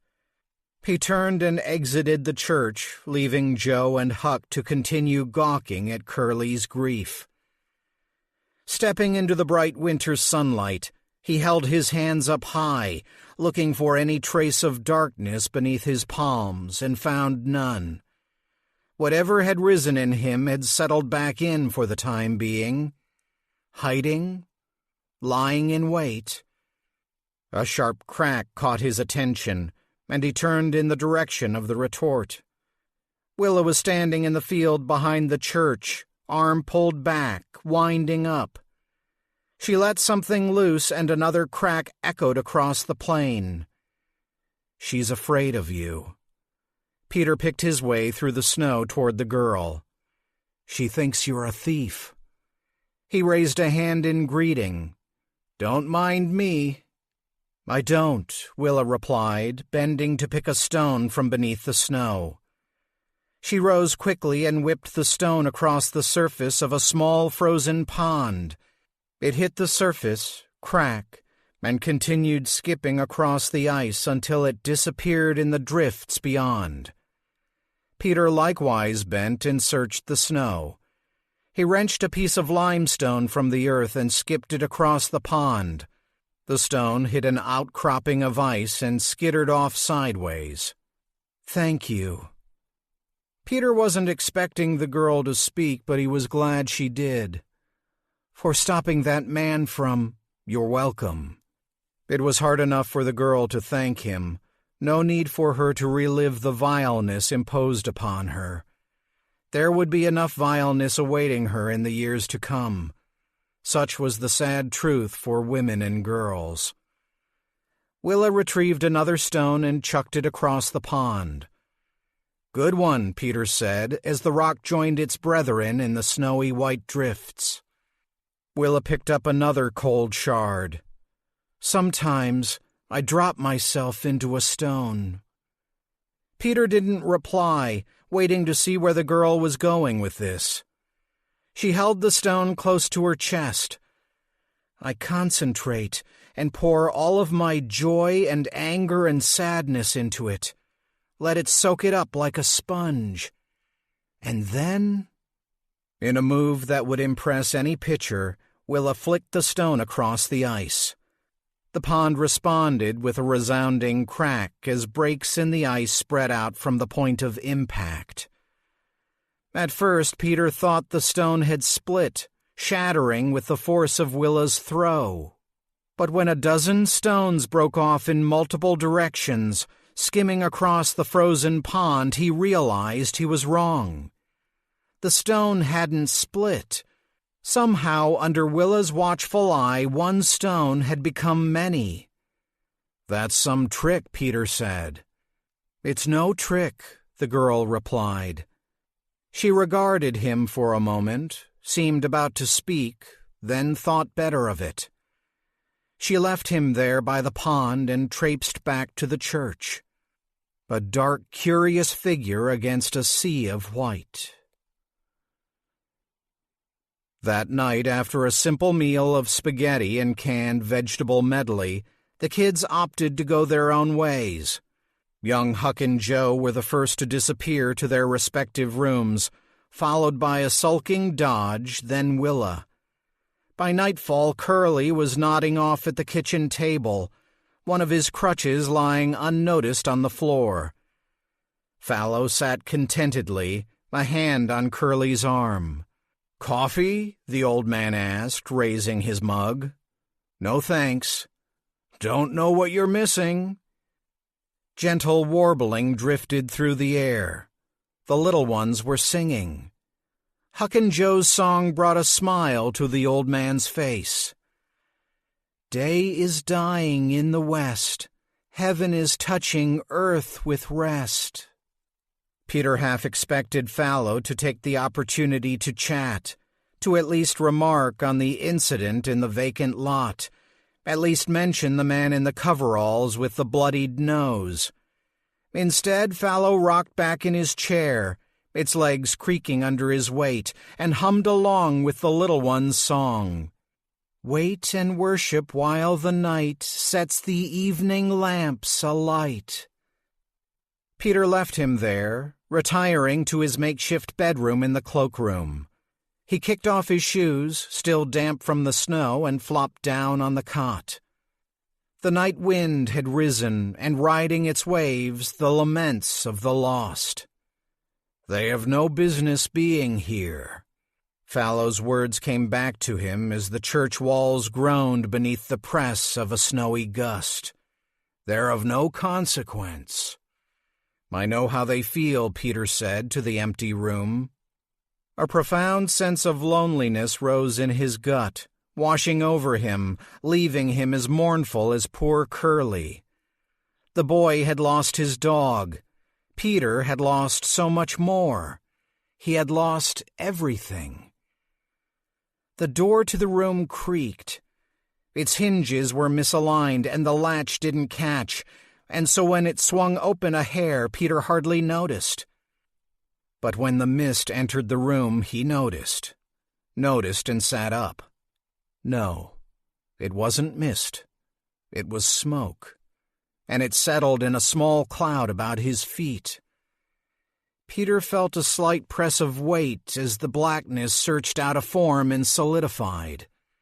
The first aspect to gel were the eyes, shining and corvid. It was Willa's bird, the one she called Whisper. It was her Mr. Tell. The creature filled out, birthing wings and sprouting feathers. It snuck up his legs before it was fully formed, each hop on more substantial legs. Its eyes held him in place. As intense as its mistress's, the crow's eyes locked on his, insistent without threat. And as it reached his chest, Peter felt the same familiar thrum that came when Willa incanted her secret words, his blood turning to music in his veins. The crow glanced down at his left arm, free from the confines of the wool blanket. Exposed. The room was dark, but Peter sensed the black swirling beneath his skin. With a clean jerk, the bird sank its beak in his arm. There was no pain, just an uncomfortable twisting of sinew. The crow lifted its head, drawing black tendrils from his arm that squirmed like terrified worms. The creature gulped them down and dove back for more. Peter felt a sucking, as if poison were being siphoned from his chest. A quick catch, then a gush. He's taking back what's his. The bird fed, and Peter felt darkness drain from him, returning to its owner. And when Whisper had had his fill, he stood up straight and locked eyes once more. Did the room just get colder? The winged thing steadily crept up his chest and bent its beak to his face. With the closeness came doubt. Did it mean to comfort him as Fallow had Curly, or was it going to pluck his eyes out? Its head twisted as if something invisible had taken hold, eager to snap its neck. The movement pained the bird, but it did little to fight against it. It stood solemnly still as its neck contorted and its beak snapped. All went still, and the crow gave a short, slight cough, producing something small from its throat. It was a stone, a round, polished thing, blood red. The bird worked the stone forward with a series of chatters and bent closer still. Peter felt the tip of its smooth beak part his lips. "It means to feed me." And then the stone was on his tongue. It was cold and arrived on the bird's steaming breath. "Yours," the bird rasped. Without a second thought, spurred on by instinct, Peter swallowed the stone, feeling it draw an icy line down his throat. His task complete, the bird vanished, dissipating into the cold night air. Peter felt the stone disappear into his core and awaited its effect. For the bloodstone was an offering, was it not? A reward for protecting Willa. Surely there must be an effect. Fruit-sweet breath warmed his lips and pressed down hard. Han. He remembered that kiss. Han. It lit up his very soul. Hannah. Chapter 27. Ellen! Ellen practically peed herself. The letter opener she'd found in Mrs. Flint's desk was still clasped in her hand. She sat up and found herself perched atop the library's front desk. She vaguely remembered crawling up here, fearing that if she fell asleep, rats might scurry from the shadows and feast on her toes. "What the hell, kid?" Riggs stood staring in disbelief. Panic gripped Ellen's chest and she fought back a shriek. The ruined library, her trespass. She was about to feel holy hell rain down. Instead, Riggs chuckled. "So, you hid out, eh? I had a feeling. You were so keen to stick around and then, poof, you were gone. Mind getting off the desk?" Ellen's eyes zipped about the room. The library was as it had been before the night rampage. No impaled portrait, no literary carnage. The only thing out of place was the jar of pens she'd upended when Riggs called her name.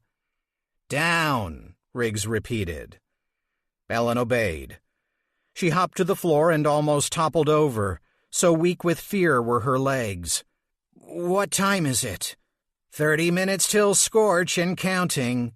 I was hoping I could get you out without her being none the wiser." He flipped a loose key in the air and caught it with a flourish. "Not supposed to have a master, but they sure do come in handy sometimes." "But what time is it?" Riggs glanced up at the clock above Ellen's head. 7:15. "Mr. Porter." "Huh?" Ellen grabbed hold of Riggs's dress shirt so hard 3 of his buttons popped loose. "Come on." "Come on what?" Riggs said, grumpily retrieving the wayward buttons. "I'm supposed to meet Mr. Porter at 7:30. "Good luck. He lives halfway across town." Ellen stomped her foot. The guy wasn't helping. It was already 7:15. She hadn't yet spun her web of lies around Mom, and the guy wasn't helping. "You're an adult. You have a car, right?" "Keep dreaming, kid. You can drive me." "Not a chance. Now, we gotta get out of here before—" Ellen heard the assisted door hum as it swung open. Standing in the doorway was Mrs. Flint, sack lunch in her hand and a livid expression on her face. "Mr. Riggs?" Double shit. Ellen braced against the full brunt of the coming barrage and was surprised when the elderly librarian directed her heat at Riggs. "How did you get in here? You don't have opening privileges." I, Riggs stammered. "And what are you doing here alone with this minor?" "Excuse me?" The insinuation in Mrs. Flint's voice made Riggs bristle. It also caused him to pull his shirt together in front, for its loss of buttons had exposed his pale belly. Mrs. Flint swooped past them, heading for her desk. "This is highly inappropriate. I'm calling Don Whitaker. I think you two need to have a chat." "No, no, no," Riggs cried, frantically waving Mrs. Flint away from the phone. "You don't have to—" "Sheila?" Mrs. Flint asked, speaking into the phone. "Is Don there? This is Alice Flint over at the library. We have a situation here." She lowered her voice for effect. "It involves a child." Ellen was about to ask Riggs what bug had crawled up the old woman's behind when Riggs grabbed her by the hand and rushed toward the exit. "Fucking Scorch!" "Slow down," Ellen cried, but Riggs wasn't listening. He was too busy getting them the hell out of there. They burst through the door into the square, and Riggs veered right, quick-stepping it down the alley between the library and City Hall. "What are you doing?" Ellen asked, a bit louder this time, planting her feet and causing Riggs to slow.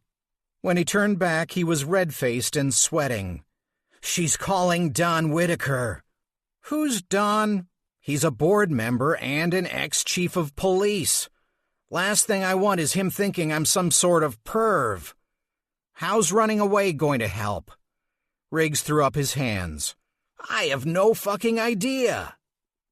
Ellen glanced back up the alley to see if they were being pursued, but of course they were not. Scorch was still back at the library, tattling on Riggs. The poor guy was distraught. The guy needed a plan. Ellen took charge. "Where's your car?" Riggs nodded toward the end of the alley. "Over by Maple City Dairy?" "Come on."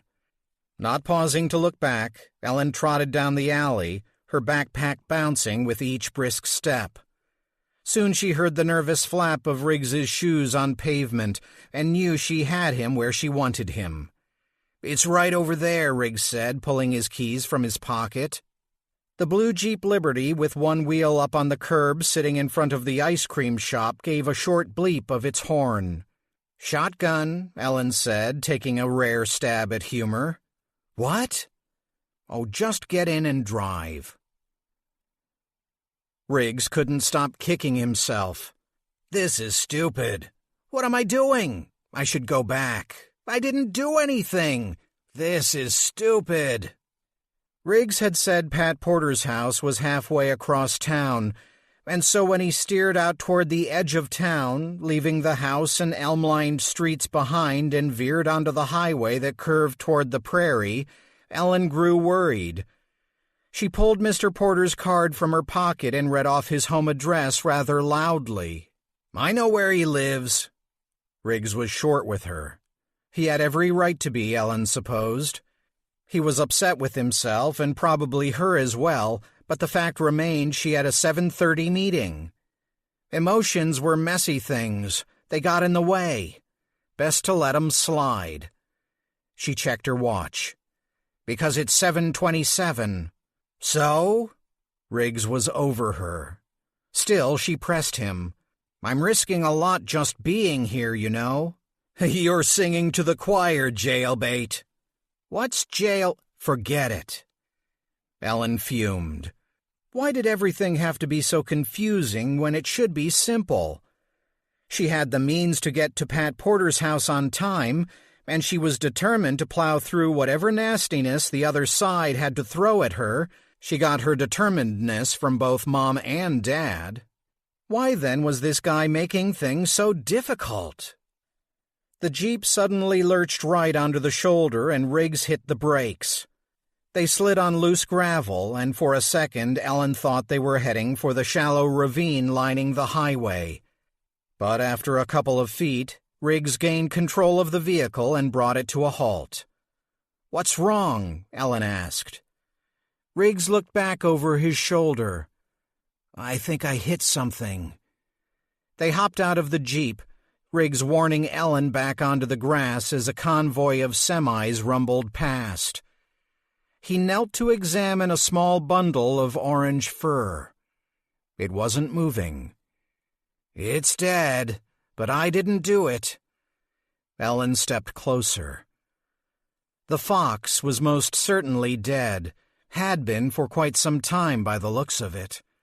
Its eyes stared blankly at the world it had left behind, reminding her of Reynard the fox from the play, just the same hollow nothingness of the actor's tattered mask. Ellen looked away. "I'm going to drop you off at Pat's house, and then I'm driving back to the library." When Ellen started to speak, he held up a hand. "I gotta go clear this up." "But what do I do after? Pat's a good guy. He'll make sure you get back to your mom." He paused. "I'm sorry." "For what?" "For not acting like an adult." Ellen considered this. "If you acted like an adult, I wouldn't be able to hear the rest of the story, so apology not accepted." "You're a weird kid. "I know." After letting a truck full of squealing hogs whoosh past, the heady scent of manure swirling in its wake, Ellen and Riggs walked back to the Jeep and took off. Ellen glanced back at the dead fox as they merged onto the highway. She felt a tug of sorrow as she spotted the animal's disembodied essence step from a tangle of bittersweet and approach the corpse. The ghost fox bent its head and sniffed its own remains in curious wonder. Chapter 28. Peter lay sprawled on the sofa, wrapped in an Afghan. The TV was on. PBS was busy trying to coax donations out of their viewers in exchange for public television-inspired gifts. The New York Philharmonic would return shortly, they promised, but first, how about this lovely tote bag? It was a lazy evening in Manhattan. Even the rush and honk of traffic was taking the night off. Peter stretched and made himself more comfortable on the sofa, his toes gripping the Afghan. The mingled scents of curried chicken wafted from the kitchen, onions, garlic, and ginger. And from down the hallway, the bleats and blats of a video game. This is perfect. I could live in this moment forever. This thought was followed closely by another. Where is everyone? He kicked off the Afghan and rose. The old floorboards creaked beneath his bare feet as he walked to the kitchen. He leaned through the doorway and found the curry unattended. He recognized the scent of spices about to burn and zipped over to the stove and stirred. Too late. The mix had already turned to tar. He turned off the burner and set the pan aside. "Hon, where'd you go?" The only answer came in the form of the shriek of a smoke detector. Peter slipped into the hallway and strained on tiptoe to twist the detector from the ceiling. Once he had, he held it in his hands, still complaining until he deprived it of its battery. "False alarm. It's just the curry." No reply. The sounds of the video game were quite heated, and Peter went to the bedroom door to peek in on the action. There was no one in the room except the CGI witches and warlocks doing battle on the TV screen. The game's controller lay untouched on the bed. He walked over to the bed, noting its odd construction, its steel arm rails. A hospital bed. An empty hospital bed. "Peter?" Peter's heart leaped and he spun about. A woman stood in the doorway. She was about his age, maybe younger, and dressed in sweats and an oversized football jersey. Perfect attire for this lazy day.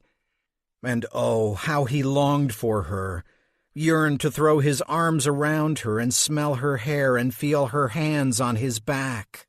The curry was ruined, but no matter. They'd order from Tandoori Chef. Chicken tikka masala for him, saag paneer for her. Peter jerked, migraine-sharp lightning flashing through his head. Something was off, out of sync. The picture before him was marred. What was it? Her face. What's wrong with her face? Instead of nose, eyes, and mouth, the woman's face was a swirl, like stirred coffee creamer. The features wanted to form, he could feel that, and yet the swirl remained. You've come home. No, this isn't right. This isn't... A dry, croaking sound drew his eyes back to the bed, and what he saw there broke him. A frail boy with a swirling face, like mother, like son, lay tangled in bedsheets, tubes piercing his arms, his legs, his swollen stomach. Jet-black liquid poured into his body from a chandelier of IV bags. Inside each bag, drowning in liquid, was a crow squirming and biting to be free. This isn't right. He felt the woman's arms wrapped around his middle, and when he turned into her embrace, he caught the slightest hint of her true face. Then, in the space of a heartbeat, it was gone, melted into a whirling mass. I missed you. She leaned in, and her face engulfed his. The world was suddenly all white rush and roar. Hannah! Dude, what's your problem? It was Dodge who had spoken up. The boy was glaring at him beneath his bangs, seeming ready to jump up from the table and take care of business should it prove necessary. He was in the kitchen standing before the farm table, the kids, all 5 of them, staring up at him. Peter realized his hands were full. In one he held a large cold can of generic orange juice, in the other a church key can opener. Where were you? Willa asked. The vision was already fading, save for the woman and his need to be with her. I don't know. I want juice, Joe said, ready to move on. I want more, Huck shouted. Peter fumbled, still not quite in the room. Let's see, I was making breakfast, Dodge finished for him. Do you want me to do it? He added with a huff. No, that's okay. Making breakfast? Not curry. Where's your father? Papa's in his office, Willa answered. Remember? He said to start without him? Had Fallow said that? It didn't sound familiar. Come on, Peter, snap out of it. Right. His office, he stammered, feigning recognition. He set the can on the table and held it fast while he fitted the church key to its metal rim. In his haste, the can opener slipped when he applied pressure, and its sharp metal point dug into the meat of his thumb. Damn it! Language! Huck and Joe cried in unison. Peter brought his hand to his mouth and sucked on the wound. It smarted like heck. This gesture brought universal dismay to the table. Disgusting, Dodge said. That's going to get infected, Willa warned. Gross, the youngsters chimed in. He drew back his hand, chastised by the chorus of displeasure he'd elicited. Sorry. Do you have a first aid kit? A small, warm hand circled Peter's, and he looked down to find Curly eyeballing him cautiously. The boy's mouth was quirked to the side, working hard. Quiet, Curly said, and although it came out more like kite, Peter understood. He stayed still as the boy closed his eyes. Curly's hand, which had at first felt slightly fevered, grew cold. The boy began to pant, silently at first, then with rising rhythmic chuffs, expelling puffs of vapor like the little engine that could. The ragged gash Peter had opened up on his hand drew closed. The wound stung even more as it mended, causing Peter to pull back, but Curly held tight. Stop, the boy said, or so Peter interpreted. A moment later the work was done and Curly sat back, beaming. Huck and Joe applauded. Good trick, Joe said. Great trick, Huck sang.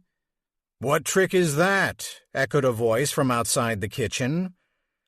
Papa Fallow entered, dressed in worn work clothes, and surveyed the scene suspiciously. "Well, anyone going to tell me?" The twins responded by pointing at Curly, whose self-satisfied grin quickly faded. Fallow's demeanor suggested diversion was the best tactic, and Peter was quick to change the subject. "Hungry? I was just making breakfast," Peter said, owning the task. Fallow didn't answer. He just looked around the table at the downturned faces and wagged a stump finger at them. Peter noted the man's hands were dusted black. Charcoal, perhaps. Fallow then turned and walked out of the room without saying a word. "I guess not," Peter said, breaking the silence. Dodge was the only one to laugh. After making a semi-successful meal of scrambled eggs and beans, with the requisite jokes from the little ones about beans and toots, Peter shooed the kids out of the kitchen and set about doing the dishes. The old man sensed a secret, a little conspiracy amongst his crew, and Peter didn't want to give any reason for suspicion by spending more time alone with them. He would have been fine fessing up about the wondrous healing the boy had gifted him, but he'd taken his cues from the kids, and the kids were definitely eager to remain silent. Besides, he liked doing the dishes. Not that he always had, he thought, but he had learned to like it after being taught a few tricks of the trade by Hannah. The return of her name sunk a deep shaft in his heart and brought back the memory of the woman's embrace and her swirling face. Peter dropped the pan into the soap-filled sink, shattering a juice glass. "Careful, or you'll cut yourself again." It was Willa. She'd been watching him. For how long, Peter had no idea.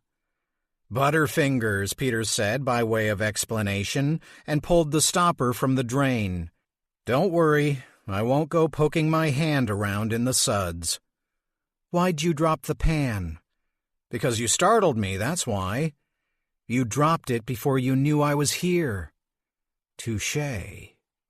Peter turned to her, wiping his hands clean with a frayed dish towel. "I had a visitor last night." "Did you? Did you send him?" Willa shook her head. "I call him. I don't send him." "I suppose it was his idea, then." "What do you mean?" Peter held up his arm and unrolled his sleeve. There was a slight impression, not quite a divot, in the flesh of his forearm where the bird had drawn its meal. "He took back some of himself, and gave me some of myself in return." Willa glanced about nervously. Peter had the sudden impression his revelation came as quite a shock to the girl. "He didn't tell me," Willa whispered. "He always tells me." "Tells you what?" "Everything. He's my little whisperer, my Mr. Tell." Peter gingerly picked the 2 pieces of the broken juice glass from the sink. "Will you ask him where I came from?" Willa snorted. "I already know where you came from, silly. I plucked you out of the circle, same as everything I draw forth." The phrase struck Peter. Draw forth. A phrase more archaic than he imagined most teenagers employing. It was Fallow's phrase, he was certain of it. Fallow explaining the girl's talent to her. "Would you introduce us?" The girl found this tremendously funny. "You want to meet him?" "I do." "My bird." "Yes." "Although we both know he's no bird, don't we?" Willa kicked at a warped floor tile, and it flapped back down. Kick, flap, kick, flap. "Let me talk to him." "Don't you mean commune with him?" Peter thought, but didn't ask. Best not to give Willa any reason to back out. "Thank you." "Don't thank me yet," she said as she gave the warped tile one last kick and ducked out of the room. Peter turned back to the broken pieces of glass. He fitted them together to make sure he hadn't missed any stray shards and found he hadn't.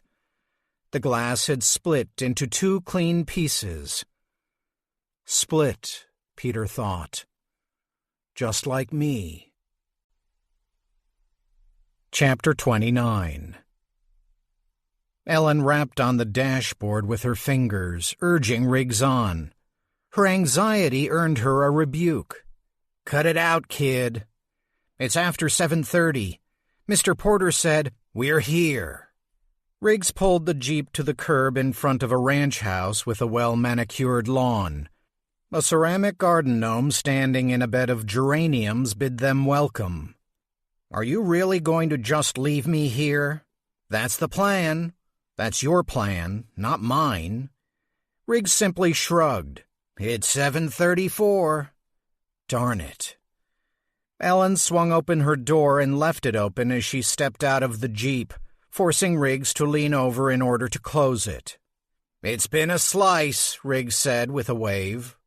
He pulled away from the curb and headed off down the street, leaving an ever-so-slight trickle of oil in his wake. It's been a slice, Pizza Carl, Pizza Rat, Rat Teeth. "Shut up," she commanded her brain. It didn't listen. The inner prattle continued until she reached the front stoop and pressed the doorbell. Rat teeth, buck teeth, tooth decay. A perfunctory chime sounded, followed by a man's voice. "Be there in a minute." Ellen waited, growing more nervous with each second that ticked by. She stared off across the front lawn and spotted a second, smaller gnome hidden in the same patch of flowers where its larger brethren stood. "Mom knows you're missing." "Shut up." "She's worried." "I'm not listening." "You are in so much trouble." The door swung open, silencing her tattling mind. Pat Porter appeared, a maroon tracksuit having replaced his JCPenney duds. "Right," the man said with a sigh. "Right. I'm Ellen. You said to meet you here at 7:30. I know I'm a bit late, but it's not my fault. My ride—" "Come on in." Pat stepped back and ushered her in. "I like your gnomes," Ellen offered. She was suddenly aware of a sour smell permeating the house, like cheese left in the sun. Mr. Porter had done his best to mask the odor with overlapping pine scents, candles, sprays, no doubt a little incense, to lackluster effect. The stench was in sharp contrast to the immaculate, if definitely Midwestern, interior design. Paintings of farm life decorated the walls, along with the grill from an International Harvester tractor. Americana-themed pillows adorned every chair, and sheet music for "I'm a Yankee Doodle Dandy" sat open on an upright piano's music rack, ready to be played. "Thanks. They're my sisters." "They're cool," Ellen added, unsure how to shift gears. Mr. Porter helped her. "Shall we sit?" "Yes, please." Pat sat on the sofa, and Ellen opted for the pink chair nearest the piano, setting aside a pillow that read, "America is blessed. Psalms 33:12. "I can give you 15 minutes, Pat said, all business. "You said this was for a school paper." "It's for a paper, yes," Ellen lied. "Aren't you going to take notes?" "I've got a mind like a steel trap." It was another of her father's phrases, and it pleased her to use it, but it set her brain off on yet another tangent. Steel trap, mouse trap, rat. She resisted the urge to shush herself aloud, electing instead to pinch her right thigh. It worked. A pained moan from the other room cut into their conversation, and Mr. Porter pinched his nose hard. "So, you listened to my interview?"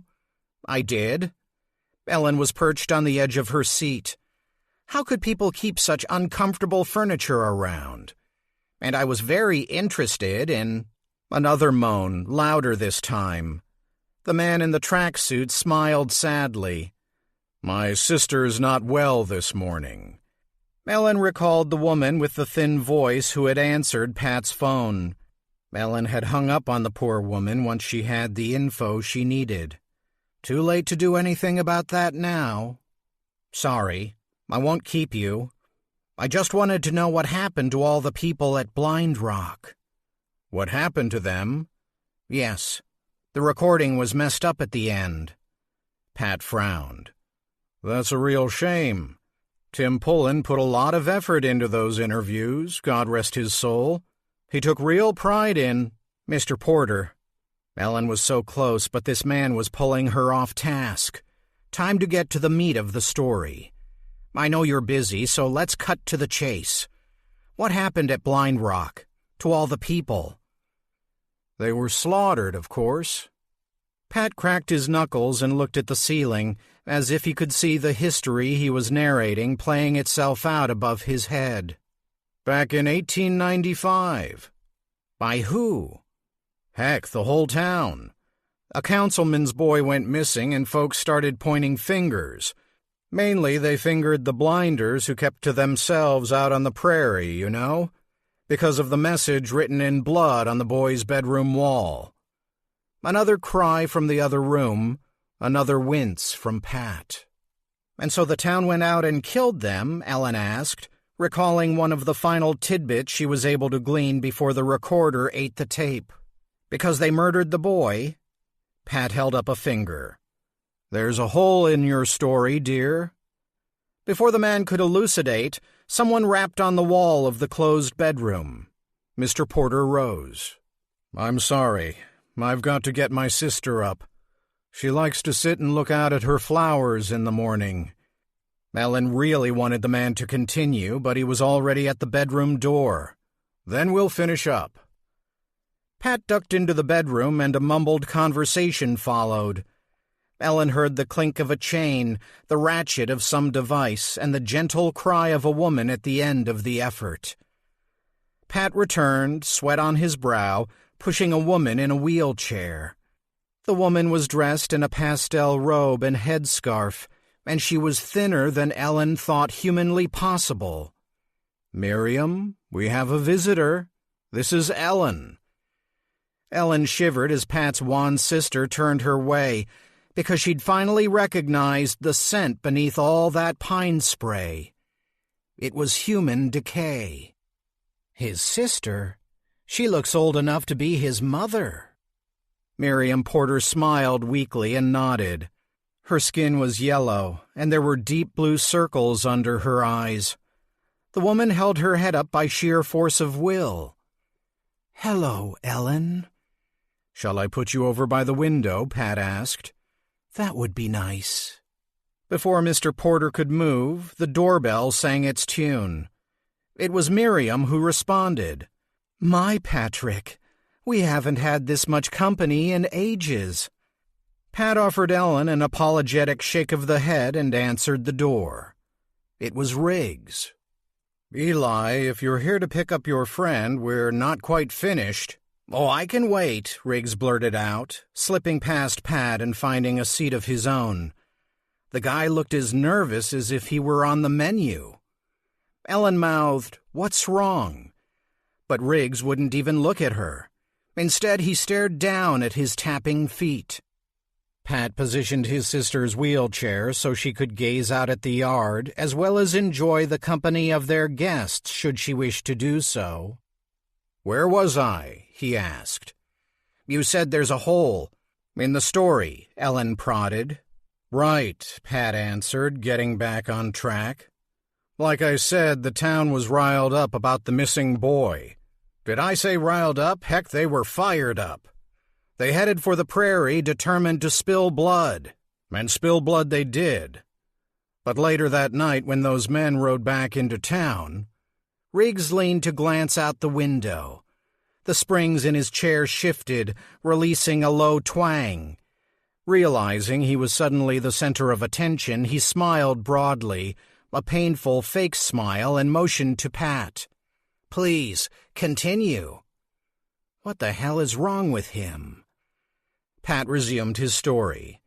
When those men returned to the councilman's house, They found the boy hiding out in the cellar, too scared to come upstairs. Wait, the boy wasn't dead? The boy had written the message himself, in rat's blood. It was Miriam who spoke, her voice quavering. Her bruised eyes locked on Ellen. He had recently read The Adventures of Tom Sawyer, you see, and had a desire to watch his own funeral, just like the boys in the story. My sister's the real history buff, Pat said, rising and joining his sister at the window. I got all my stories from her. Ellen shifted in her seat, trying to shake off the image of the rat at Pizza Carl's with the ear in its teeth. So you're telling me that the Blind Rock Massacre was caused by a young boy's prank, Miriam said. They killed all those people because of a prank? They didn't just kill them, dear. They obliterated them. You know what obliterate means? She did. Obliterate, lay waste, wipe out, destroy. They painted the prairie with the family's remains. Pat squeezed his sister's shoulders. I don't think the child needs to know all the grisly... His phone buzzed in his pocket. He pulled it out, checked the number. Give me a sec. I gotta take this. He retreated into the kitchen, leaving Ellen and Riggs with the wasting woman in the chair. Ellen was prepared to press on with more questions, but Miriam Porter had had enough excitement for one day. She rested her chin on her chest with a deep sigh. Riggs leaned in and whispered, We gotta go. Why do we have to? Ellen asked, annoyed. Glancing back at Miriam to make certain she was no longer awake, he mouthed, Police. Ellen wasn't quite sure she caught this and repeated his explanation. Riggs shushed her emphatically. A patrol car, circling the neighborhood. Maybe I'm just being paranoid, but I parked on the side of a house a couple doors down. I need you to tell them, explain to them that Scorch got her wires crossed, that I never laid a finger on you, that... The guy was spinning out of control. Okay. Call the library. I'll tell them I hid out, that it's all my fault, that there's nothing funny going on, okay? But I have to hear the rest of the... Miriam lifted her head and let out a short gurgle. Her chest heaved slightly and her stocking feet curled stiffly. Are you okay? Ellen asked. The pale woman was looking about the room, a confused look on her face. Should we get your brother? The sickly woman's gaze landed on Ellen, and she pressed her hands together in wonder, as if suddenly surprised by a welcome visitor. Oh my, Miriam said, her voice oddly huskier than before. You didn't stop, did you? Excuse me? Ellen asked. The woman smiled, and color as bright as the flowers in her garden rushed to her cheeks. She held out a trembling hand. Good for you, Spooky. Chapter 30. Hours passed like years. Peter spent the time leafing through Fallow's books and discovered the man had quite an eclectic taste. Art history, Sartre, home gardening. When his vision grew bleary, he took a late afternoon hike around the church grounds. He tromped past the snow-covered cemetery with its jutting headstones before walking laps around the frozen pond. Peter hadn't seen Willa all day, not even a chance meeting in the kitchen. He was beginning to think she was avoiding him, that meeting her dark friend was a no-go. He thought of the woman from his vision, Hannah, his swirl-faced girl, walking with him, and it comforted him. She was the only familiar part of these past few days, the only person who had any semblance of home. Willa's feathered companion had placed the memory of her on his tongue, and he wanted more, needed more. It's chilly out. It is. You should have brought a cap, Peter. I know. You're such a stubborn man. I know. The comfortable rhythm was there, but the woman to whom the other half of the conversation belonged wasn't. He was alone, wandering in circles in the snow, a stranger even to himself.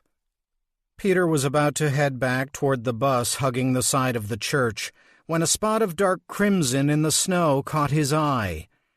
He picked his way over uneven ground, his leg diving knee-deep at one point until he reached the glint of red peering up through the ice. It was a bloodstone the size of a fist. Peter knelt and brushed aside the snow. There was a second companion to the red stone, and another and another. The snow rose in humps, forming a large circle. "Circles help, my dear Willa. Don't know why, but they do." Peter couldn't argue with Fallow there. The circle the old man had stomped into the field had allowed the girl to bring forth monstrosities. But Fallow's had been freshly made. This circle of stone looked and felt as if it had been here for oh so long. He placed his hand on the red keystone and was certain it had felt the chill of countless winters. "Leave your hand on it too long and you'll go blind." Peter whirled about. Willa had snuck up on him, leaving barely a trace of her movements in the snow. Willa laughed. "I'm just fooling." "Ah, good one. I thought so."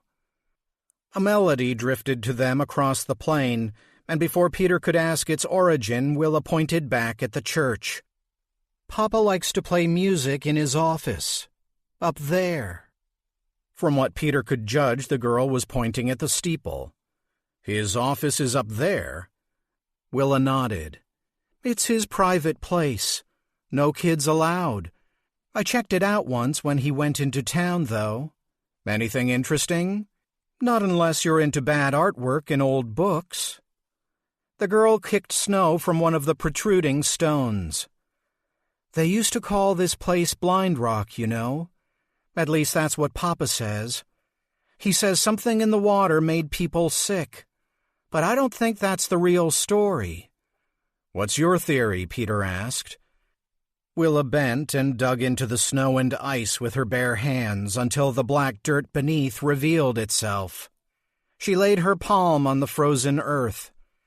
"I think it's a place of secrets, like a blind spot.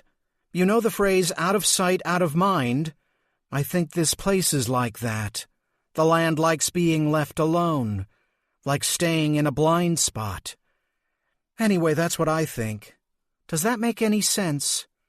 "I suppose," Peter said, thinking of his own blind spots, like the blank secret face of the woman named Hannah. The girl rose and brushed the snow from her hands. "He'll talk to you," she said matter-of-factly, as if they were negotiating a business deal. "Oh, good," Peter said, both frightened and relieved at the chance to get some answers out of Willa's familiar.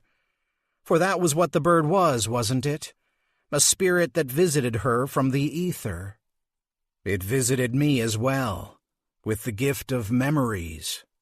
But no questions. "Excuse me?" Willa faced him. Gone was her casual demeanor. Now she was dead serious. "He'll speak. You listen. But how am I supposed to take it or leave it?" Peter didn't like the prospect of being muzzled. The whole point of reaching out to the girl's companion was to ask what needed to be asked. "Do I have any other choice?" Willa shrugged. "Well then, let's do this." "Step into the circle," the girl said. Peter complied, although he was starting to feel iffy about the whole endeavor. He'd seen what the girl could do, what she could draw forth, as she put it. He wondered what being in the middle of all that mind-bending chaos would do to his sanity. All set. The girl standing outside the circle didn't acknowledge him.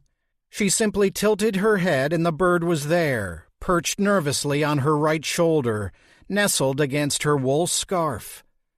Or had it been there the whole time, listening unseen? Willa wasted no time.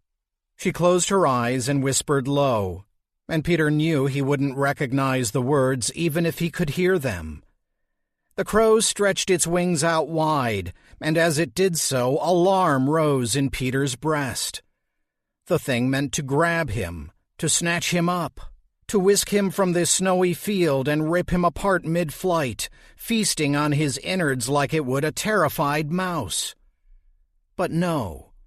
The bird remained perched as it beat its wings, and with each muscled flap it grew less substantial, like black ink dissolving in water.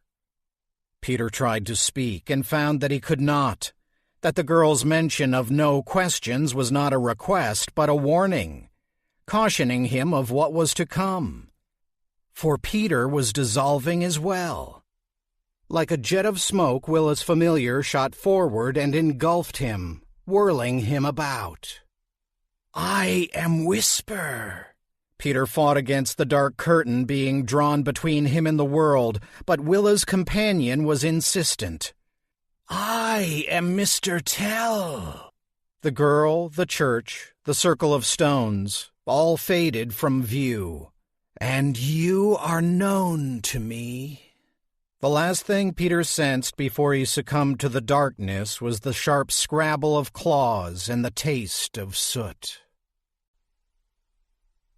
Chapter 31. Ellen gasped. "It almost hurts to look at you," said Miriam, who was no longer Miriam. Ellen dared not reply, lest speaking might shatter the odd thing taking place in the porter's living room. One wrong word and she might scare him away. Him. Dad. For somehow it was Dad. "What's she talking about?" Riggs asked. His question earned him a sock to the stomach. "Shush," Ellen whispered. "Don't move. Don't say a word." Riggs obeyed. Good dog. "You got the card? Right on my birthday. And the cash?" Ellen pulled a few bills from her pocket. "I still have a lot of it." "This is crazy." The woman's face relaxed into another smile. "Good. It's all that boy had to spare. I felt bad taking it from him, but where else was I going to get $300? "I don't know what you're talking about," Ellen said stubbornly, but she knew. It was the young postman's money she held in her hands. Her mother's new friend, Beau. And was it also his hand that wrote the birthday message? It was certainly his hand that delivered it. The woman coughed, and for a moment Miriam was back. And the scent of her breath unlocked tumblers in Ellen's mind. She thought of Beau and his slaughterhouse cologne. She thought of Mrs. Flint's funereal fragrance. All three, the postman, the librarian, and the woman in the chair, had smelled of death. Beau and his cigarettes, Scorch and her medication, Miriam and her death-rattle cough. The clock was ticking for each and every one of them, and before the Grim Reaper rang their bell, her father had stepped in. "You've been talking to me this whole time," Ellen said. "Through them. Through her. Guilty." Riggs made as if to interject and received a second slug to the stomach. Ellen struck him harder than she had expected because a dreadful realization had just crept into her life. Her mom was right. Dad was dead. Dad was dead. "It's okay." "No, it's not," Ellen cried. And it wasn't. If her father was really dead, nothing was going to be right ever again. It was an accident, pure and simple. I was driving too fast, and the Plymouth— No! The woman in the chair beckoned, but Ellen refused to go to her. A muffled shout echoed from the other room, causing Riggs to stiffen. "Oh, shit. Pat knows." "Blind Rock," her father said in Miriam's voice. "You need to go to Blind—" "Eli," Pat's voice echoed from the other room. "We need to talk." Ellen grabbed the thin shoulders and squeezed. "Why? Why do I have to?" "Please, dear, you're hurting me." Realizing she was shaking the woman, Ellen stepped back. Her father was gone. Miriam was back, and she hadn't even had a chance to say goodbye. "Come back!" Riggs was about to bolt for the door when the woman reached out and grabbed his arm. Miriam seemed as surprised by this move as Riggs, and she was doubly flustered when another's voice pried open her mouth. "Give her your keys." Riggs didn't bat an eye. He dug out his keys and held them out to Ellen. "What the hell?" Pat Porter stepped into the room, catching its 3 occupants in an unusual pose. His sister clutching Riggs, Riggs handing his keys to Ellen, all 3 staring at him with alternating guilt and alarm. "I just got off the phone with Don Whitaker. You have anything you'd like to tell me?" Riggs looked to Ellen. "Go." Ellen went. She scooped up her backpack as she made a dash for the door.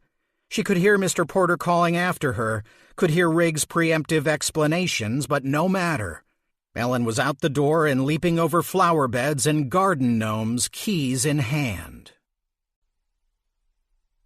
Chapter 32. The engine roared to life as Ellen turned on the ignition. The radio followed suit. "Up next, Crazy Like a Fox by Motorhead." She switched off the music and grabbed the steering wheel. Now what? The Jeep had been easy enough to find.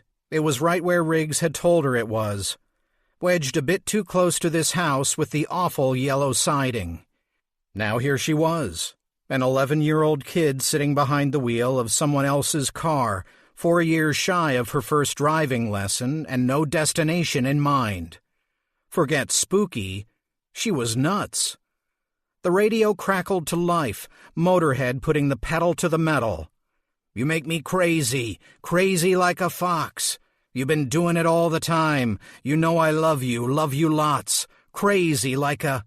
A rush of static flushed the song from the airwaves, followed by a voice that caused Ellen to stomp down on the gas. "Foot on the brakes, Spooky." Definitely not Motorhead. Definitely Dad. "Okay, it's on the brake." "Now ease the gear. It's on your right, honey. Ease it to D. D means drive." Ellen obeyed, hand on the gear, gear to D, ready for the next step. Both hands on the wheel and...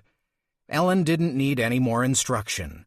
Compared to navigating the ins and outs of the supernatural world, driving was a cinch. She pressed down on the gas with her chunky shoe, and the Jeep leaped into the street. "Easy." Ellen slammed on the brakes, and the Jeep skidded hard. The smell of burnt rubber hit her nose. "Where are we going, Dad?" Motorhead did their best to stage a comeback, but her father was having none of it. Blind Rock. As if there could be any doubt. Left or right? Left.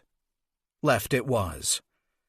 Ellen hit the gas, coming dangerously close to sideswiping a parked motorcycle and having less luck when it came to a row of recycling bins. With an explosion of aluminum cans and bottles, Ellen zipped away from Pat Porter's neighborhood, ears peeled for her father's next instruction. At the next turn, the Jeep swung wide, mounting the curb before crashing back, jostling Ellen wildly enough for her to realize she hadn't taken the time to put on her seatbelt. She slowed to a stop in the middle of the road and rectified this situation. Straight ahead and then left onto the highway for a stretch. "You ready for the highway, Spooky?" "Not one bit." A car with a spotlight pulled out from one of the side streets. It moved slowly like a shark in shallow water, blue and white, prowling for Riggs. The police car wasn't approaching but receding. A lucky break. Surely her father would tell her to back it up. R. R was for reverse, right? Pull forward. Slowly. You gotta be kidding me. Pull forward. The phrase caught in her Ferris wheel mind and began to spin, slowly at first, then faster and faster. Pull forward, forward pass, pass out, outsmart, outfox. Please stop, she begged her brain. The prowler up ahead had come to a stop. Had they noticed the blue Jeep sitting like a turtle in the middle of the road? Middle of the road, middle of the day, daydream, nightmare. Ellen felt the gentle brush of skin on skin, and her hand moved of its own accord, throwing the Jeep into drive. Bracing lest a ghostly foot take charge of the gas, she pressed the pedal ever so slowly, just like working the pedal on Aunt Tuffy's old sewing machine the time the woman had tried to teach her some womanly skills. The Jeep rolled forward slower than a float in a parade, and, to Ellen's mind, just as obvious. Ellen had a vision of Mom on Route 67 heading east to Maple City. Mom and Tuffy had spoken, and her lie was out. Ellen knew this as surely as she knew she would never drive again after today. Being behind the wheel put her on the spot like nothing she had ever experienced, and she was certain that when Rita finally put her on the spot, the experience would be epic. The Jeep was just half a block behind the police cruiser when the cruiser's flashing lights ignited. Ellen was about to hit the brakes when the vehicle's loudspeaker broke into song. It was Motorhead. As the Jeep rolled slowly past the cruiser, she caught a glimpse of the officer frantically trying to cut the noise. "You know I love you lots, crazy like a fox." "Love you too," Ellen said. "Now let's get out of here." The Jeep serpentined past the cruiser, crept to the stop sign, and escaped left onto the highway. Ellen found it much easier driving on the open road, save for the occasional rush of a passing semi. Truckloads of goods apparently so late they were worth risking running her and the Jeep off the road. "Stay in the right lane for 5 minutes. You've got this, Spooky." Houses grew more spaced apart as she drove. The odd business or two popped up. Soon she was passing the high school football field and outdoor community pool, landmarks of the edge of town. She held the Jeep steady as a tandem Walmart tractor-trailer whooshed by, and then she was free and clear, sailing down the highway into the prairie, flanked on either side by sun-baked soybeans. "I'm sorry, Dad. I'm so sorry you're dead." Once again, Ellen felt tremors of sorrow, and she feared she might lose what tentative control she had over the vehicle. The stretch to keep her foot on the gas was already causing a cramp, and the arrival of fresh tears threatened to cloud her view. "Do you mind?" The nerves in her arm lit up when her father spoke. He was ready to step forward should she allow it, and she was all too happy to oblige. Ellen took her hands off the wheel. Not her physical hands, those remained, but her true hands, the ones she took with her on her journeys into the shadowed night, into dreams that always felt a tad more real than the real world itself. She curled up in the driver's seat even as her body remained alert, steady eyes on the road, firm grip on the wheel. Her physical self even adjusted the rearview mirror, something she never would have thought to do. "Do you remember when we had our talk, after you told me about the dead boy who joined us on our stroll?" "Treat," Ellen said. "His name was Treat." She was back home on the sofa. Her mother was out getting Chinese food because she refused to tip the delivery people, and besides, it was right down the block. Dad sat with her, a funny look on his face. It took him all of 10 minutes to finally speak. "How did you know that boy's name?" Ellen was busy punching the keys on his old typewriter, amazed at the connection between force of punch to darkness of type. Ellen, Ellen, Ellen, Ellen. She was determined to fill the blank page with her name. "Ellen, how did you know that boy's name?" "I don't know." "I think you do." She looked up from the typewriter. "He told me." "You mean you read it? In the newspaper?" "No," Ellen said, bristling at being led. "He told me. Just like he told me he was doing bad in school and that his grandpa just died and he didn't have any friends. Hey, part of this ribbon is red. How do you make the words red?" Suddenly all she could see was red. She felt her hands abandon her as well as consciousness. When the fugue state had passed, she was back once more on the sofa next to Dad, her fingers poised in midair above the typewriter keyboard. Oh, spooky. They both stared at the page tucked into the typewriter's feed. A few black lines of her name were followed by a single red paragraph. Ellen's father rolled the page up so they both could get a good look.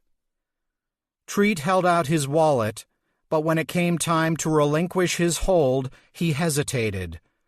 The wallet contained his student ID, his credit cards, and the only photo of him and Grandpa Barnes. That hesitation was all the man needed to plunge his knife into Treat's belly and twist. "How did you do that?" her father asked. "I don't know." "Ellen, look, I made it red." The Jeep hit a bump in the road, tossing Ellen about, and she woke with a start. At first she had no idea where she was. Where was the typewriter? Where was Dad? Why was the world moving so fast? Another jolt, much more violent than the first, yanked Ellen into the present. She was behind the wheel of Riggs's Jeep, and she was skidding off a gravel road toward a ditch. "No, no, no, no, no," she cried. The Jeep left the road, becoming airborne for a moment before the grill struck the far side of the shallow ravine. Ellen lurched forward, her seatbelt biting into her chest. Despite the belts keeping her from flying out of the vehicle, her head hit the dash upon impact as all forward momentum was suddenly thwarted. Pain shot across her brow as the Jeep continued tumbling to its left, finally sliding to a stop on its passenger side. The force of the impact stalled the engine, and it died sputtering complaints. "Why didn't you wake me up?" Ellen asked, wincing at the pain in her ribs. The radio, like the rest of the Jeep, was kaput. Unbuckling her belt, Ellen grabbed her backpack, which was now lying on the cracked passenger side window. The door on her side was heavy, never intended to be opened upwards like a hatch. Ellen managed to hold it open long enough to shove out her pack and wriggle after it, dropping to the ground below. She gingerly touched her forehead. A knot was already rising, but there was no blood, thank goodness. The field had a nasty, lingering odor, and Ellen got a mental flash of squealing swine. Great. The soybeans had been recently manured.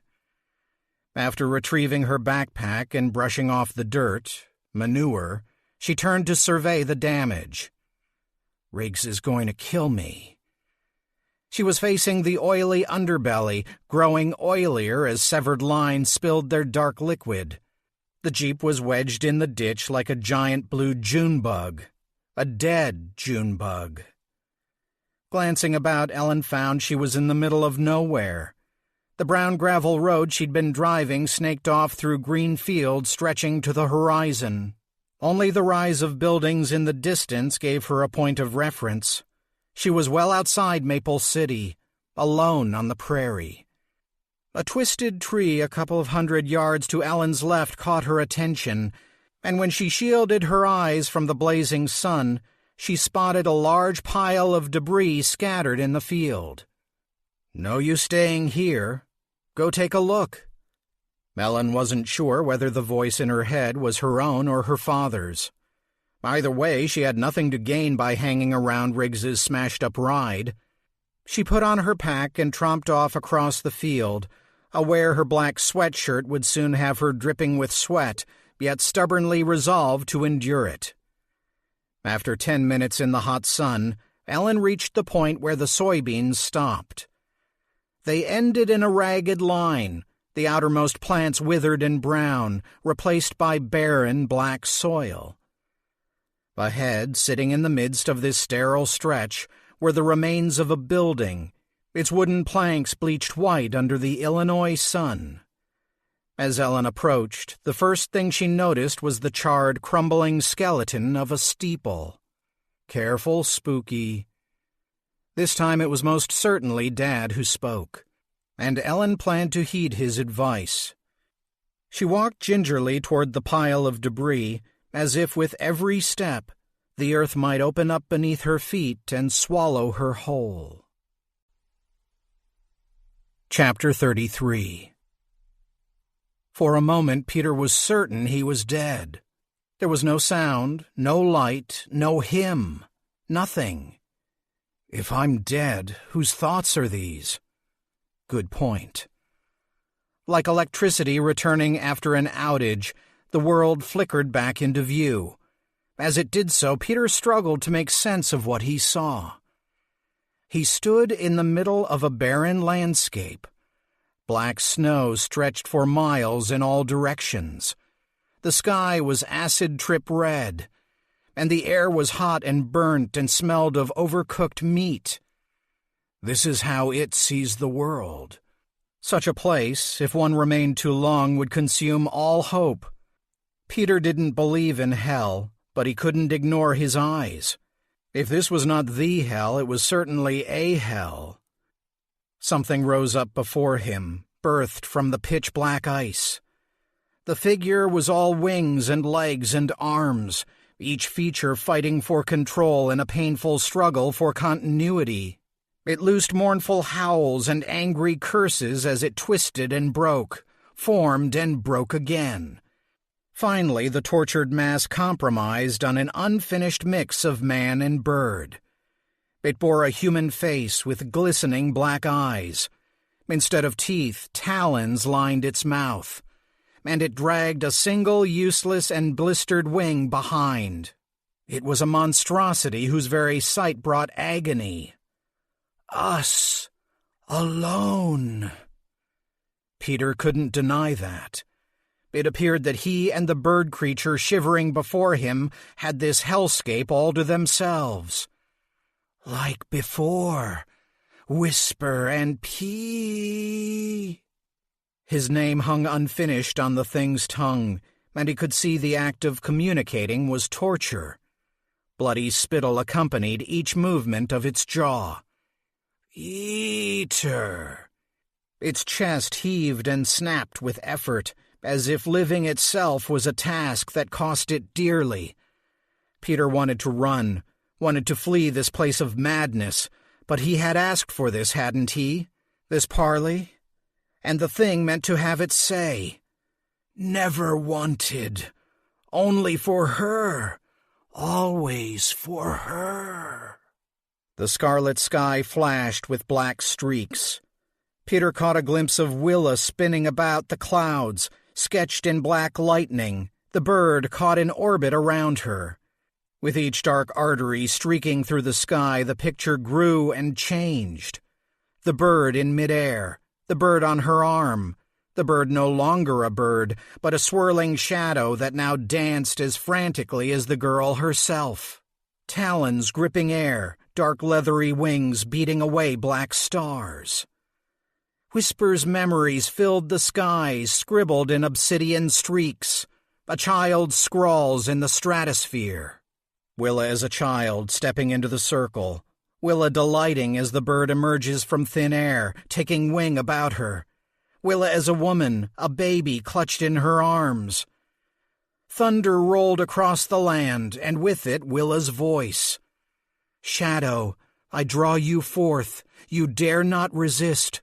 This is your charge. I give my last blood to bind you. You must obey. This is your charge. The creature placed a hand on its distended belly, nails digging past feathers and into flesh. You, me, you, mixed together. No more. Time to part. Peter wanted to scream, tried to scream, but the crimson skies above had the monopoly on screams. He tried to turn away from the vision of Willa wrapped up in the arms of a lightning-scribbled man. That face. Even in its crude depiction, the man stood out in the clouds, black veins of lightning sketching his particulars. Grim eyes, cruel mouth, and a patch on his chest that read, Albert. The creature was a child, and the man was his monster. A man named Albert. Albert. The man from the alleyway. Albert Carver. the one who attacked the girl meaning to have her. Would he have his way, claim her in the end? It seemed to Peter the creature's memory ran forward and back, his entire history linked to the girl, and somehow to him. Peter was so caught up in the shadow play that he hadn't noticed the liquid streaming from his nose. He wiped at it, and his hand came away black. The droplets rose, drawn to Whisper. The flow continued, dark ropes flowing from him to the creature, which welcomed the effluence home. I take back me. With a single swift movement, Whisper ripped a gash in his belly, dumping glistening offal onto the ground. He wept and shrieked and cried out for the girl, even as his insides poured thick and steaming onto the black ice. Amidst this putrid gush, stones like ruby yolks dropped to the growing pile of Whisper's innards. Dipping a stray wing into the mix, the creature scooped up the stones like a miner panning for gold. Once it had them, 6 in all, it held them out to Peter. And give back you. Peter stared at the stones and knew at once they were kin to the stone the bird had proffered the night after his trip into town, after he had bloodied the workman's nose in protection of Willa. He looked into the creature's face, expecting to see fear or anger or some such emotion that might cause the thing to turn on a dime, choose to turn those razor-sharp digits on him. Instead, he saw something else. Could it possibly be gratitude? Take. It is you.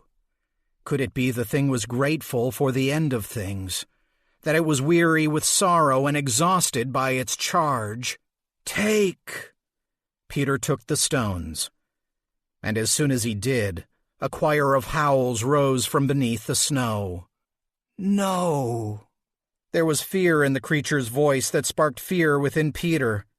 Something was rising from the ice. More than something, many things. Dark stalks sprouted from the earth all about them. All manner of appendages broke free from the snow, rising upward, lifting unnameable beasts from below. The first to crawl free was a charred chitinous thing with long, stringy hair.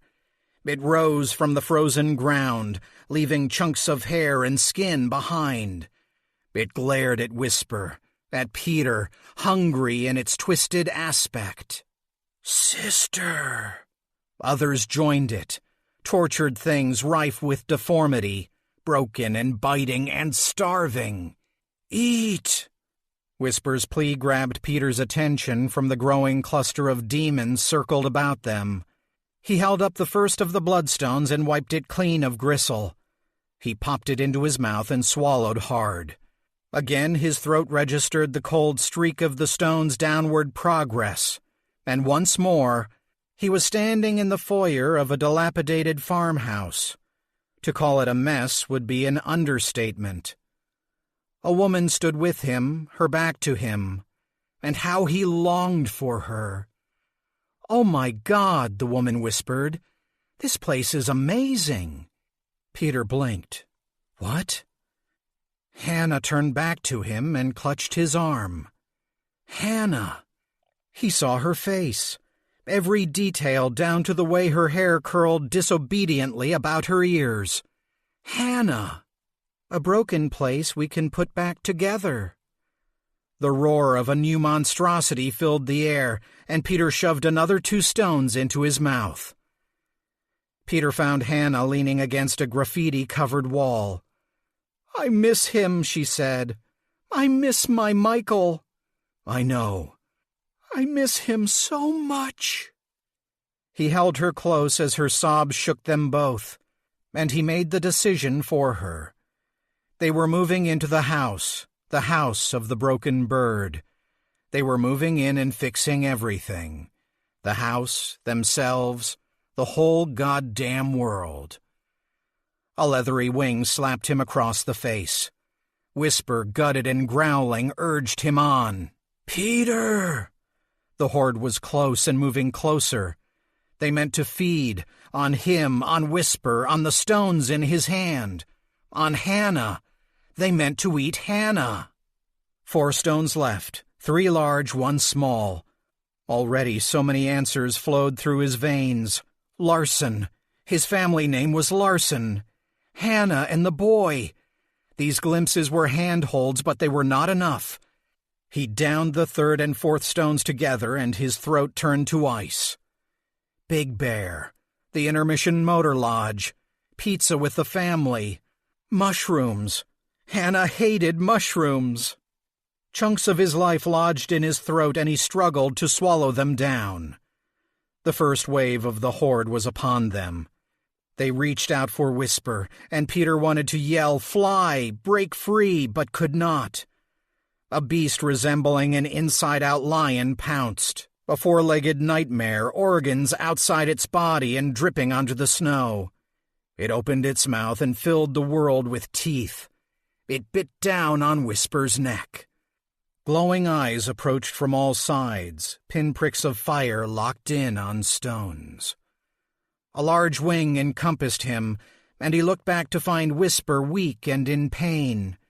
Even as the beast ate away the back of his head, Whisper drew Peter to him, meaning to protect him to the end. "I have enough," Peter thought. "With what I've got, I can find her again. I've got enough."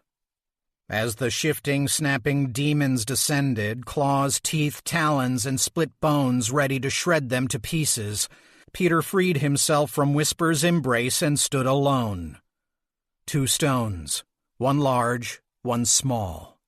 Peter balled them up in his fist, and the stones spawned another memory. He was a Cubs fan. Go Cubbies! With the joy of a man suddenly remembering cool spring evenings playing catch, Peter wound up and pitched the stones out over the heads of the horde. Willa, the stone skipper extraordinaire, would be proud. The bloodstones rose, disappeared momentarily in the red sky, and plummeted to earth beyond the demon's reach. A collective cry rose up, and the demons took the bait. The beast tossed Whisper aside, following the rest as they galloped across the black field of snow, eager to be first to the prize. Peter knelt before Willa's familiar, who had slumped to the ground.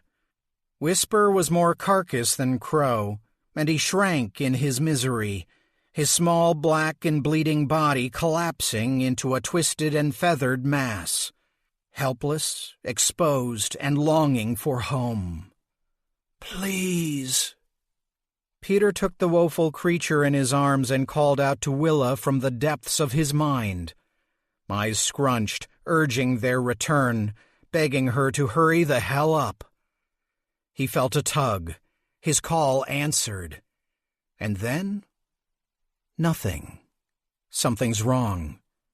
Bloodstones acquired, the horde turned back toward him. Something's definitely wrong. Chapter 34. Sweat trickled down the back of Ellen's neck as she trudged around the church ruins, but she wasn't about to remove her sweatshirt. If ever she needed her good old protective black about her, now was the time. Or was she still wearing it out of spite? The thought surprised her. Could it be she refused to remove the sweatshirt because she remembered Mom's look of disapproval when she'd worn it the first time? When she'd stuck her nose up at the cheery, bright outfits her mother had selected for her from amongst the myriad of garage sale possibilities, opting once more to drape herself in drabness. Ellen felt a twinge of guilt. Her mom might be self-centered and a pain in the ass, but she did try. For all of her moods, she was still Mom. How must the woman feel right now? No doubt she was frantic, using all of her manic powers of persuasion to track down her wayward child. Oh, and how Ellen would pay for sneaking away. Quiet. No time for that. She got back down to the task at hand, which was locating whatever Dad had in store for her. The grounds had been picked over thoroughly. Apart from the burned tangle of wood left to decompose on its foundation in the June sun, Ellen found little other than a lone rotted-out tire and the half-buried remnants of a metal shed. Ellen pulled a rock from the dirt and chucked it against the rusted metal. It gave an unsatisfying dull clang when the rock hit, a far cry from the gong sound she had wanted, something to waken the dead. "Hello," she called. She was alone in the field, and yet she knew she was not. Ellen Gooding was never truly alone. Treat had found her, the bus people had as well. People were always finding her. Dead people, that was. She cocked her head with a sudden realization. Funny that the living seemed to have little use for her. The trill of a child's laughter snapped her back from her reverie. She glanced about quickly, only to discover the source of the sound was not some spirit trying to make contact, but a woodpecker hidden among the charred planks, searching for a meal. Ellen dispatched it with a clap of her hands. The startled bird took to the sky in search of a quieter place to feed. She circled the grounds a couple more times before coming to the conclusion she had come to a dead end. That was until she spied the stone circle. If she had looked right instead of left, she would have missed it entirely, but there it was, making almost indiscernible arcs in the earth. "I've dreamed of you," she said, addressing the great ring of stones. Ellen closed her eyes and forced her mind to recall her journal entry.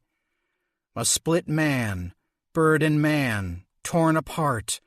The circle, the girl, the spell, a conjuring. The man, the bird, torn apart in the winter circle with the blood-red stone. Ellen walked the perimeter of the stone circle. In her dream, the great O sat in the middle of a snowy field. Here, in the stretch of dead ground, there was no bird, no man, no girl, no spells being cast, just an abandoned collection of dull gray rocks someone had sunk into the... Wait a sec. Ellen stopped before a stone unlike the others. Darker. She stood directly over it, spat, and wiped the saliva back and forth on the rock's surface with the toe of her shoe. There it was, the blood-red stone. She knelt and spat again, no need for manners alone on the prairie, and rubbed the stone clean, or at least cleanish. Red stone, blood red, bloodstone. This time Ellen allowed her brain to continue whirring on its own. She was too entranced by the ruby object embedded in the earth. The sun seemed to cause the stone to glow, like the emergency button in the elevator at the university's art library. Ellen was alone in the elevator when it got stuck between floors, and she'd pressed the panic button, watching it glow red as she screamed at the operator trying to calm her, crying that she needed to get out, out, out. Get out, get gone, gone fishing, fishing hole, hole in the ground, hole in the ground, hole in the ground. Ellen rose, shrugged off her backpack, and set it aside. Hole in the ground, hole in the ground, hole in the ground, and stepped into the circle. Chapter 35. Peter felt the tug again, and he knew Willa was on the other end of the line trying to reel them in. But she was too late. The multitude was upon them. Their sheer numbers blotted out the sky. He drew Whisper close as one would a child and bent his head. The end. "Whisper! To me!" Willa's voice tore the world in half, and Peter fell through the gap, tumbling into darkness, still clutching the bird, for Whisper was bird once more, reconstituted by the sound of the girl's voice and the hope of escape. Home! Gone was the black landscape with the red sky. Gone was the horde that befouled it. It vanished into the darkness like great sails ripped free in a storm, the demons tumbling, howling into oblivion.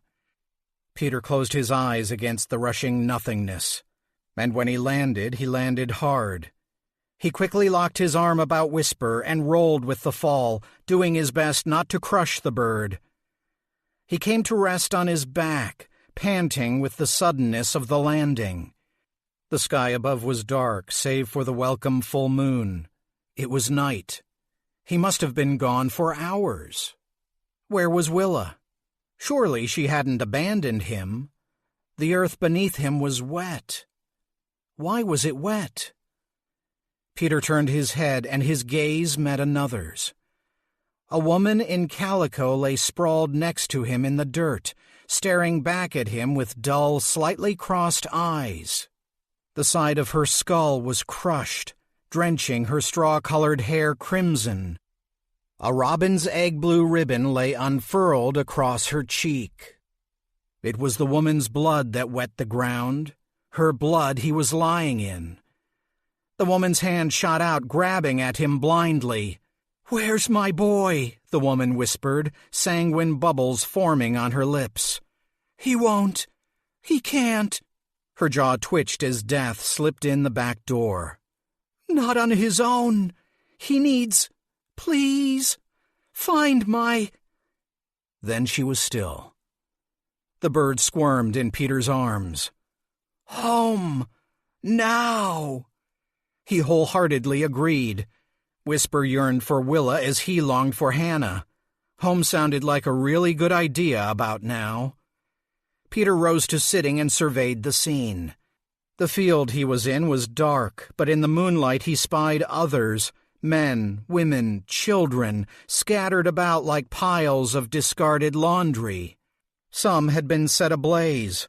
Others struggled against groups of attackers, fending off vicious blows raining down on them. Roaming teams of men with axes, rifles, and flaming torches set upon the injured and dying with such force, with such fervor, it seemed they meant to wipe the fallen from the face of the earth. "Must flee! Must go! Home!" "I hear you," Peter replied. "Home." A man with a torch appeared from the dark, looming over them. Blood stained the angry man's shirt and hands. "Found one," the man called out to the shadows moving in the night. He planted the torch in the ground and waggled a gore-stained barrel knife in Peter's face. "You never should have come here, Blinder." "Please, I don't understand." A quick flick of the man's wrist, and Peter felt a burning line across his chin. He darted out his tongue and tasted copper. "That's for the young'un you killed. You had this coming. All of you. Damned if you didn't. Time to pay up, Blinder. Time to bleed." The man made his move, and Peter wasn't ready. He raised a hand to fend off the attack and felt cold steel sink into his flesh. The tip of his finger fell free, and warm blood cascaded down his palm. The man hooted with glee. "I cut him! Cut him good! And looky here, boys, this one's got his demon with him. Let's see if it bleeds too." As the man reached out for Whisper, the crow loosed a single black tendril from his chest, startling Peter. He had felt the creature go limp in his arms, had assumed he had succumbed to his injuries. Apparently Whisper had one last trick up his sleeve. The barbed shaft caught the man in the neck, piercing his larynx. The man squealed at the impact of the sting. With the last of his strength, the crow retracted the tendril, ripping open the man's throat. The injury was grim, but the man would live to murder them both. Peter was certain of that. But he would never be able to tell his tale, not aloud anyway, not without his voice box. Enraged and sputtering blood, the man slashed away at Whisper, ripping free ribbons of black flesh and feathers. "Stop," Peter begged. The man gripped Peter's wrist in reply, meaning to let his knife feed on more fingers. "Come, you must obey. To me, Whisper. Come." What came next was no tug but a full-on assault. Peter was suddenly pulled in countless directions, borne across the field, lifted into the sky, dragged beneath the earth, the only constant being his grip on the bird. Everything was rush and blood and flee. Peter felt himself stretched thin and feared he would snap, splintering off in a million directions, like one of Willa's skipping stones breaking in two, into six, into... Shit. He heard the word clear as a bell. It was not Willa who had spoken, but another. Not an incantation, but a curse. Peter trained all his attention on the word, willing himself toward it. There were only two options, really. Give in and be scattered, or grab for the voice. Hannah. He had to get back to Hannah. Peter reached his injured hand out into the void, and he felt snow rise up beneath him. He swooned with the sudden return, his stomach threatening to spill its contents. His hand screamed, and he thrust it into the ice, finding both pain and relief.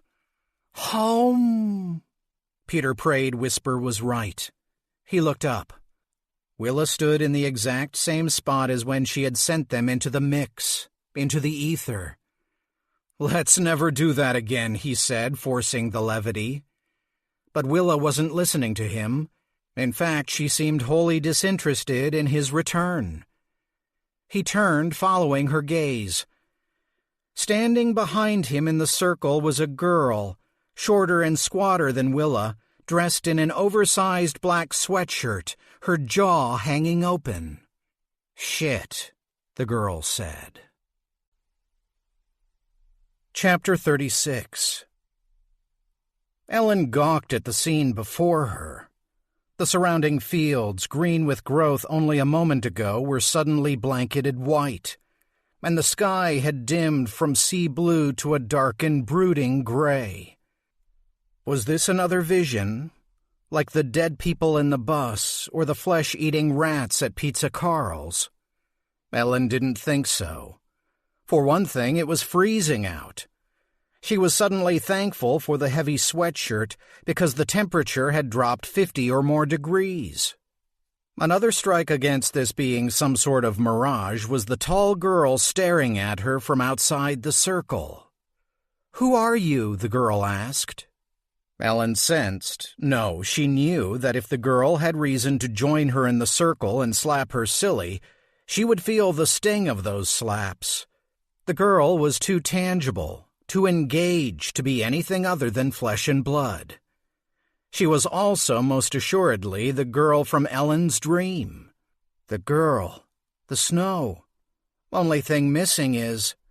A man with a bloodied hand appeared at her feet, completing the picture, his arm wrapped about a sickly black bird. "Let's never do that again," the man said to the tall girl.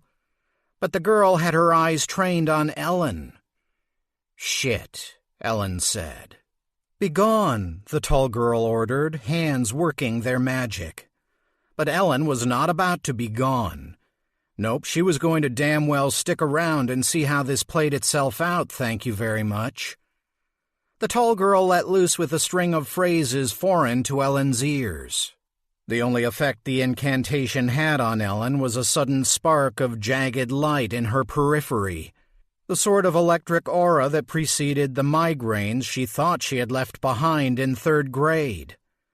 When the tall girl raised her hands a third time, clearly frustrated, Ellen raised her own in protest. "Look, I don't know if you're trying to make me disappear or turn me into a newt, but could you cut it out? You're giving me a headache." "Where do you come from?" the tall girl insisted. "Iowa," Ellen said, determined not to be pushed around by this girl, even if she did outrank her in age. "Why did you answer my call?" "I already answered one of your questions," Ellen chided. "My turn. Is this 1895? "Are you serious?" "Always." The tall girl looked confused. "It's 1979. 1979? Wait. Is this Blind Rock?" "That's 2 questions." "I've got a situation here," Peter moaned. Both Ellen and the tall girl looked down where he lay. "You're hurt," the tall girl cried, pulling the scarf from about her neck and kneeling. Ellen wanted to look away. Blood in the movie she could take. Blood in real life made her woozy. She would have averted her gaze had it not been for the bird. The more she looked, the more she became convinced it was not only a bird. "You're both hurt," the tall girl cried as she lifted the crow. "Oh, Whisper, what happened to you?" The bird seemed to drip in her hands, and Ellen was reminded of a video at school about animals caught in an oil spill. The thing the girl held aloft seemed more liquid than crow. Was this what her father had wanted her to see? If so, Ellen didn't get it. Sure, the scene resembled the one in her dream, all cast members accounted for, but to what end? "I saw you in a dream. All of you," she blurted out, hoping this might speed things along, get the conversation flowing, cut to the chase. Instead, the tall girl continued tending to her two downed patients, the man with the bloody hand and the dripping bird. "Fine," Ellen said, ready to be rid of the whole business. The math was simple. She'd gotten here by stepping into the circle. Logic dictated if she stepped back out, she'd find herself back in the summer sun. "Sorry, Dad, but I'm out of here." Ellen took one giant step to her right, breaking the circle's perimeter. Nothing happened. Zip, zero, nada. Her big exit had landed with a thud. Ellen was about to step back into the circle and have another go at it. Maybe she needed to keep her eyes closed. Maybe she needed to think of the soybean field when a light appeared in the distance as the church door swung open wide. Figures appeared silhouetted until they drew nearer. At the center of the approaching group was a large bearded fellow bundled up against the cold. Flanking him were children. A loping teen, two little tykes, and one bringing up the rear on crutches, working twice as hard as the others and moving at half the speed. The old man and the kids stopped just short of the circle. "You folks having a party and you didn't invite us," the bearded man boomed. There was a knowing confidence to his voice that made Ellen uncomfortable, like he was both asking a question and answering it at the same time. It was a trick her mother often employed. Perhaps that was what so unnerved her. The two younger children played in the snow, blissfully unaware of the tension that had suddenly descended on the circle. The teen couldn't bring himself to make eye contact, and the kid on crutches had yet to catch up. The man put his hands on his hips, surveying the scene without saying a word. That was until his gaze landed on Ellen. "And who might you be?" the man asked, perplexed. "I'm Ellen." She had the distinct feeling avoiding answering directly was not the way to go with this guy. "Welcome, Ellen. The more the merrier," the burly fellow said. "He's been hurt," the tall girl said to the bearded man. "I can see that." The two little ones abandoned their play and focused on the wounded man and the spreading red in the snow. "He's messy," the little girl said, transfixed by the man's injury. "Messy," the little boy parroted. "Yes, he is," the bearded man said, staring down upon the man and the bird. Ellen had always been good at sensing the imminent arrival of rain or snow or bad news, and her gut told her the wind had started to shift. "He is one messy, messy man." Chapter 37. Fallow clucked his tongue. "That's a nasty cut you've got there, Petey boy. Must smart like the dickens." It did much more than that. The pain pounded in Peter's stump finger. The snow masked the extent of the injury, but every time he sought to withdraw his hand, the nerves lit up anew. "It's fine," he lied. "Papa, we need to—" Fallow hushed Willa with a wave of his hand. He stepped across the threshold of the stone circle and bent down. "No, it's not fine. Is it? But you got off easy. You didn't have to stick around for the rest of the slaughter, did you? For the screams and the tears." Fallow made a few imaginary cuts through the air. The old man removed one of his woolen mittens and held out his bare hand. He wiggled his collection of stump fingers in Peter's face. "Don't you worry about your chin. Chins mend. Nothing a thick beard won't cover," Fallow promised, stroking his own facial hair. Peter struggled to his knees. Stray snowflakes had begun to fall as the sun eased its way toward the horizon. Huck and Joe delighted in the flakes, launching into their own impromptu song. "Who are you?" Peter asked. The old man grinned. "Why, I'm Papa Fallow, of course." "Answer the question." The old man rose. He dropped his grin and all pretense of congeniality. "Must be nice to be free of that nightmare, free of that fellow's hungry blade. Can you imagine what he would have done if our Willa hadn't called you back? What damage he'd do?" Fallow's nostrils flared. "Well, I can. Oh, yes, I most assuredly can." The setting sun broke through the darkening clouds, painting Fallow's features in sharp relief. And despite those features being etched deeper by time, Peter finally recognized them as his own. "Who are you?" Peter shouted, already knowing the answer. "Well, my boy," Papa Fallow said, "I guess you'd say I'm the stone that got left behind." Chapter 38. To say that you and I had different experiences that night is to put it mildly. "You never should have come here, Blinder." "Please, I don't understand." A quick flick of the man's wrist and Peter felt a burning line across his chin. He darted out his tongue and tasted copper. "You see, we walked the same path, you and I, until things went sideways, until we parted ways. Time to pay up, Blinder. Time to bleed." The man made his move. Peter raised a hand to fend off the attack and felt cold steel sink into his flesh. The tip of his finger fell free, and warm blood cascaded down his palm. "I cut him! Cut him good!" The man reached out for Whisper, who loosed a single black tendril from his chest, catching the man in the neck, piercing his larynx. Enraged and sputtering blood, the man gripped Peter's wrist, meaning to let his knife feed on more fingers. "It happened when she called me, us, back." "Come. You must obey. To me, Whisper. Come." Peter was suddenly pulled in countless directions. He felt himself stretched thin and feared he would snap, splintering off in a million directions, like one of Willa's skipping stones, breaking apart into 2, into 6, into... "Willa brought you back to safety. But me? You know her trick with the stones, how they split and split and split again? Well, it's not just stones she has that effect on." The sensation vanished as quickly as it had appeared. Willa's voice faded.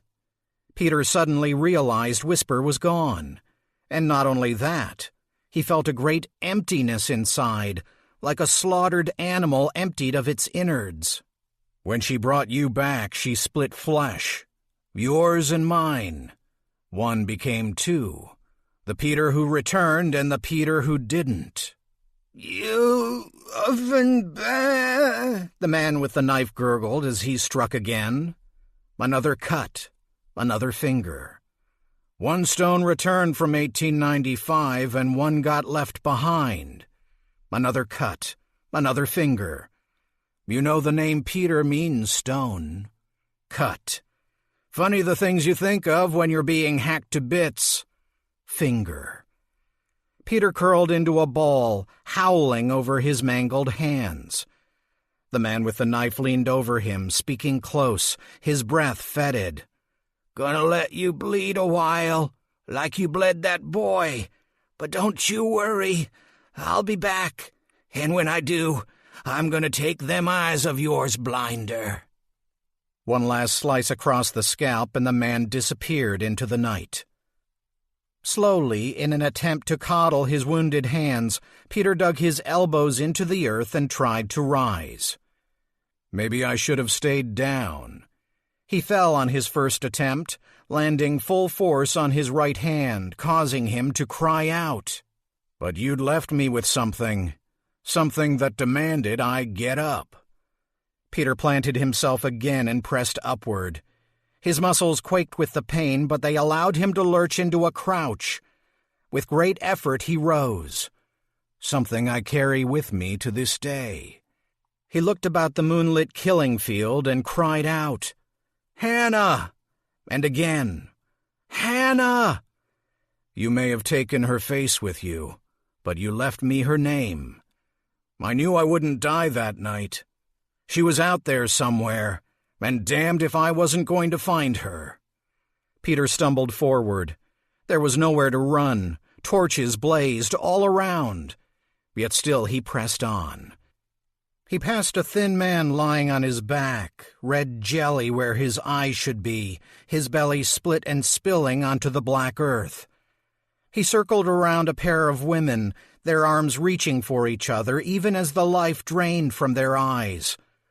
The fallen were all reaching for each other, as if fearful of dying alone. Peter squinted.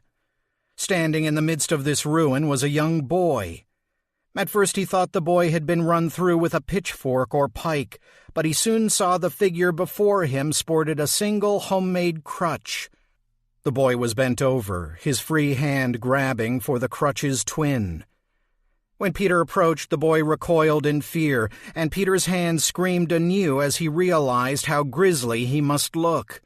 Still, he risked holding his hands up to put the child at ease. "I won't hurt you." But I was going to have to be patient.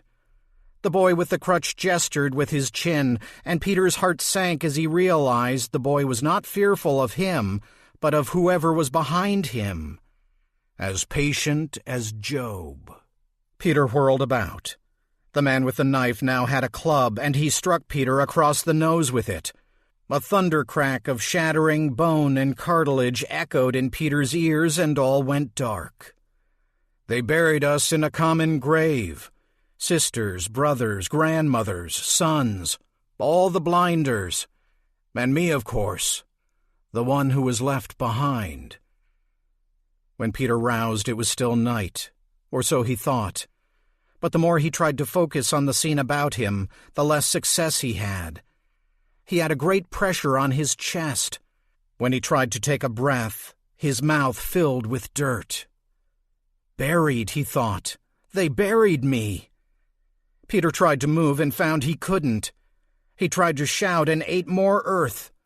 He rushed straight past panic and headlong into terror. My story would have ended right then and there if it weren't for an act of divine providence. That was until two small fingers brushed against the top of his mangled hand. His ferocious air hunger instantly abated, and although he was blind and immobile, he knew whose fingers had just made contact here in the dark underneath. It was the boy with the crutches. Or perhaps it was just dumb luck. He felt the small hand burrow closer until it gripped his own. No matter that the boy's grasp lit up raw nerves, he was not alone. For the next 30-odd years I lay in the earth. Peter closed his eyes, praying for his heart to stop racing, teetering on the edge between life and death, fending off the rats, promising Hannah he would find her, lying fallow, no matter what the cost. The boy and I were not the only ones who survived that day, who were buried and left for dead.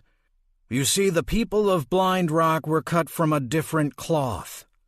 Like the boy, they had their secrets, their companions, and those secret friends kept them this side of death. Peter felt a tingling in his hand. The boy was sending something his way. He felt a sudden connection to those buried below, like electric signals traveling through neurons or water traveling through roots.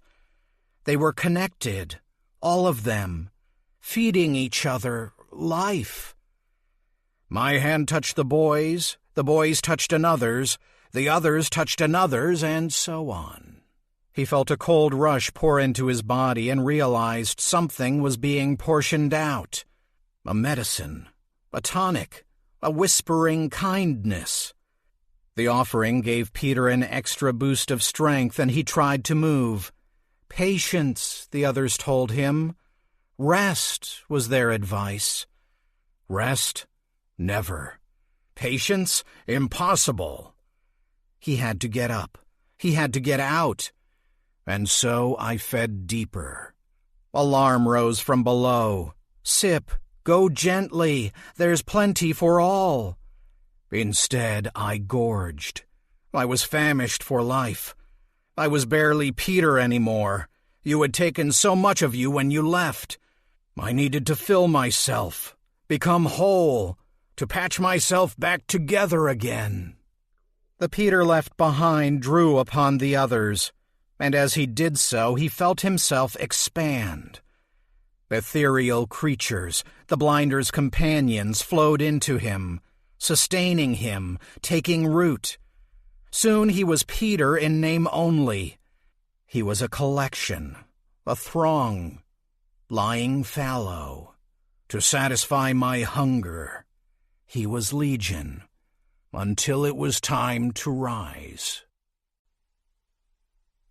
Chapter 39.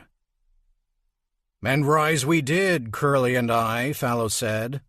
Summer of 1932, just in time for the Great Depression. A young pastor, leader of a new congregation that had set up shop in the abandoned Blind Rock Church, found us in the field, baking in the sun next to the hole whence we'd crawled. We stayed with him and his church a spell, until the young ones grew up and moved away, the elders grew old and were buried. In the end, it was just the pastor, now going on 60, Curly, and me. As God is my witness, you were dead when I found you, the man confessed a week before he packed his bags and headed west. Are you Lazarus himself? No, I told him, although I'm starting to suspect I might be Methuselah. Fallow laughed and motioned Curly to his side. That just left the two of us, didn't it, Curly? But we made do, didn't we? The man held out his hand, and Curly took it gingerly. The moment skin touched skin, Fallow exhaled, his breath crimson in the light of the setting sun. You see, our Curly may be unassuming, but his grip is quite special. The boy tried to pull away, but Fallow held him fast. Poor kid. He's still gun-shy because of the dog. Fallow smiled down at Peter. You remember the pooch we had when you first got here? That mangy old thing? Peter didn't reply. He was trying to process what he'd just heard. Fallow shook his head. The boy couldn't help himself, always giving it scratches, hugging it close. Wisps of the old man's beard began falling from his chin. His cheeks flushed. He loved that mutt down into nothing. First a puppy, then nothing at all. His touch is what you might call rejuvenating. That's his special gift. That's why he's part of our little family, isn't that right, Curly? Too much, the boy managed. The boy was about to pass out. Don't worry, not much further to go. Fallow's weight dropped, his clothes sagging, suddenly too large for him by a couple of sizes. The last of his facial hair sloughed off, revealing a silvery slice across the chin. With every passing second, Peter saw more and more of himself in the rapidly de-aging man. Excuse me, the girl, the newcomer said, clearing her throat. Fallow waved her off. Not now, child. Almost there. Willa stood transfixed, her hands working themselves into fists. Peter wished she would act, bring down hellfire on this man, or send him into the world of the red sky to be ripped to pieces, a feast for the hungry ones. But she remained planted in place, her jaw set in fear. Huck and Joe cowered behind Fallow, fearful yet clinging to him nonetheless. Fallow let go of Curly, and the boy stumbled back into dodge. The man held up his hands and waggled his fingers. His stumps remained. Thought maybe I'd get some of my digits back, but I guess that's not how it works. Fallow chuckled. To tell you the God's honest truth, I didn't know if it'd work at all. Tell me, Peter, how do I look? He leaned down to Peter, and his smile was as sharp as broken glass. It was like looking at himself in a cracked mirror. Yes, the man before him did bear a striking resemblance to him, but something was off. It wasn't in the features, for they were an exact match, save for perhaps a slight crook of the nose caused by the man with the club.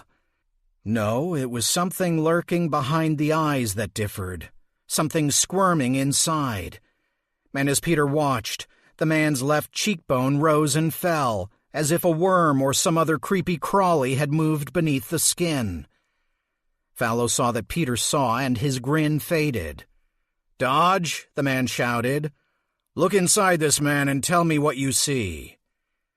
The lanky teen made certain Curly had his crutches firmly planted before picking his way through the snow to Fallow's side.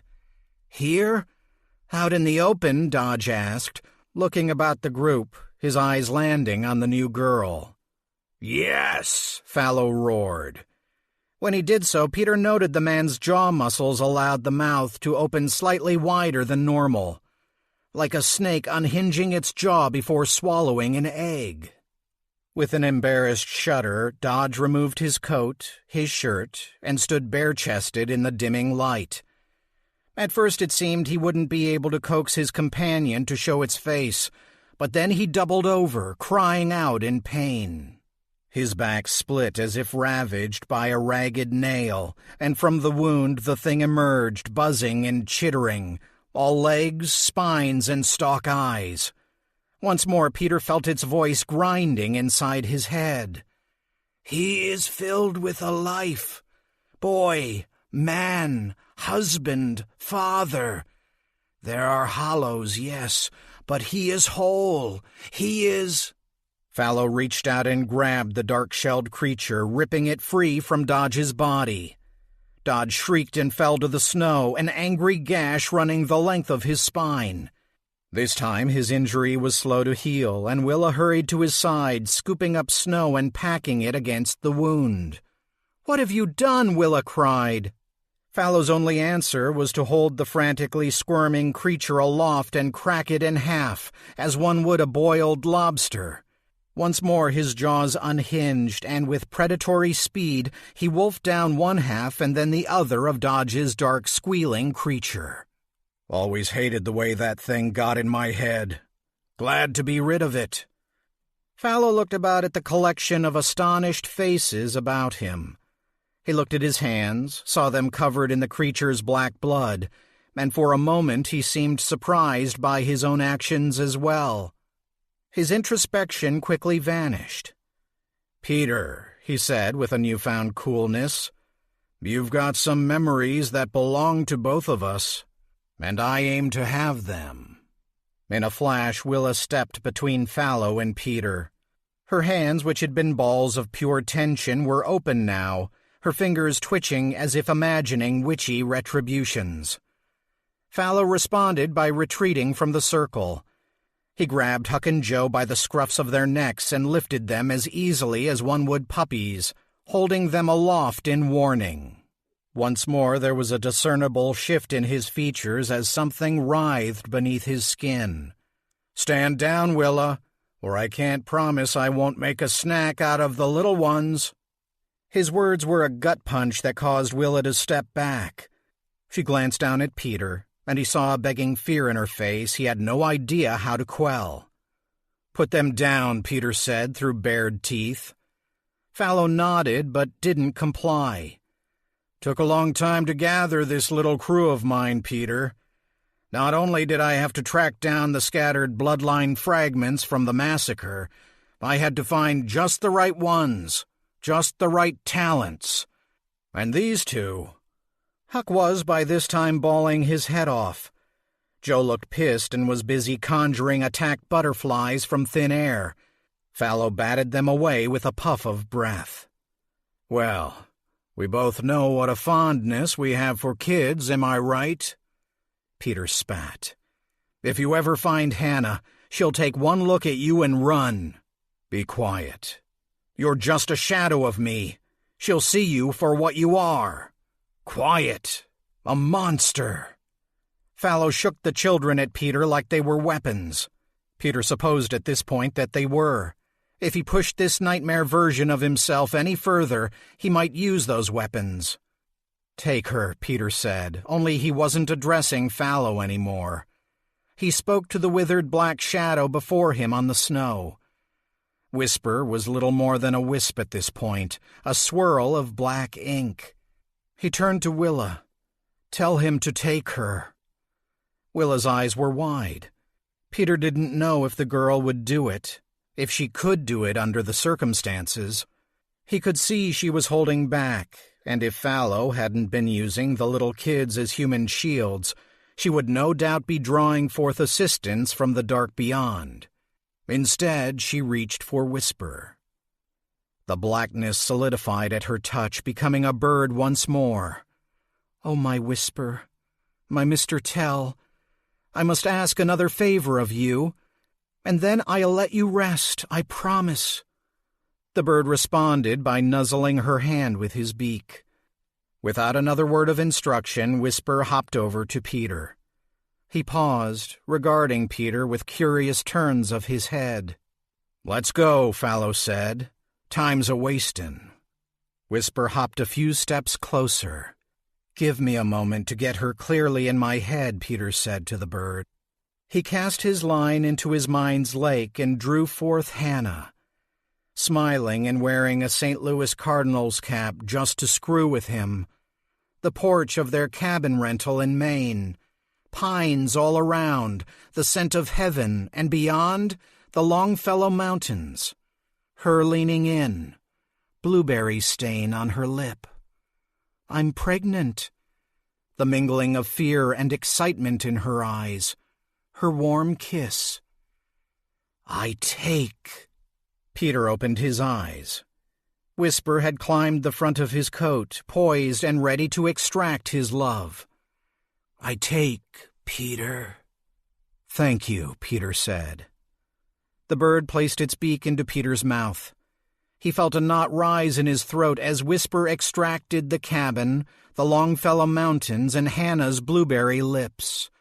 The peaceful scene slipped away like smoke. Whisper fluttered to the ground. He held a glistening orange stone in his beak, made even more vibrant by the brilliant sunset. The bird set the stone in the snow. Willa screamed, but it was too late. Fallow fell upon Whisper, mouth stretched to near splitting, and swallowed him whole. Chapter 40. When the man called Fallow ate the bird called Whisper, Ellen decided it was time to get the hell out of there. Whatever drama these people were involved in was too hectic for her. It was like trying to watch 7 TV shows at the same time when you didn't know any of the characters' names. And besides, the fields around them were getting rather crowded. About the time the old Santa-looking fellow started spinning back the clock, she'd spotted the first of the watchers. The man was quite a ways away, and the first thing Ellen noticed about him was that he was dressed in old-timey clothes, the kind Pa Ingalls would wear, or Almanzo. He was also, most assuredly, a ghost. The man didn't quite fill his space in the world. Bits of the landscape behind him peeked through. Another figure appeared to her right, then another, standing watch as the sun beat a hasty retreat. Hasty retreat, tasty treat, treat the ghost. "Excuse me," she'd told the group. Certain a gathering of ghosts might be something they'd want to know about. "Not now, child," the old man had said, blowing her off. And so she remained silent as the boy called Dodge pulled what looked to her like a giant cricket out of his back, as the bird produced a stone from the injured man's mouth and threw the whole bird-eating spectacle. But as the sun finally disappeared below the horizon and the spirits surrounding them began to close in, it was time to hoof it, as her dad would say. The older kids, they were on their own. The adults, forget about it. They were too concerned about each other to even listen to her. But the little ones, the girl and the boy who now lay sprawled and squalling in the snow, having been dropped in favor of a squab, those two, the little ones, I can take them. There was only one stretch of field absent any ghosts, and it led straight to the old church. That made choosing her direction of escape a breeze. Ellen stepped out of the circle, brushing past the tall girl, the wounded man, and the rest. She unceremoniously yanked the two kids to standing and laid down the law. We're running to the church, you hear me? I'm older and I can run faster than you. Unless you think you're faster than me. Do you think you're faster than me? The trick, one of her dad's methods of getting her up and moving when she used to lie on the floor in the middle of the grocery store, refusing to move, worked. The girl and boy, startled out of crying by the challenge, piped up. I'm faster than you. No, I'm faster. The newly formed trio took off across the field. As they dashed over snowdrifts and around protruding stones, Ellen called back to the older members of the group who were still facing off across the circle. Incoming. Chapter 41. The girl in the oversized sweatshirt stomped past Peter and yanked the two little ones to their feet. Ellen. Her name is Ellen. The name sparked something in Peter's mind, but when he reached for it, it was just another missing puzzle piece. Before he could figure out why the girl seemed so familiar, Fallow was scrambling for the orange stone. For Hannah. Peter made a grab for it as well, and it slipped from his fingers. But it wasn't Fallow who ended up with the stone. It was Willa. Incoming, Ellen yelled. And then the girl was dashing across the field, dragging Huck and Joe behind. Fallow rose and sniffed the air. He scanned the darkening horizon and moaned. They're here. Damn them, they're here. Peter followed his doppelganger's gaze. A crowd approached on all sides, men, women, and youngsters. They raised their arms in unison, in mock greeting. There was nothing welcoming in the gesture, only the desire to grab and hold tight, to hold and smother. As the figures closed in, Peter recognized the woman with the straw-colored hair. Her head lolled to the side, her split skull spilling forth its contents. And still she approached, arms outstretched, eager for a hug. Peter rose, the effort causing his hand to throb. The girl, Ellen, and the little ones were already a good 200 yards on their way toward the shelter of the church, their tracks crisscrossing each other in the snow, evidence of their chaotic escape. He turned to Willa, who stood with stone in hand, transfixed by the approaching spirits with a mix of wonder and horror. A gust of wind lifted the upper layer of snow and whipped it Peter's way, temporarily blinding him. His last venture into the fields after dark rushed to the fore, and he remembered the cries and the cold, clamoring hands that had tried to pull him back into the storm. He had evaded them the first time he'd encountered them outside the church. He could do it again. Liar, he told himself. It was the bird that saved you. It was Whisper. Buddy, you're on your own. Peter reached out to Willa, intending to make a run for it. He had locked onto the direction of the church's steeple before ice hit his eyes, but the hand he took was not the girl's. It was the hand of something dead. Joe sailed through snow while Huck proved more of an anchor. I want Papa. I want Dodge, the boy said as he tried to dig the heels of his boots into the snow. I want Curly. I want Dodge. Your sister's beating you, Ellen said, regretting her choice to wear the chunky shoes. Are you really going to let a girl win? She's not winning. Yes, I am. Joe had really taken the competition to heart. By this point, she was dragging Ellen, who was in turn dragging Huck. Their path through the snow was a decidedly zigzag affair. Go right, Ellen called to the girl as a man with no jaw had suddenly appeared to their left. Ellen's imagination was already running wild, but she could swear she could smell him as they passed, a mix of clay and sweat and rot. Joe veered right, and they passed the shade with zero contact. The church was within sprinting distance, but Huck was running out of steam. "Stop pulling, you poop!" The boy went down on his knees. The man with no jaw stopped and turned. Ellen tugged on Joe's arm, causing the girl to break. "Hey, you like Christmas, right?" Ellen barked at the girl. "Of course she does. What kind of kid doesn't like Christmas? Let's play reindeer. I'm Dasher, you're Prancer, and your brother is the sleigh. Sound good?" Joe looked back at her with a grin, seemingly about to reply in the affirmative, when she spied the no-jawed ghost. "That man, don't look at him. His face is all—" "Don't look. Let's go. Sleigh ride." Ellen flipped Huck over onto his back and forced one of his mittened hands into Joe's before grabbing the other in her own. With the girl's eye still latched onto the spirit, who had grown interested and was now approaching, upper lip curled and baring teeth, Ellen shouted out, "Here comes Santa Claus, here comes Santa Claus, right down Santa Claus Lane." The ferocity of her yell singing broke Joe's concentration, and the girl joined in. "Vixen and Blitzen and all his reindeer are pulling on the reins." They sang as they made a renewed effort to get to the safety of the church, hauling the limp Huck behind them.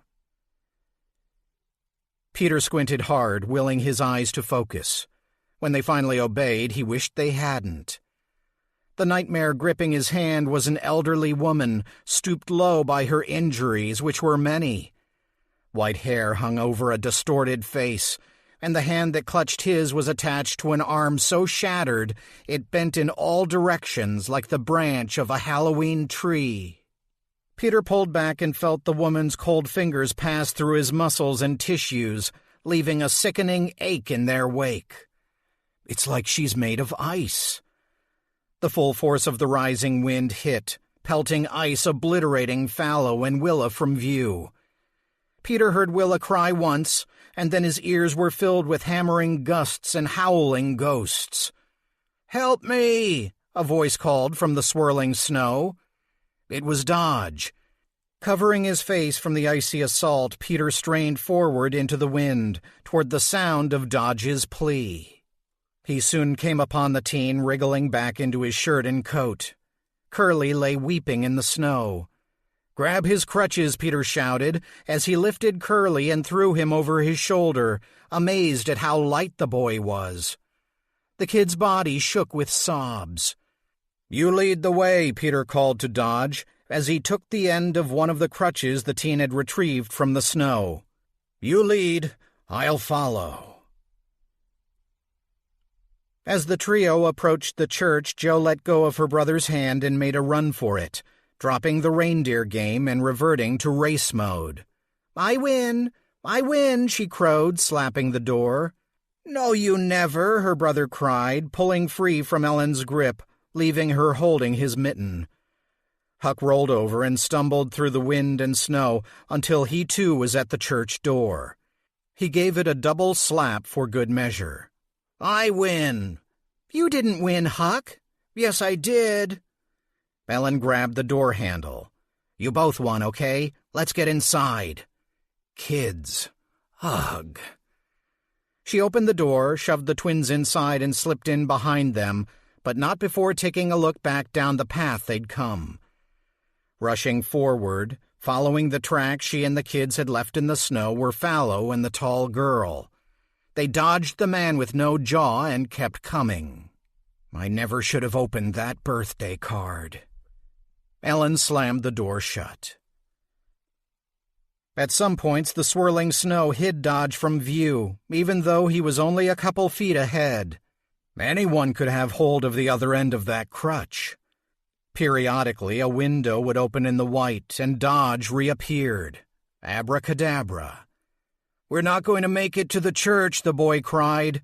"Just keep moving. We'll make it." Dodge stopped in his tracks. "No, we won't." The boy pointed. A break in the storm revealed the church sitting like a boat in the middle of the eye of a hurricane. The steeple, which had always listed, bent further still. Fallow was racing toward the building, dragging Willa behind him.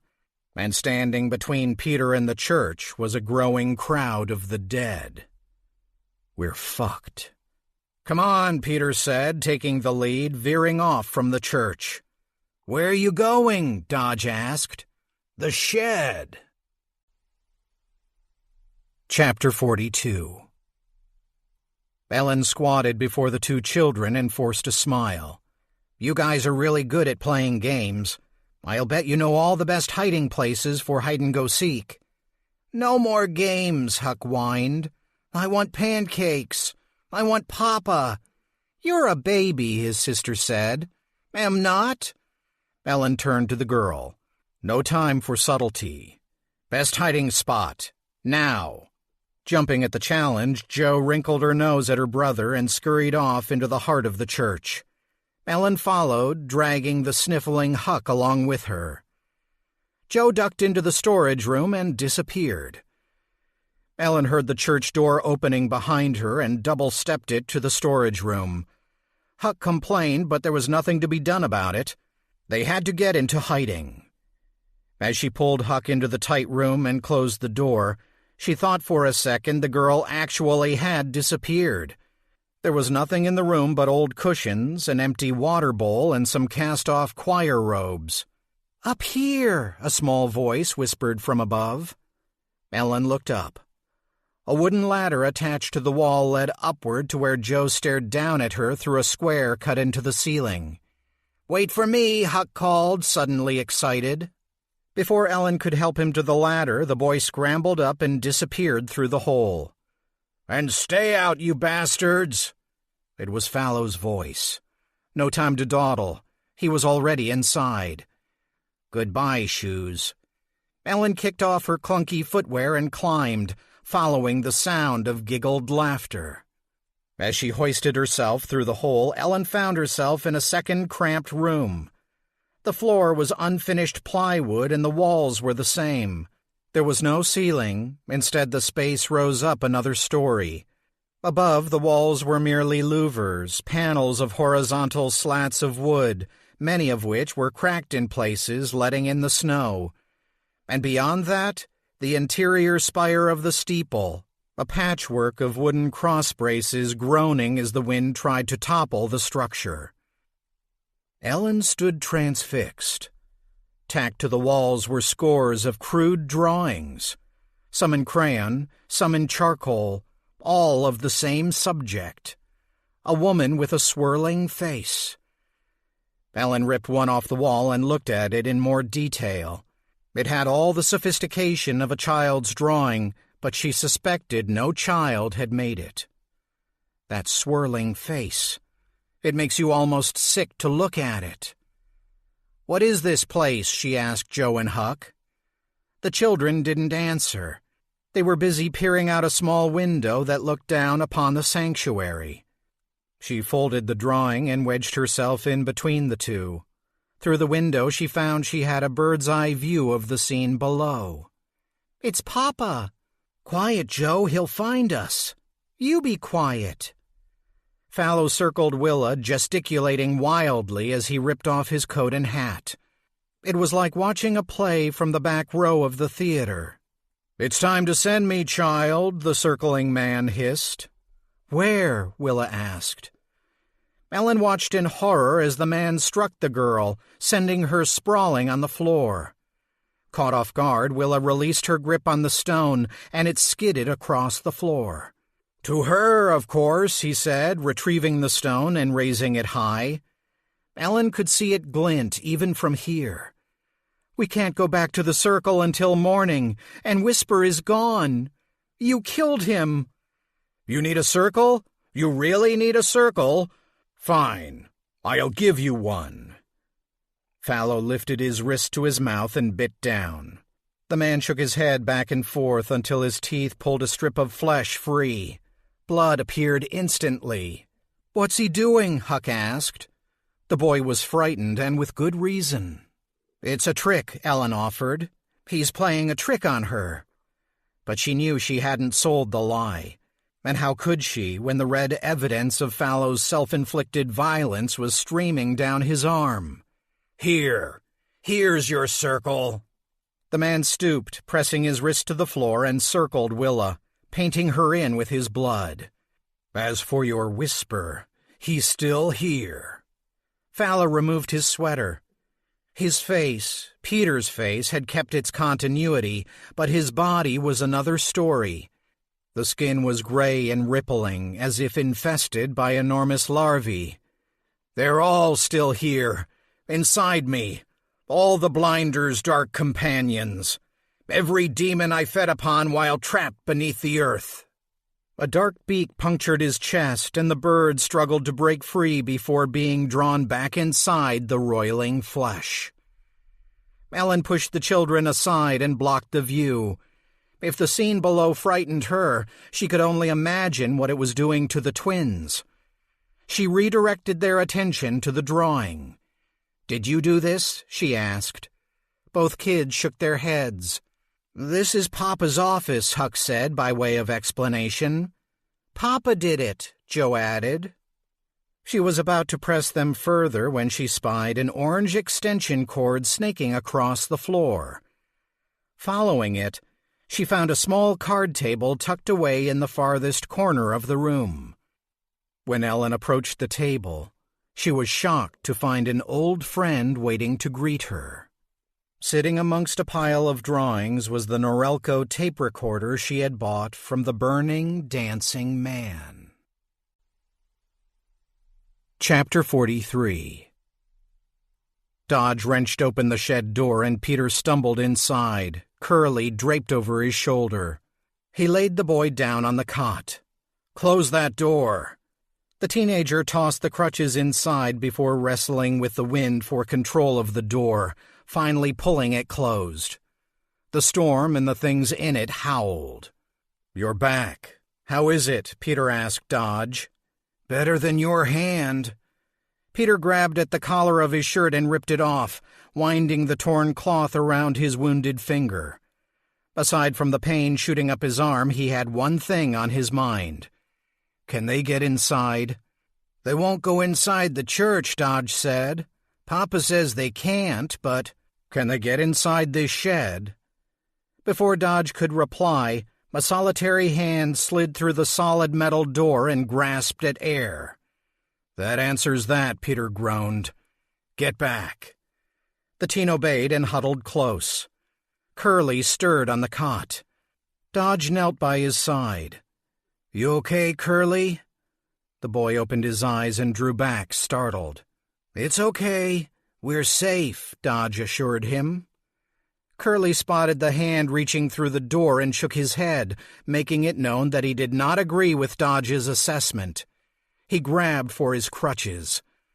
A face pressed through the door, and if it weren't for the hideous way the man's nose hung open, a hatchet wound across its bridge, the absurdity of it all might have made Peter laugh.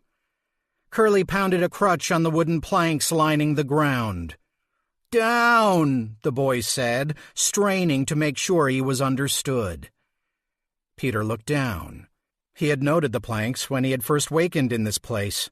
He stomped his foot on the wood, and the sound it returned was hollow. "Stand back," he told Dodge as he quickly stepped to the side so one of the boards was free of their weight. He pried it up. Pitch blackness lay beneath. "I'm not crawling down there," Dodge cried. Curly shook his head emphatically. "Down." Peter held out his hand to Dodge. "Give me your lighter." "I don't smoke." "Give it to me." The boy pulled a pack of cigarettes from his pocket and pulled a lighter from the pack. Peter held the lighter down the hole and flicked it to life. The flame reflected off a damp surface some 7 or 8 feet below. There were footholds dug into the side of the shaft. Someone had ensured passage below would not be a one-way trip. The sound of tearing metal brought Peter to his feet. 1 second the roof was there, the next it wasn't. The full force of the storm reached in and batted him aside while threatening to rip the rest of the shed apart. "That's it. Stay here and die or get in the hole." "Think you can help get Curly down to me?" Peter shouted over the roaring wind. "Yes." "Good." And with that Peter descended. The shaft was deeper than Peter had expected, and some of the handholds offered less than perfect purchase. He dropped the final few feet to the bottom and looked up. Dodge was staring down at him, the sky churning above. "Send him down!" Dodge disappeared for a moment, then Curly's legs were dangling over the edge. Peter tucked the lighter between his teeth and grabbed the boy, hauling him down. He extracted the lighter and flicked it to life. The boy's eyes were wide. "Dodge!" Curly complained. "He's coming. Let's give him some room." Peter hugged the wall, holding Curly close while Dodge made his descent. In the glow of the flame, Peter could tell the teen was not happy about this decision. "Now what?" Dodge asked. Curly squirmed in Peter's arms, trying to wriggle free. "No crutches?" Peter asked Dodge. The boy looked up at the mouth of the hole. Nope. The crutches were still up top. Curly loosed a series of chuffs, urging Peter to his right. Curious what had so agitated the boy, he trained the lighter in that direction and found the hole opened up into a narrow tunnel in the earth. "I don't like this," Dodge moaned. As the light from the lighter fell upon the shaft, Curly spoke up. "In!" "In there?" Peter asked. Curly wriggled in the affirmative. "I can't go in there," Dodge said, hanging his head. "I'm freaking out as it is." "Stay here," Peter said, one hand around Curly's midsection, the other holding the lighter aloft like a mini torch. "And don't let any of those things down here." "How am I supposed to do that?" Peter shrugged. "Pray?" With that, Peter and Curly slipped further into the earth. The air grew humid and the temperature rose. The tunnel was barely 5 feet high, and Peter had to walk with a stoop that did nothing for his grip on the boy, the throbbing in his hand, or the ache in his back. Maybe it's a shortcut into the church. But no. They soon came to the end of the road, about 3 yards from where they started. "Dead end, Curly." The boy didn't reply at first. His eyes were locked on the tunnel wall, his mouth working its way toward a single word. "Mama." Peter held out the lighter. Staring at him, embedded in the earthen wall, was a hollow-eyed skull, the dome of its forehead split. "Praying didn't help." Peter turned. Dodge was at his elbow. Farther down the tunnel, a pale man with a twisted neck dropped into the hole. Another specter joined him, and another. Soon the tunnel was crowded with the dead. Well, that's that. Curly reached out and placed a hand on the skull. With his other, he grasped Peter's injured hand. Pain rose exponentially for a moment, and then the tunnel was gone. Curly and Dodge were gone. The approaching horde of spirits were gone.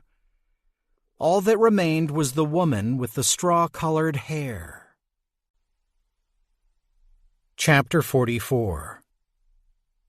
The Norelco was definitely in better shape than the last time she had seen it, when it was setting off the smoke alarm in Rita's wrath. Next to the recorder sat a stack of tape boxes. Ellen began quickly rifling through them. "Where is it? Where is it?" "Don't touch. Papa won't like that," Joe said. Ellen ignored her. The second she spotted the recorder, a plan had popped into her head. She located the tape she was looking for.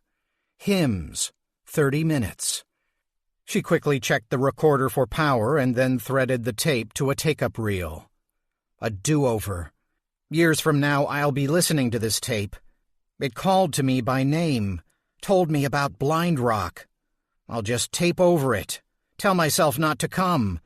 Maybe I'll pop back in my room like nothing ever happened, like I never left Iowa City. Maybe... Ellen grabbed the microphone and turned on the machine. A choir exploded overhead. She quickly hit stop. Looking up, she spied a loudspeaker she'd missed upon first examination. It sat wedged between two of the cross braces, pointed outward. A cord ran from the speaker down to the back of the recorder. Ellen yanked out the cord and tried again. This time the choir gave a much quieter rendition. "Bringing in the sheaves, bringing in the sheaves. We shall come rejoicing, bringing in the sheaves." Ellen hit the trick button and spoke adamantly into the mic. "Ellen, this is Ellen. I know this sounds strange, but whatever you do not go to Blind Rock. Dad may try to get you to go, but stay far away from Blind Rock. You hear me? Do not go to Blind Rock. I repeat, do not go to Blind Rock." "Papa looks funny," Huck said, staring down through the window. Ellen quickly rewound the tape, making certain her message was intact. The hymn started up the same as before, and then came her voice, layered over the choir. "Ellen, Ellen, Blind Rock, Blind Rock. You hear me?" Shit. The microphone must have been broken. It only recorded part of what I said. Blind Rock! Ellen stopped the tape as she realized what she had done. Blind Rock! The voice she had heard back in her bedroom, the one that set her on her quest. It was her own. She had called herself to Blind Rock. Behind her, the twins screamed. Startled, Ellen whipped about, jostling the card table in the process. One of the legs buckled and the tape recorder fell to the floor with a clatter. The power cord split with a short pop, and a spark found fuel in a pile of portraits lying scattered on the floor, igniting the many renditions of the woman with the swirling face. No, no, no, no, no! Ellen was about to stomp on the flame when she realized she'd left her shoes below. The drawings went up as quickly as dry leaves. Ellen dashed over to the children and grabbed them by their arms. "We've got to go." "No," Huck wailed. "Papa is—" "We've got to go now." She shoved them toward the opening in the floor. Joe helped Huck onto the ladder and the two descended, scrambling over each other. Flames licked the walls and the smoke grew thick. So much for hide-and-go-seek, but the alternative was stay and get burned. Ellen grabbed hold of the ladder and followed the twins, leaving the Norelco to fend for itself in the fire. Back down in the storage room, Ellen found herself alone once more. I'm never going to be a babysitter. She slowly peered out from behind the door and spotted the twins cautiously approaching the prone Willa. The cause of their trepidation was all too clear. Fallow was at the far end of the church where the altar once stood, a minister addressing an absent congregation. His transformation from old to young had been unnerving in and of itself, but the evolution now taking place was more disturbing yet. His skin wasn't quite doing its job of holding his insides in. There were places where the flesh had split, revealing dark, squirming things beneath, like eels in a net. His face had changed as well, features stretched wide, forcing him into a predatory grin. All color had drained from his cheeks and his eyes sank into his head.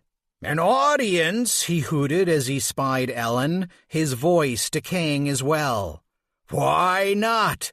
I've always been a good story-teller. Sitting in my booth reading books, so I could bring home the bacon for her." He raised the stone high. "For her?" He stepped into the circle of blood. "Send me," he ordered Willa. Such was Fallow's anger, Ellen thought the man was going to blast apart, his inner demons bursting free from the remnants of the man who contained them. "Send me!" And with that, Fallow tossed the stone into his mouth and swallowed. Chapter 45. The woman with the straw-colored hair lay across from Peter in the field, her battered head wet and glistening in the moonlight. The sudden shift left Peter momentarily disoriented. He was back in the killing field, the stalking grounds of the man with the knife. "Where's my boy?" the woman whispered. Your boy." "He's out there alone. He can't manage alone. He's She flinched in pain. "He's alone." Your boy. He's disabled? He uses crutches?" The woman nodded vigorously. "He's with me. He's safe." One truth, one lie. The woman's eyes blazed. "You stole from us. Our dark companions. Our salvation." "I didn't. Down in the earth. You stole, no, life."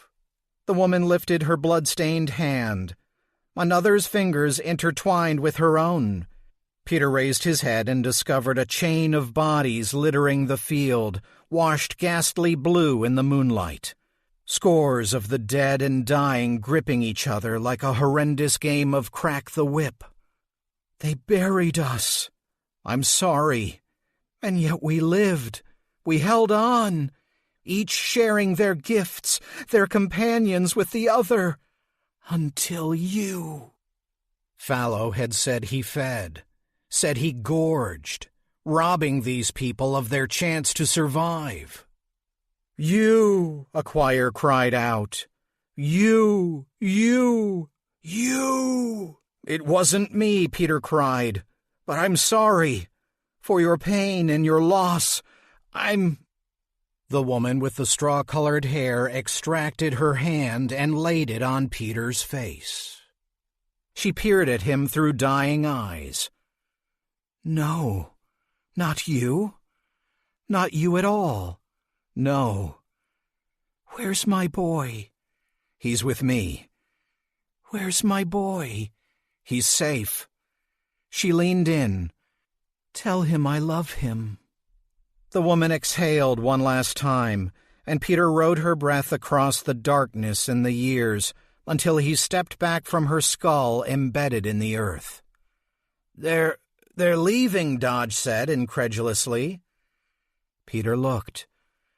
The spirits were retreating back down the tunnel, rising like embers through the hole. The last to leave was the woman with the straw-colored hair. She remained a moment to gaze upon the boy Peter held in his arms. Then she too vanished. Peter pressed his mouth close to Curly's ear. "I've got a secret for you." The boy wriggled expectantly. "Your mother told me to tell you she loves you." Curly sobbed. "I love you too, Mama." Peter had another secret, one he wouldn't share with the child. He and Hannah had never rented a cabin in the Longfellow Mountains. In fact, they'd never been to Maine at all. It was something they always said they'd do, yet never managed to follow through on. And the moment Hannah told him she was pregnant, they were riding the ferry across the Hudson River into New York City. "I've always been a good storyteller," he thought, the hint of a grin tugging at the corner of his mouth. "Enjoy the stone, Fallow. I hope you choke on it." Chapter 46. The look of twisted glee on Fallow's face told Ellen things had just gone south. If that man, more monstrosity than man by this point, considered downing the stone of victory, then heaven help them all. "Yes," Fallow hissed. "Mountains! I see her. She's wearing a ball cap. Beautiful. She's beautiful." A tremor ran through the lurching man's frame, as if the menagerie of crawling horrors that made up his body experienced a collective jolt of electricity. Ellen looked to where the two little ones stood trembling by the tall girl, their eyes glued on the man in wonder and horror. And well they should. It wasn't every day you watched your papa devolve into a squirming nightmare. "Beautiful! Beautiful!" Fallow's voice caught in his throat and his eyes flew open. "No! No!" The man doubled over and retched. Black and orange bile poured from his mouth, splattering on the wooden floorboards. Black and orange, a Halloween spew. "A trick? A trick?" Fallow roared. "She's not there! She's not there! A trick! A fucking trick!" Willa rose, clutching Huck and Joe tight, and slowly backed away from the blood circle. Fallow reacted instantly. "Where do you think you're going? Send me!" "I can't," Willa shouted. Fallow lurched forward.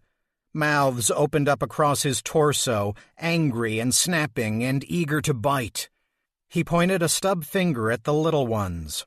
"Send me, or I'll chew them to bits! To bits! Chew you all to bits!" Willa stepped forward, his betrayal making her brave. "Where's Papa? What have you done to him?" "I'm Papa, and I say—" "No, you are not. Just look at you." The demand threw Fallow off guard.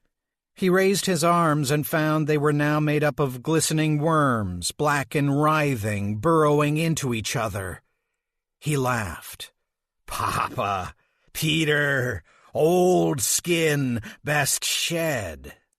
The man in the circle ripped off the last shreds of human flesh, discarding them like old clothes. The last to go was the face. "You want him? Here, have him." Fallow tossed his still grinning face at Willa. It landed at her feet with a splat. "Now, send me."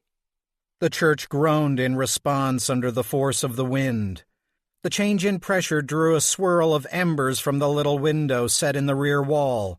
The fire in Fallow's office was quickly becoming a full-fledged blaze. The side door rattled. Dead hands pounded the walls, a cacophony of wails filled the air, and yet the storm of spirits remained outside. "Scream all you want," Fallow called to the howling wind. "I drank you dry. Down in the earth, I fed on you. You're nothing but cries and whispers. You're nothing but the breeze. Fly away and let me finish this."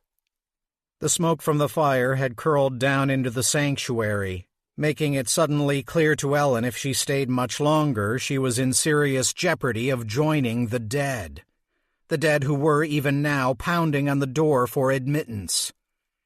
"I think you should let them in." The pounding grew louder, so much so Ellen could feel it in her chest. "I think you should let them in." It threatened to set her heart galloping like a wild horse headed for a cliff. "I think you should let them in." The memory arrived with such force that Ellen's breath caught in her throat. Her father stood in the middle of the living room looking down on her. Ellen scooted over to let him sit next to her on the sofa. Let who in? Her father looked about stealthily, but Ellen knew he had no cause to worry. The way her mother had stormed out of the apartment, it would likely be a couple hours before she cooled down. "Who, Daddy?" she asked, nudging him. Her father pulled a paper from his pocket. It was crumpled and pieced together with tape. It was the page she'd written with Dad's typewriter. The story about Treat. "I won't have this nonsense in my house, do you hear?" Rita had shrieked when Ellen showed her the page. "Can't you be normal for once?" Mom threw it away. She ripped it up and threw it away. "And I unthrew it away," her father said. He handed her the paper, a secret between the two of them. "What you did here? It's called automatic writing, or maybe in this case, typewriting. It's something my mother, your Grandma Marks, used to do, and her sister. They'd jot down things dead folks, wanted to tell them. Me? I maybe felt a thing or two, but I never heard a peep. But you..." Her father leaned in close. He took her chin in his hand. "Your mother is never going to tell you what I'm about to tell you. She would rather you got rid of what you have, like a cold. But you know what, Spooky," he said, tapping the page. "This is normal. For you, anyway. And if someone reaches out to you from the other side, someone who needs your help, well..." He leaned back, carefully considering his next words. "I think you should let them in." Ellen inhaled smoke. Her lungs screamed. Let them in. She swooned, fearing she would faint. Let them? Screw it. Forget Mom and her hateful words. Forget the therapists who tried to fix her. Forget all the kids at school who laughed and insulted her behind her back. In all the wretched mess of humanity, there was only one person she truly trusted. Just one. Dad. Okay, Ellen said, choking. Okay. With that, she stumbled to the church door. No, Fallow cried. Ellen threw all her weight behind the door, fighting the wind to swing it open wide. A crowd of the dead awaited her. Hey, Ellen said, staring down at the throng of hollow-eyed horrors. Come on in. The ghosts accepted her invitation, drawing on her gift and her will, solidifying. Shadows becoming ice, and ice becoming flesh. And in a great rush, the blind rock dead poured into the church and descended upon Fallow. He may have said something before the ghosts embraced him, before they dug into him, relieving him of life, but if he did, Ellen didn't hear it. She was too busy passing out. Chapter 47. As Peter rose from the hole, the scent of burning lumber and tar paper hit his nose. The church's steeple was on fire. Oh, God! Is there anyone in there? Peter called to Dodge. Huck and Joe's sudden appearance answered his question. The children tumbled through the open door and into the snow. Willa followed, dragging the girl named Ellen. Peter stepped forward, but Dodge stopped him in his tracks. I'll go. You stay with Curly. But look at your hand, dude. Peter looked. The climb out of the hole had started the bleeding anew. His hand was a crimson claw. Willa! Dodge shouted as he leapt into action. The boy sprinted across the field, passing the twins on his way to Willa's side. Together they hauled Ellen away from the burning church.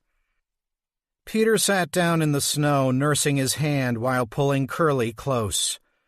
One of the boy's crutches lay nearby, and Peter retrieved it and handed it to him. The boy wriggled upright, marveling at the blaze. Papa? Curly asked, his teeth starting to chatter from the cold. Yeah, Curly, I'm pretty sure he's inside. The boy watched as flames traveled the length of the roof's peak, bright yellow and orange against a purple-black sky. Good, the boy said, and nothing more. As the little ones approached, it was Huck who this time won the race. Everything's on fire, Huck announced. We didn't do it, Joe insisted. Dodge and Willa joined the group and set the still unconscious girl in black next to Peter and Curly. Fallow? Peter asked, looking at Willa. The girl didn't say a word, but perhaps it was her silence that convinced Peter the fire in the distance was consuming more than just the church. A thundering crack rolled across the field, and everyone turned toward the blaze. The spine of the church's roof sagged, then crumbled, bringing down the steeple, the whole structure folding in on itself. A plume of black smoke rose from what was quickly becoming Illinois' biggest bonfire, and from the cloud of soot and ash, shrieks of terror, of joy, of release. And rising above it all, Peter thought, no, knew, he saw a bird rise into the heavens. Bye-bye, church, Joe said. Bye-bye, Huck echoed. The girl in black sat bolt upright. Is it over? It's over, Peter assured her. Ellen rose, brushing off snow. Now what? He wasn't sure if the question was directed at him or if the girl was asking the universe in general. In any case, he had no answer for the girl nor for the rest of them. What now indeed? Being the lone adult, he felt the pressure to come up with a plan, but all he seriously wanted to do was lie back in the snow and sleep, to dream himself back to her. That's what, Willa said, pointing across the field toward town. The first dim pulses of red dotted the horizon as sirens rose like distant howling wolves. The cavalry was coming in the form of the Maple City Fire Department, and their questions would be even harder to answer than Ellen's. "I think I should leave," Peter said, rising. "Best they find you here alone. I'd only raise eyebrows." "Leave and go where?" the girl in black asked brusquely. "That circle is broken. I should know. I tried it." "She's right," Willa said. "I'm sure I could draw something forth, but without my whisper, I couldn't send you anywhere. That was his trick, not mine." As soon as the words were out of Willa's mouth, her eyes lit up. She reached out for Peter. "Come with me." When she offered no further explanation, Peter took her hand. "You all stay here," she said to the group, and to Huck and Joe in particular. "Keep Curly company." Willa led Peter away from the others, and he went willingly. The flashing lights in the distance were not so distant now. Whatever the girl had in mind, it had better be quick. She stopped at the edge of the frozen pond. Kneeling, she peered up at him. "What?" Peter asked. "My whisper used to tell me secrets. He told me one a while back, one I had a hard time believing. But now, I don't know. Maybe he was right." "A secret? About me?" "Yes." "What was it?" The girl simply studied his face. Then she dug into the frozen earth and pulled out a smooth, flat stone. She held it up to him. "Do you remember skipping stones with me?" "Yes, I do." Willa rose. She placed her hands over his.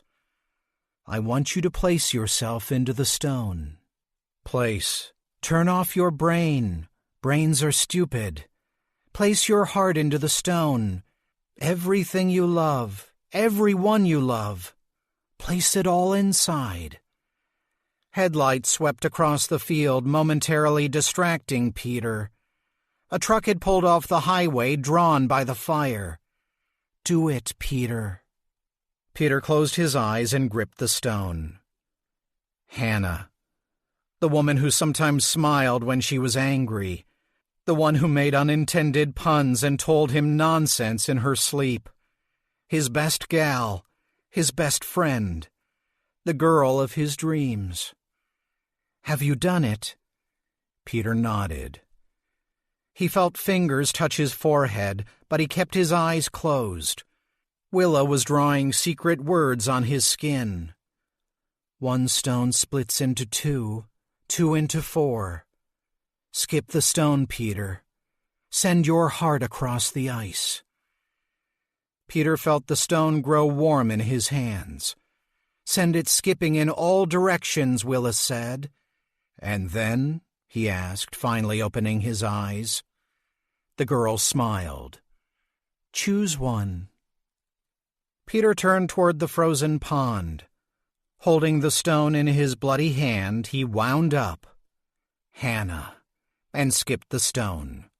The stone split, and then it split again and again, his heart following each and every one, pulling him thin until a single stone skittered across the ice and dove into the snow on the far bank.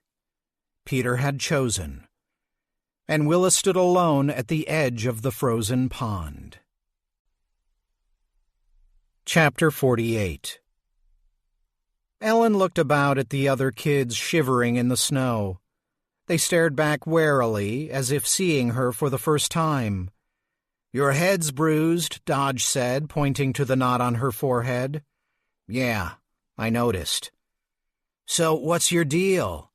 "My deal?" "Yeah. Where'd you come from?" "I told you. Iowa." Some people never listened. Silence settled back on the group as Huck and Joe amused Curly with their butterfly trick. When the tall girl returned, she was alone. "They're going to come get us now," Willa said, pointing her words toward the little ones. "It's okay. They're coming to help. But we aren't going to make butterflies or tell them about Whisper or anything like that, right?" "Why not?" Huck asked. "Because, Huck," Joe warned. "Because," Willa said, staving off the squabble. "Because the people who are coming, they aren't family, are they? Those things we do, those are ours. We'll keep them to ourselves, right?" "Right," Joe said, jostling her brother. "Okay," Huck said, waving away the last of the butterflies. "Right," Curly crooned. "Right," Dodge said. Everyone turned to Ellen. "Why are you looking at me?" she complained. "I'm not part of this." Willa leaned in and looked her square in the eye. "The ones in the snow. You opened the door for them."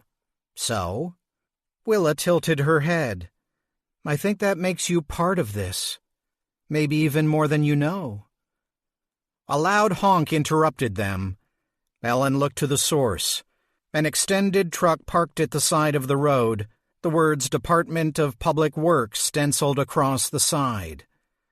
A man got out of the truck and picked his way across the field toward them. Ellen sensed the tall girl bristle at first, then relax as the man drew closer. He was a burly man and slightly out of breath. The name tag on his coveralls said Big Bear. "Holy cow, look at you all out here in the cold. Is there anyone inside?" "No," Willa said before anyone else could answer. "Thank God for that. Why don't we get you somewhere warm? Can you help me get them to the truck, miss? I think we should get everyone over to the hospital, to get checked out at least." This last he directed to Willa. "Yes, of course." Dodge tried to help Curly up, but the boy shooed him off, managing with one crutch instead of two. Willa took the little ones by the hand. She looked back to Ellen. "Are you coming?" But Ellen's attention was elsewhere, not on the raging conflagration or the big man helping Curly into the cab of his truck or the wail of the approaching fire engines. Her eyes were on the car pulling off to the side of the road. "You go ahead," Ellen said. "I think my ride is here." A puzzled look came across Willa's face, but before she could reply, Huck and Joe were dragging her across the field. "I get to ride up front," Joe squealed. "It's called shotgun," Huck said. "Shotgun."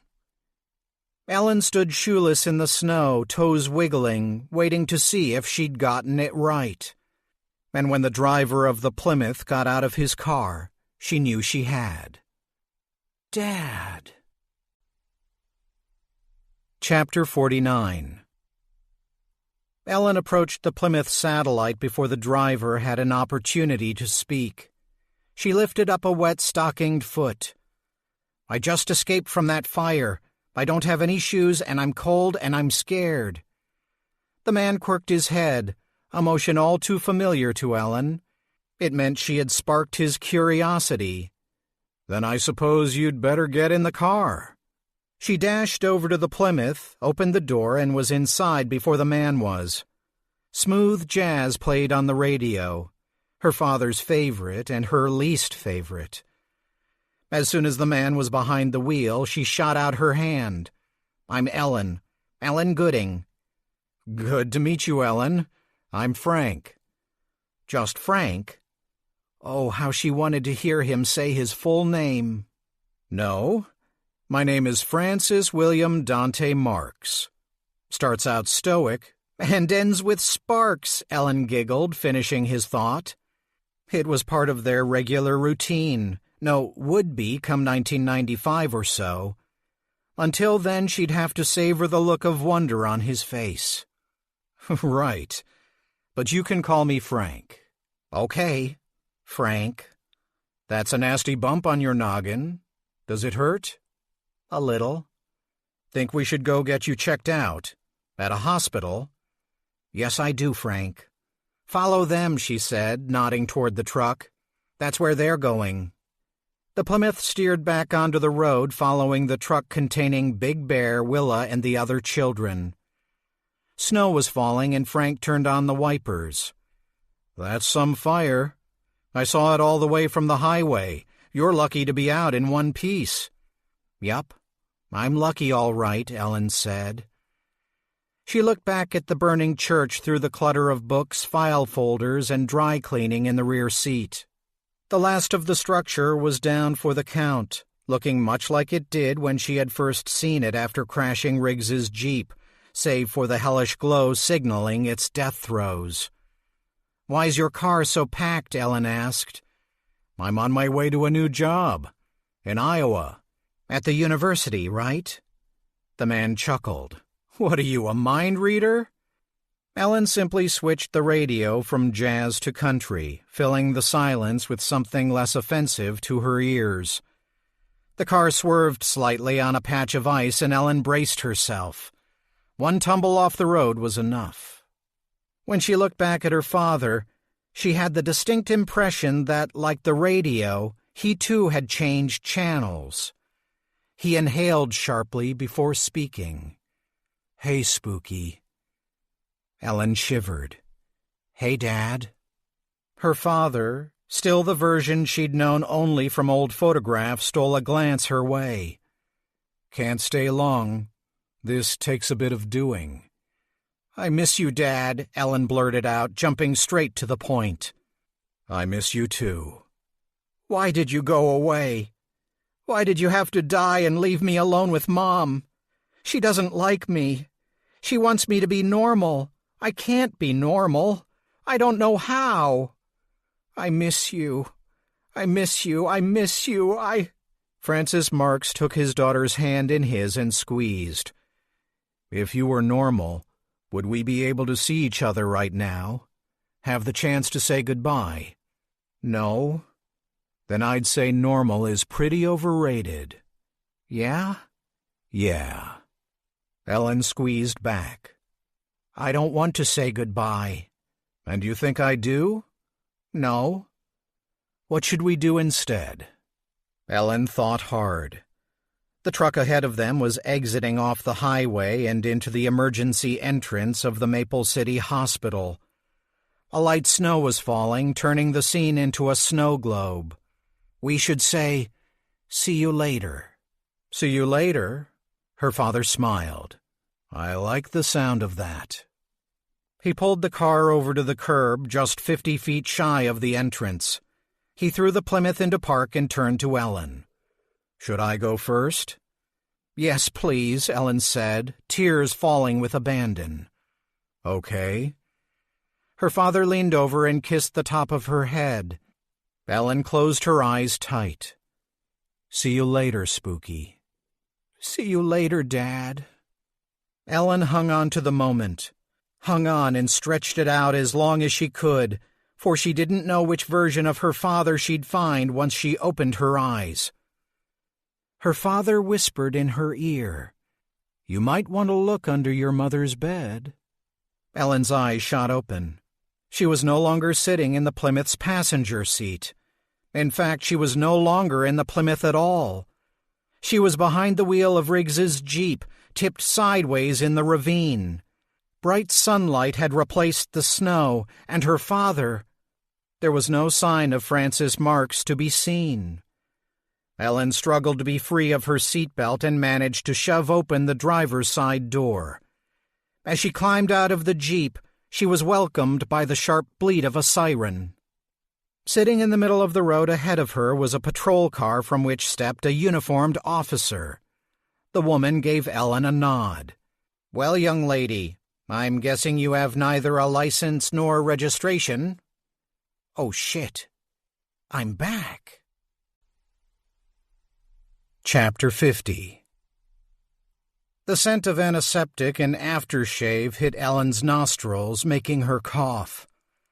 The doctor with the cheery, chubby face pressed an ice pack against her forehead. Her bruise sang with pain. "No sign of concussion. She'll be sore for a few days, but if you keep ice on it..." Rita rose from her chair next to the exam table. Her expression was one Ellen knew quite well. She was livid.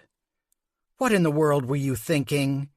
"Why don't we give the child a moment to gather her wits?" the doctor suggested.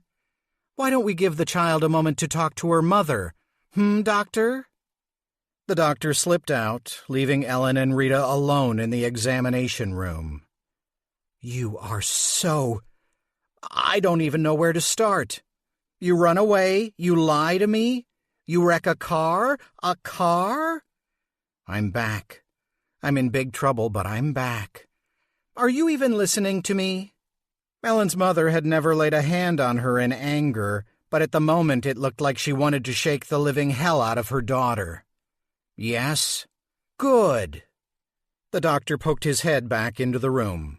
Miss Gooding, that officer would like to have a word with the girl, now that she's... Yeah. Now that she's okay and you can't make any more money off her, I hear you. Ellen's mom motioned for her to get off the table. Come on, let's go see if you're heading off to juvie. Officer Meltzer, the woman who had found the Jeep, was soft-spoken, and she knelt to speak to Ellen at her level. I'm going to ask you and your mother to come with me down to the station to clear a few things up, okay? No mention of juvie, no mention of the crashed Jeep. Maybe things weren't as bad as they seemed. But when Ellen arrived at the police station and saw Riggs's worry-reddened eyes, she realized that, things were pretty bad. Pat Porter was also there, standing by Riggs, as was another man Ellen didn't recognize. A gentleman in a tracksuit who looked like he'd rather be anywhere else. All three looked at her expectantly. It was the stranger who spoke. Honey, my name is Don Whitaker. I used to be the big cheese around here before they put me out to pasture. Now they only call to interrupt my workout routine. Hello, Ellen squeaked. Eli here tells me Mrs. Flint accidentally locked you in the library overnight. Is that so? Ellen looked to Riggs. Riggs looked down. Yes, I got locked in. Fine. And when you took Eli's Jeep, I was trying to get home, because I was scared from getting locked in. Whitaker nodded, having gotten everything out of her he needed, or all he wanted. I'm going to recommend to the library board that Alice Flint take a little vacation. She's got some health issues that are obviously clouding her judgment. I don't buy it for a second Eli did anything nefarious. A history of 15 parking tickets and disturbing the peace does not a felon make. I'm inclined to let him go. He looked to Officer Meltzer. Sorry, force of habit. No, I agree, the officer said. Yes, Riggs yipped. Pat placed a hand on his shoulder to silence him. Whitaker turned to Rita. As for the Jeep, let's call it a joyride and leave it at that. In exchange, you and your daughter promise to steer clear of Maple City next time around. Sound good to you, Mom? Rita ground her teeth. Are we free to go? Yes, Miss Gooding, Officer Meltzer said. Ellen's mother grabbed her by the hand and led her out of the room. Ellen glanced back at Riggs one last time. He flashed her a thumbs up before turning to Pat. Think you can give me a ride over to Temmonson's garage? I gotta get a tow. Mother and daughter drove home, past the town square, the Crossroads Motel, the Primeland processing plant and its noxious fumes, heading west across the prairie on Route 67, Iowa-bound. Mom, you seriously do not want to talk to me right now. Ellen zipped her lip. After 2 hours on the road, they finally pulled off at the Iowa exit, neither one having said a word. Chapter 51. It was still only early afternoon when Rita banished Ellen to her bedroom. Her final instructions to her daughter were, The only reason I want to see you out of this room is if you need to use the bathroom. You hear me? Ellen heard loud and clear. She also heard her mother cleaning up her mess over the phone, explaining things to a confused Aunt Tuffy, arguing with the hospital billing department, eating crow and begging Dr. Rankin for a second therapy session for her daughter. And once the calls were over, Ellen heard the telltale sounds of the liquor cabinet being opened and ice tumbling into a glass. For the rest of the afternoon and well into the evening, Ellen's mother commuted between the living room and the kitchen. One drink led to a second, 2 movies led to a third. Ellen listened for hours until the channel surfing slowed and the trips to the freezer for more ice grew less frequent. It was nearly 8 when they stopped altogether. That's when Ellen ventured a look into the living room. Rita Gooding lay passed out on the sofa in front of Chitty Chitty Bang Bang. 1 minute Dick Van Dyke was cheerily flying his motor car through the clouds. The next a pitchman was hawking a juicer. Now or never. Ellen eased back down the hallway, past the bathroom, and into her mother's bedroom. The room was twice her bedroom's size and had a large water stain on the ceiling. A lone chest of drawers covered in loose change and bills sat to one side of the bed, above which perched a round mirror her mother had picked up for $5 at a yard sale.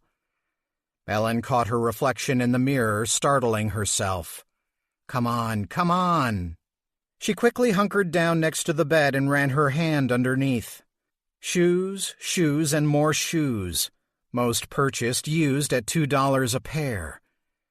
She was just about to switch over to the other side when her hand came in contact with something other than footwear. She ran her fingertips across it, trying to guess at what she'd found.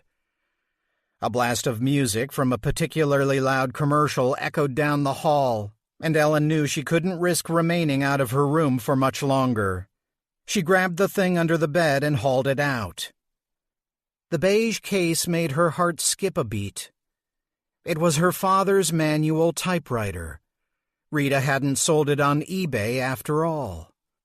Lifting her prize by its handle, Ellen scooted down the hall and dove into her room, swinging the door shut behind her. She scrambled onto her bed, pushing aside the piles of books she'd used to amuse herself during her detention. Now she had something she could really sink her teeth into. She had Dad's typewriter. Ellen ran a finger over the FM that adorned the case. Francis Marks.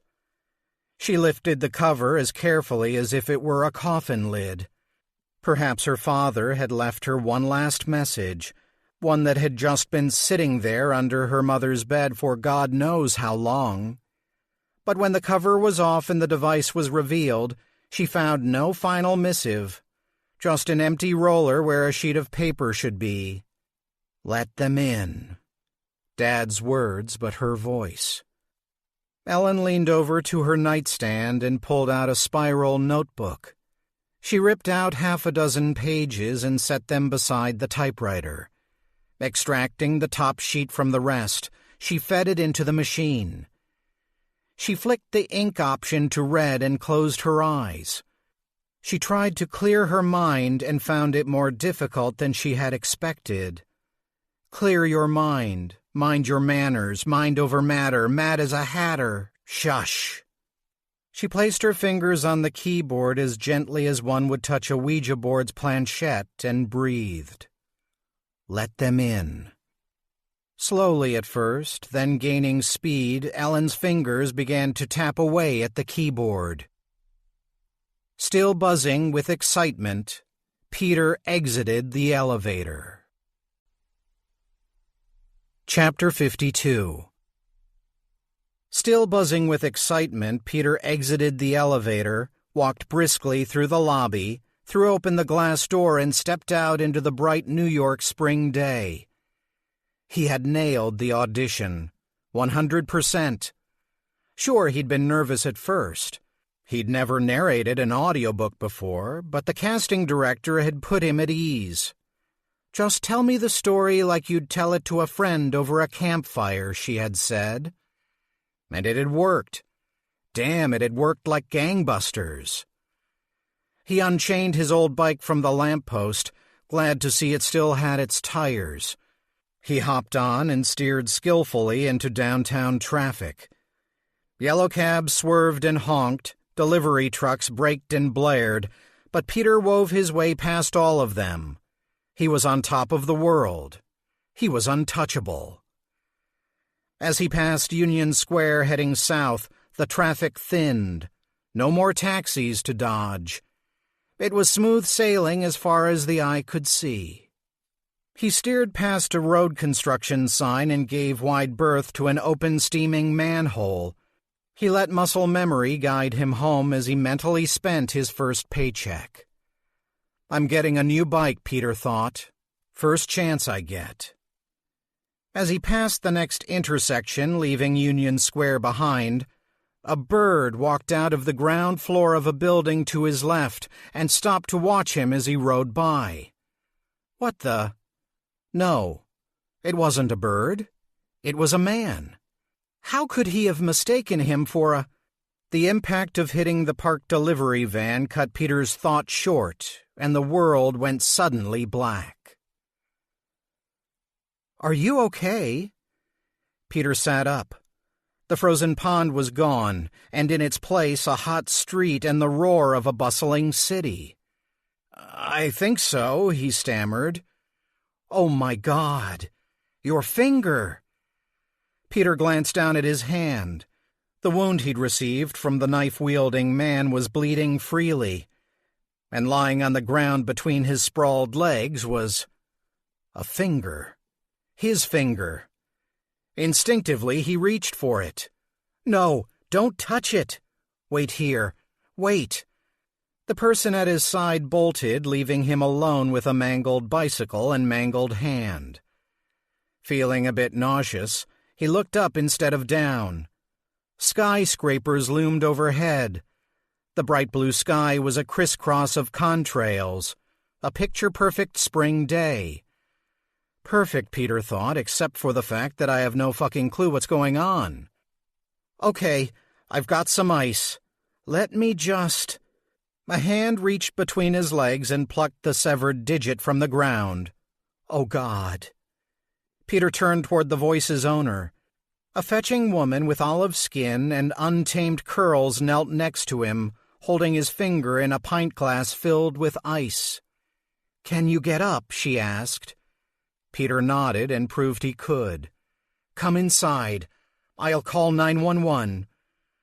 The woman dashed ahead of him, holding the pint glass out of her line of vision as she disappeared through the open door of an Irish pub. Peter glanced up at the sign. Michael's Pub. I've always liked that name, he mused. The woman was the only person in the joint. She was busy placing a call with the pub's landline. Busy?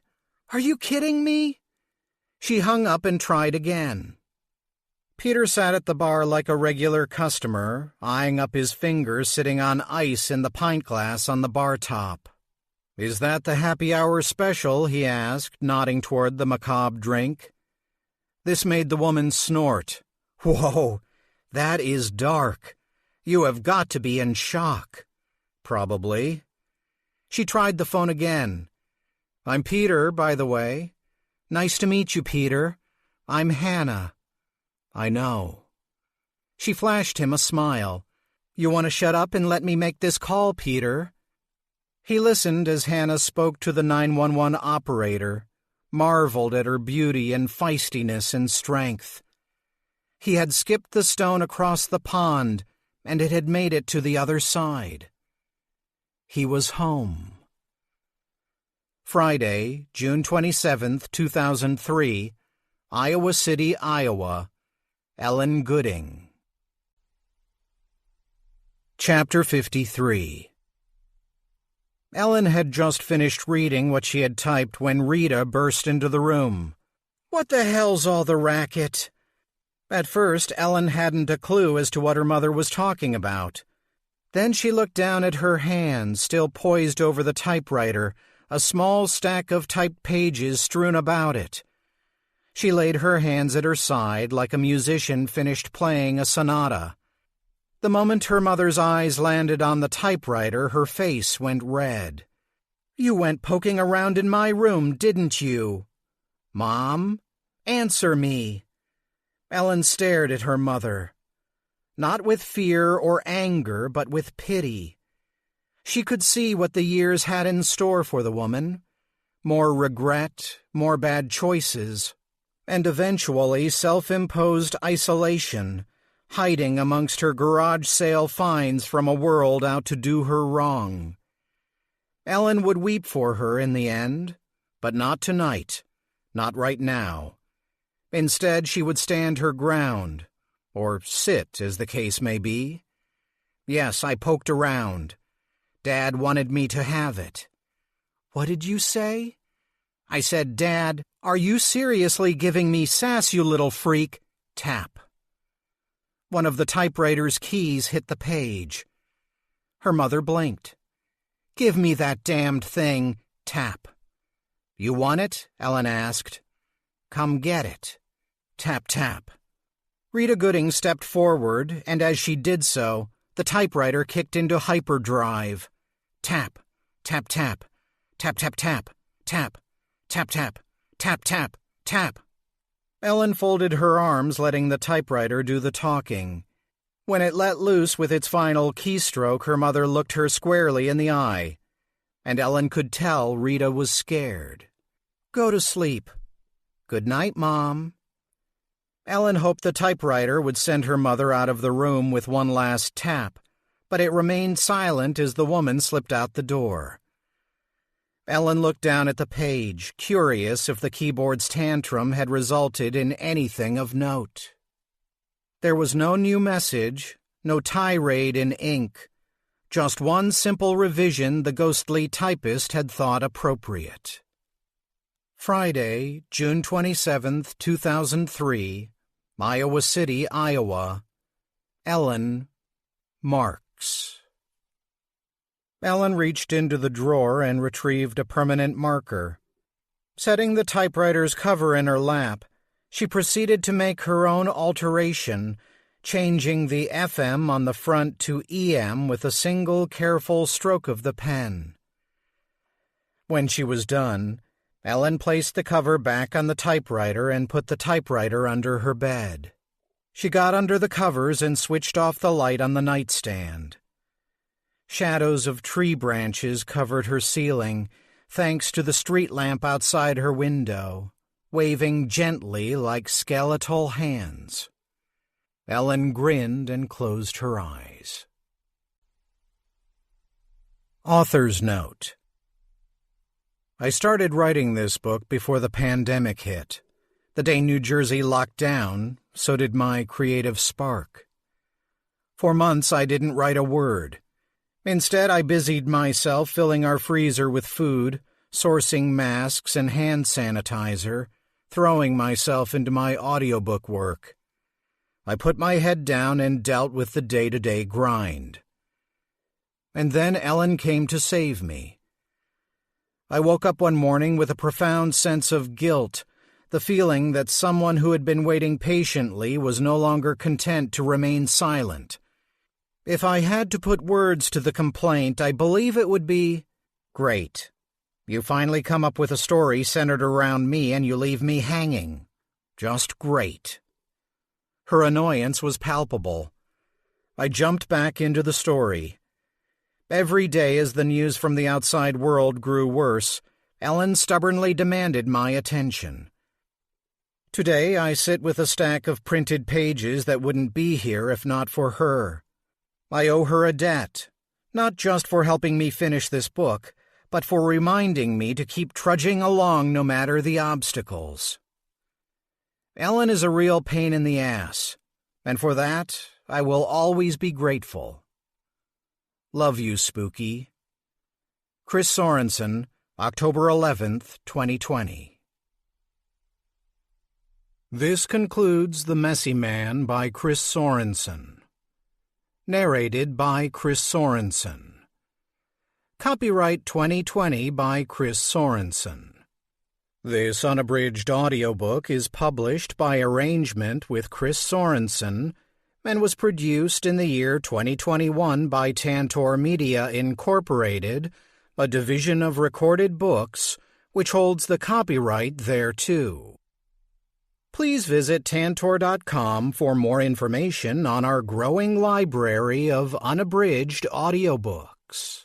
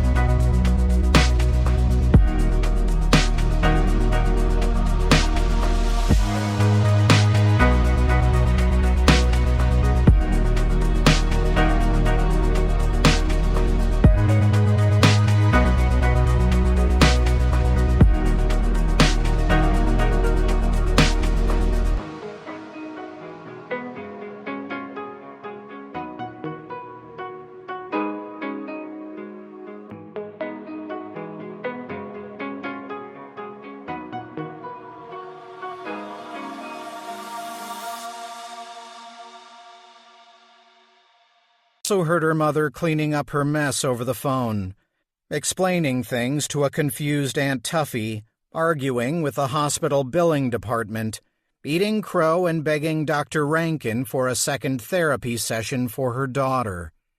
And once the calls were over, Ellen heard the telltale sounds of the liquor cabinet being opened and ice tumbling into a glass. For the rest of the afternoon and well into the evening, Ellen's mother commuted between the living room and the kitchen. One drink led to a second, 2 movies led to a third. Ellen listened for hours until the channel surfing slowed and the trips to the freezer for more ice grew less frequent. It was nearly 8 when they stopped altogether. That's when Ellen ventured a look into the living room. Rita Gooding lay passed out on the sofa in front of Chitty Chitty Bang Bang. 1 minute, Dick Van Dyke was cheerily flying his motor car through the clouds. The next, a pitchman was hawking a juicer. Now or never. Ellen eased back down the hallway, past the bathroom, and into her mother's bedroom. The room was twice her bedroom's size and had a large water stain on the ceiling. A lone chest of drawers covered in loose change and bills sat to one side of the bed, above which perched a round mirror her mother had picked up for $5 at a yard sale. Ellen caught her reflection in the mirror, startling herself. Come on, come on. She quickly hunkered down next to the bed and ran her hand underneath. Shoes, shoes, and more shoes, most purchased used at $2 a pair. She was just about to switch over to the other side when her hand came in contact with something other than footwear. She ran her fingertips across it, trying to guess at what she'd found. A blast of music from a particularly loud commercial echoed down the hall, and Ellen knew she couldn't risk remaining out of her room for much longer. She grabbed the thing under the bed and hauled it out. The beige case made her heart skip a beat. It was her father's manual typewriter. Rita hadn't sold it on eBay after all. Lifting her prize by its handle, Ellen scooted down the hall and dove into her room, swinging the door shut behind her. She scrambled onto her bed, pushing aside the piles of books she'd used to amuse herself during her detention. Now she had something she could really sink her teeth into. She had Dad's typewriter. Ellen ran a finger over the FM that adorned the case. Francis Marks. She lifted the cover as carefully as if it were a coffin lid. Perhaps her father had left her one last message, one that had just been sitting there under her mother's bed for God knows how long. But when the cover was off and the device was revealed, she found no final missive, just an empty roller where a sheet of paper should be. Let them in. Dad's words, but her voice. Ellen leaned over to her nightstand and pulled out a spiral notebook. She ripped out 6 pages and set them beside the typewriter. Extracting the top sheet from the rest, she fed it into the machine. She flicked the ink option to red and closed her eyes. She tried to clear her mind and found it more difficult than she had expected. Clear your mind, mind your manners, mind over matter, mad as a hatter, shush. She placed her fingers on the keyboard as gently as one would touch a Ouija board's planchette and breathed. Let them in. Slowly at first, then gaining speed, Ellen's fingers began to tap away at the keyboard. Still buzzing with excitement, Peter exited the elevator. Chapter 52. Still buzzing with excitement, Peter exited the elevator, walked briskly through the lobby, threw open the glass door and stepped out into the bright New York spring day. He had nailed the audition, 100%. Sure, he'd been nervous at first. He'd never narrated an audiobook before, but the casting director had put him at ease. Just tell me the story like you'd tell it to a friend over a campfire, she had said. And it had worked. Damn, it had worked like gangbusters. He unchained his old bike from the lamppost, glad to see it still had its tires. He hopped on and steered skillfully into downtown traffic. Yellow cabs swerved and honked, delivery trucks braked and blared, but Peter wove his way past all of them. He was on top of the world. He was untouchable. As he passed Union Square heading south, the traffic thinned. No more taxis to dodge. It was smooth sailing as far as the eye could see. He steered past a road construction sign and gave wide berth to an open steaming manhole. He let muscle memory guide him home as he mentally spent his first paycheck. I'm getting a new bike, Peter thought. First chance I get. As he passed the next intersection, leaving Union Square behind, a bird walked out of the ground floor of a building to his left and stopped to watch him as he rode by. What the? No, it wasn't a bird. It was a man. How could he have mistaken him for a... The impact of hitting the parked delivery van cut Peter's thought short, and the world went suddenly black. Are you okay? Peter sat up. The frozen pond was gone, and in its place a hot street and the roar of a bustling city. I think so, he stammered. Oh, my God! Your finger! Peter glanced down at his hand. The wound he'd received from the knife-wielding man was bleeding freely, and lying on the ground between his sprawled legs was a finger. His finger. Instinctively, he reached for it. No, don't touch it. Wait here. Wait. The person at his side bolted, leaving him alone with a mangled bicycle and mangled hand. Feeling a bit nauseous, he looked up instead of down. Skyscrapers loomed overhead. The bright blue sky was a crisscross of contrails, a picture-perfect spring day. Perfect, Peter thought, except for the fact that I have no fucking clue what's going on. Okay, I've got some ice. Let me just... A hand reached between his legs and plucked the severed digit from the ground. Oh, God. Peter turned toward the voice's owner. A fetching woman with olive skin and untamed curls knelt next to him, holding his finger in a pint glass filled with ice. Can you get up? She asked. Peter nodded and proved he could. Come inside. I'll call 911. The woman dashed ahead of him, holding the pint glass out of her line of vision as she disappeared through the open door of an Irish pub. Peter glanced up at the sign. Michael's Pub. I've always liked that name, he mused. The woman was the only person in the joint. She was busy placing a call with the pub's landline. Busy? Are you kidding me? She hung up and tried again. Peter sat at the bar like a regular customer, eyeing up his fingers sitting on ice in the pint glass on the bar top. Is that the happy hour special? He asked, nodding toward the macabre drink. This made the woman snort. Whoa, that is dark. You have got to be in shock. Probably. She tried the phone again. I'm Peter, by the way. Nice to meet you, Peter. I'm Hannah. I know. She flashed him a smile. You want to shut up and let me make this call, Peter? He listened as Hannah spoke to the 911 operator, marveled at her beauty and feistiness and strength. He had skipped the stone across the pond, and it had made it to the other side. He was home. Friday, June 27, 2003, Iowa City, Iowa. Ellen Gooding. Chapter 53. Ellen had just finished reading what she had typed when Rita burst into the room. What the hell's all the racket? At first, Ellen hadn't a clue as to what her mother was talking about. Then she looked down at her hand, still poised over the typewriter, a small stack of typed pages strewn about it. She laid her hands at her side like a musician finished playing a sonata. The moment her mother's eyes landed on the typewriter, her face went red. You went poking around in my room, didn't you?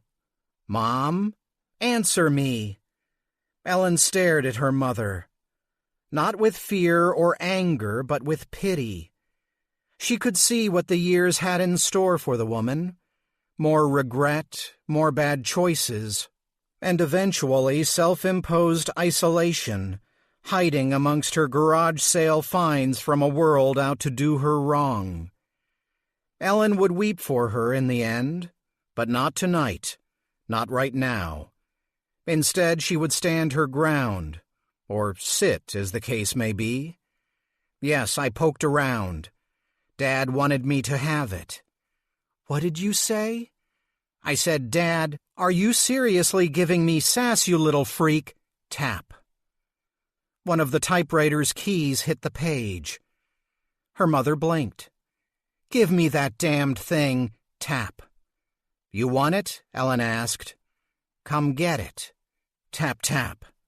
Rita Gooding stepped forward, and as she did so, the typewriter kicked into hyperdrive. Tap, tap, tap, tap, tap, tap, tap, tap, tap, tap, tap, tap. Ellen folded her arms, letting the typewriter do the talking. When it let loose with its final keystroke, her mother looked her squarely in the eye, and Ellen could tell Rita was scared. Go to sleep. Good night, Mom. Ellen hoped the typewriter would send her mother out of the room with one last tap, but it remained silent as the woman slipped out the door. Ellen looked down at the page, curious if the keyboard's tantrum had resulted in anything of note. There was no new message, no tirade in ink, just one simple revision the ghostly typist had thought appropriate. Friday, June 27, 2003, Iowa City, Iowa. Ellen Marks. Ellen reached into the drawer and retrieved a permanent marker. Setting the typewriter's cover in her lap, she proceeded to make her own alteration, changing the FM on the front to EM with a single careful stroke of the pen. When she was done, Ellen placed the cover back on the typewriter and put the typewriter under her bed. She got under the covers and switched off the light on the nightstand. Shadows of tree branches covered her ceiling, thanks to the street lamp outside her window, waving gently like skeletal hands. Ellen grinned and closed her eyes. Author's Note: I started writing this book before the pandemic hit. The day New Jersey locked down, so did my creative spark. For months I didn't write a word. Instead, I busied myself filling our freezer with food, sourcing masks and hand sanitizer, throwing myself into my audiobook work. I put my head down and dealt with the day-to-day grind. And then Ellen came to save me. I woke up one morning with a profound sense of guilt, the feeling that someone who had been waiting patiently was no longer content to remain silent. If I had to put words to the complaint, I believe it would be, "Great. You finally come up with a story centered around me and you leave me hanging. Just great." Her annoyance was palpable. I jumped back into the story. Every day as the news from the outside world grew worse, Ellen stubbornly demanded my attention. Today I sit with a stack of printed pages that wouldn't be here if not for her. I owe her a debt, not just for helping me finish this book, but for reminding me to keep trudging along no matter the obstacles. Ellen is a real pain in the ass, and for that I will always be grateful. Love you, Spooky. Chris Sorensen, October 11th, 2020. This concludes The Messy Man by Chris Sorensen. Narrated by Chris Sorensen. Copyright 2020 by Chris Sorensen. This unabridged audiobook is published by arrangement with Chris Sorensen and was produced in the year 2021 by Tantor Media Incorporated, a division of Recorded Books, which holds the copyright thereto. Please visit Tantor.com for more information on our growing library of unabridged audiobooks.